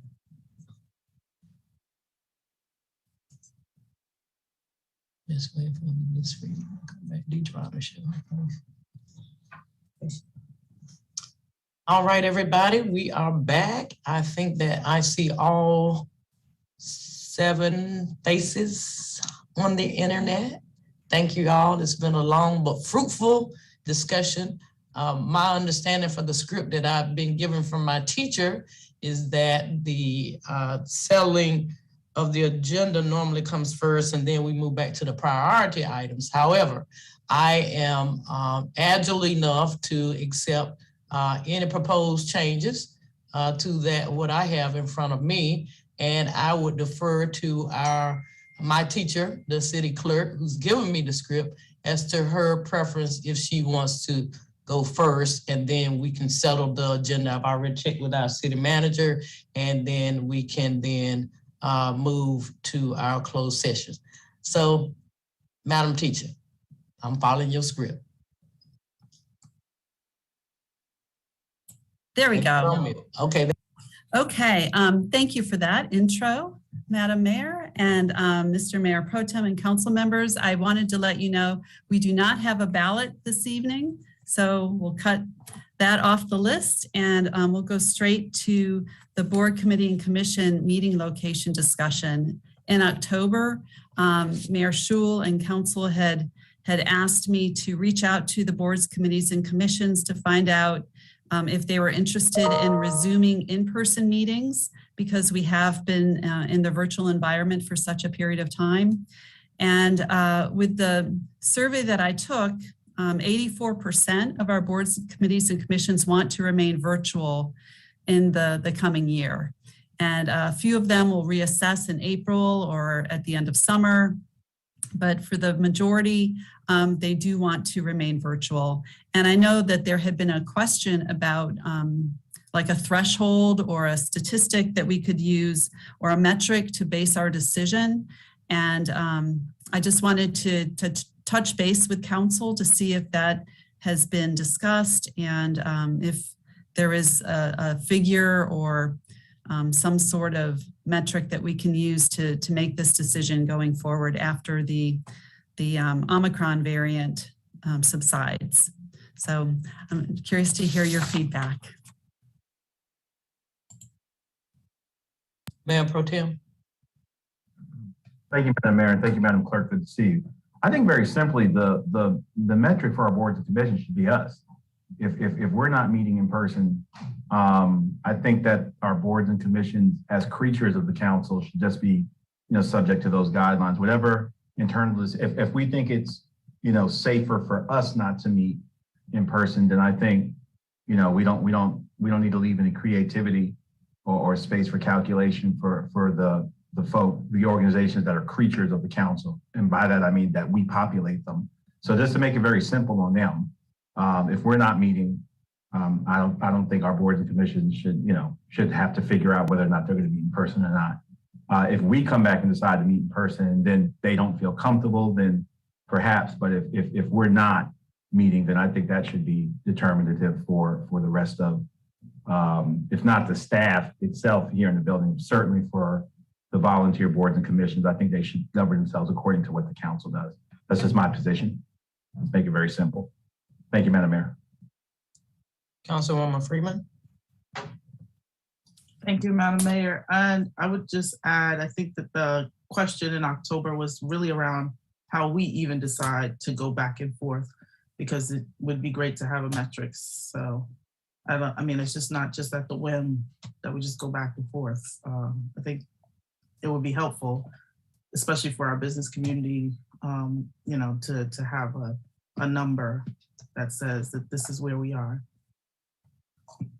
And then I think also once either the interim county manager or the health department director starts to share the numbers again, like I said before, we're still not receiving update reports on the county numbers from the health department. So it'll be helpful to have that information coming in on a weekly basis like it was previously.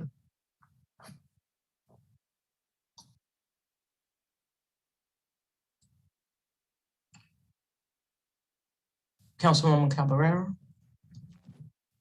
Yeah, I think it was Councilmember Johnson who emailed Public Health Director Rod Jenkins, and the two statistics, or two metrics, I should say, that he used in his email or his response was either 5% community spread, 5% positivity, meaning 5% of our population who's testing for COVID or coming in to get tested for COVID is testing positive, or if the CDC has considered our county a county where there is widespread community spread of COVID. Those were the two metrics that he mentioned.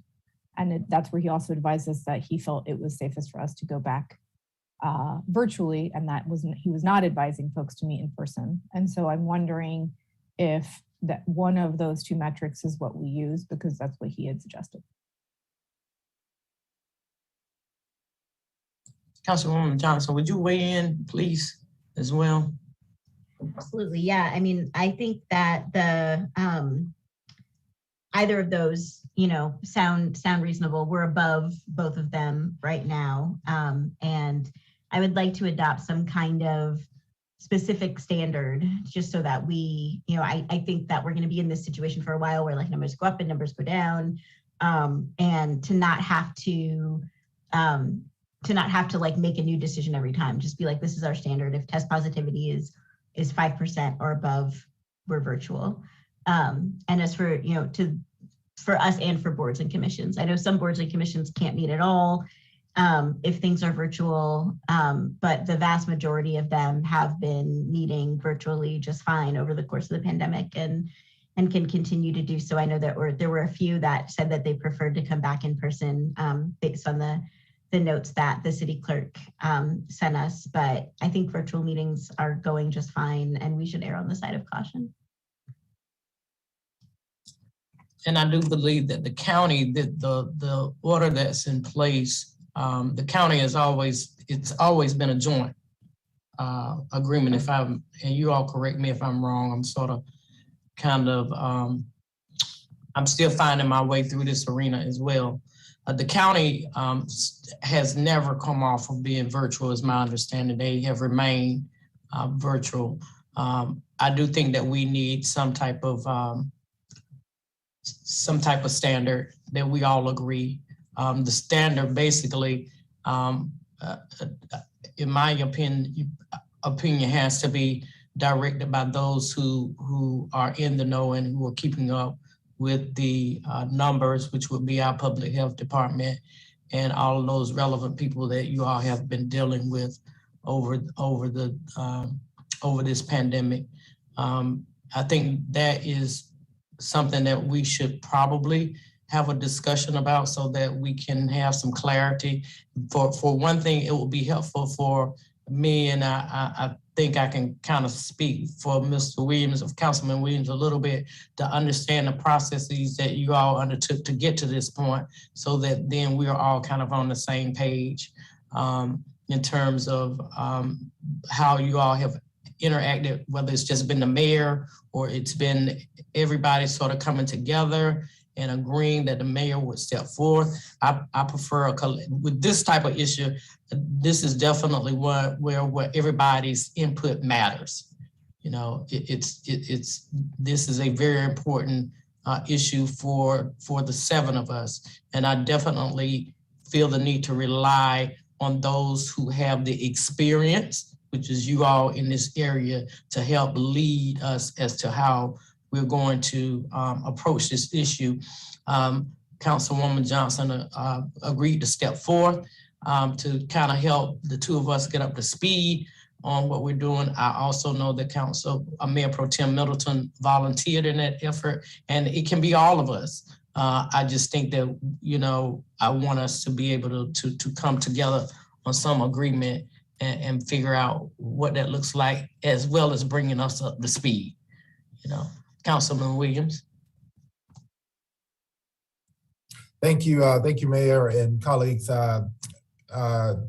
Councilman Johnson, thanks for sending that email out.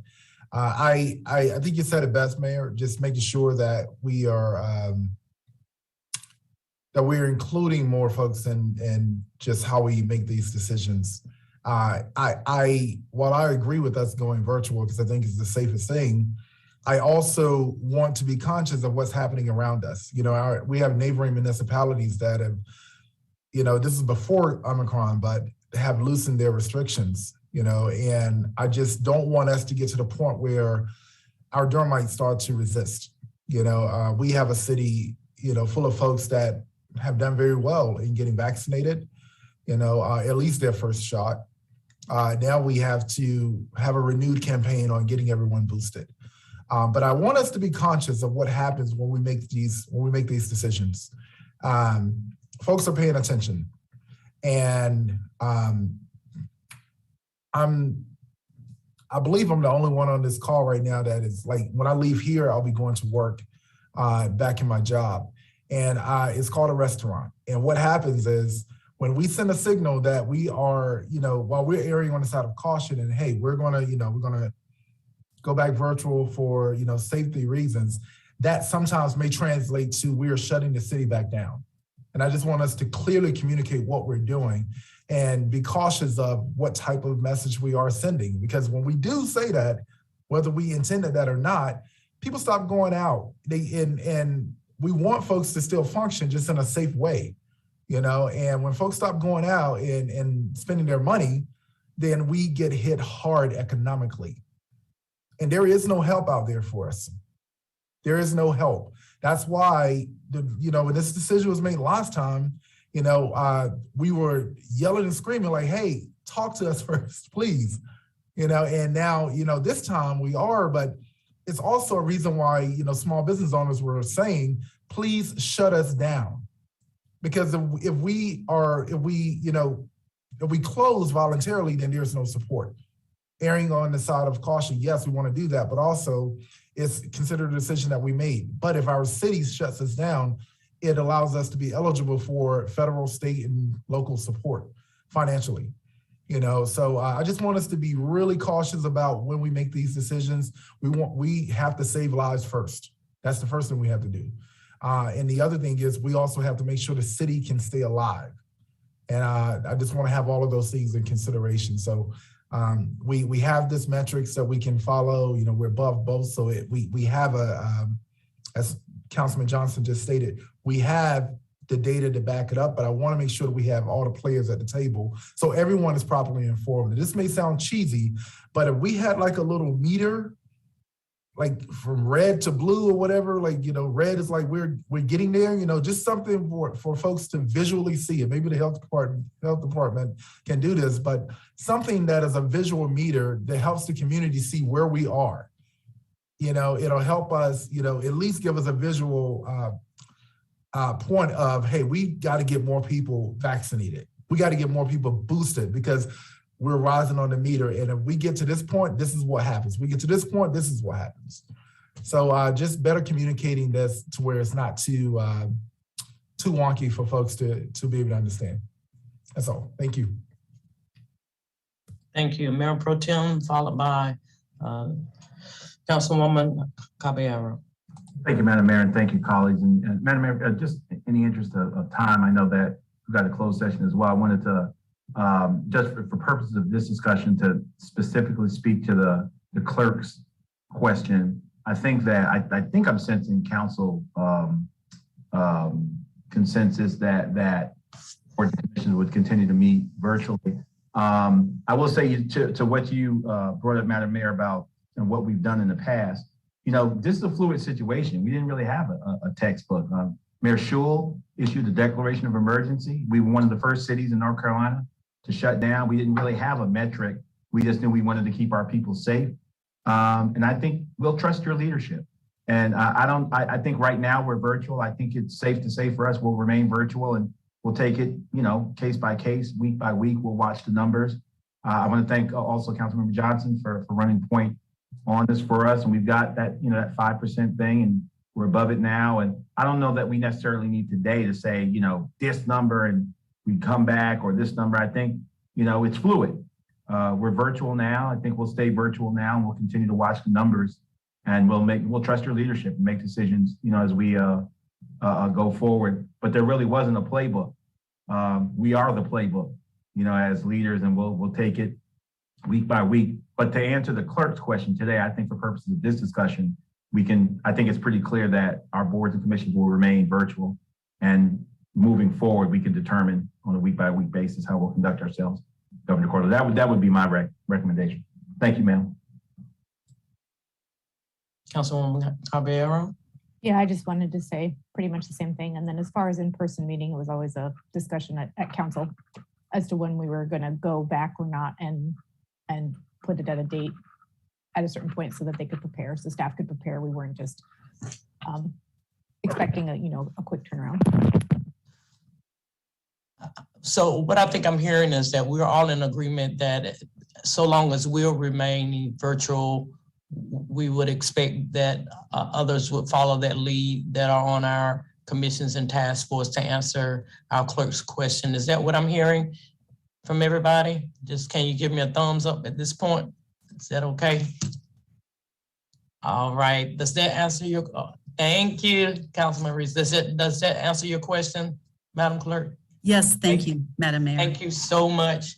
All right, everybody. I think now we're moving to our fifth order of business, and I will now turn to our city manager. Thank you, Madam Mayor. For the consent agenda, I have items 1 through 15. And for GBA public hearings, item 17 and item 19. All right. I'd like now to entertain a motion to settle the agenda. Settle. So second. It has been moved by Councilwoman Caballero and seconded by Councilwoman Freeman. Madam Clerk, if you will call the roll for the vote. Mayor O'Neill. Aye. Mayor Pro Tem Middleton. Vote aye. Councilmember Caballero. Aye. Councilmember Freeman. Aye. Councilmember Johnson. Aye. Councilmember Reese. Aye. And Councilmember Williams. Aye. Thank you.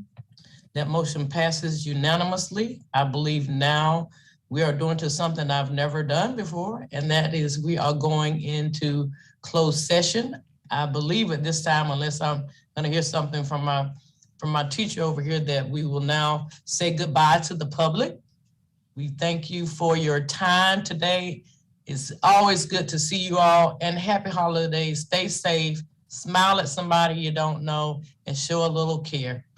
Be good. Happy holidays.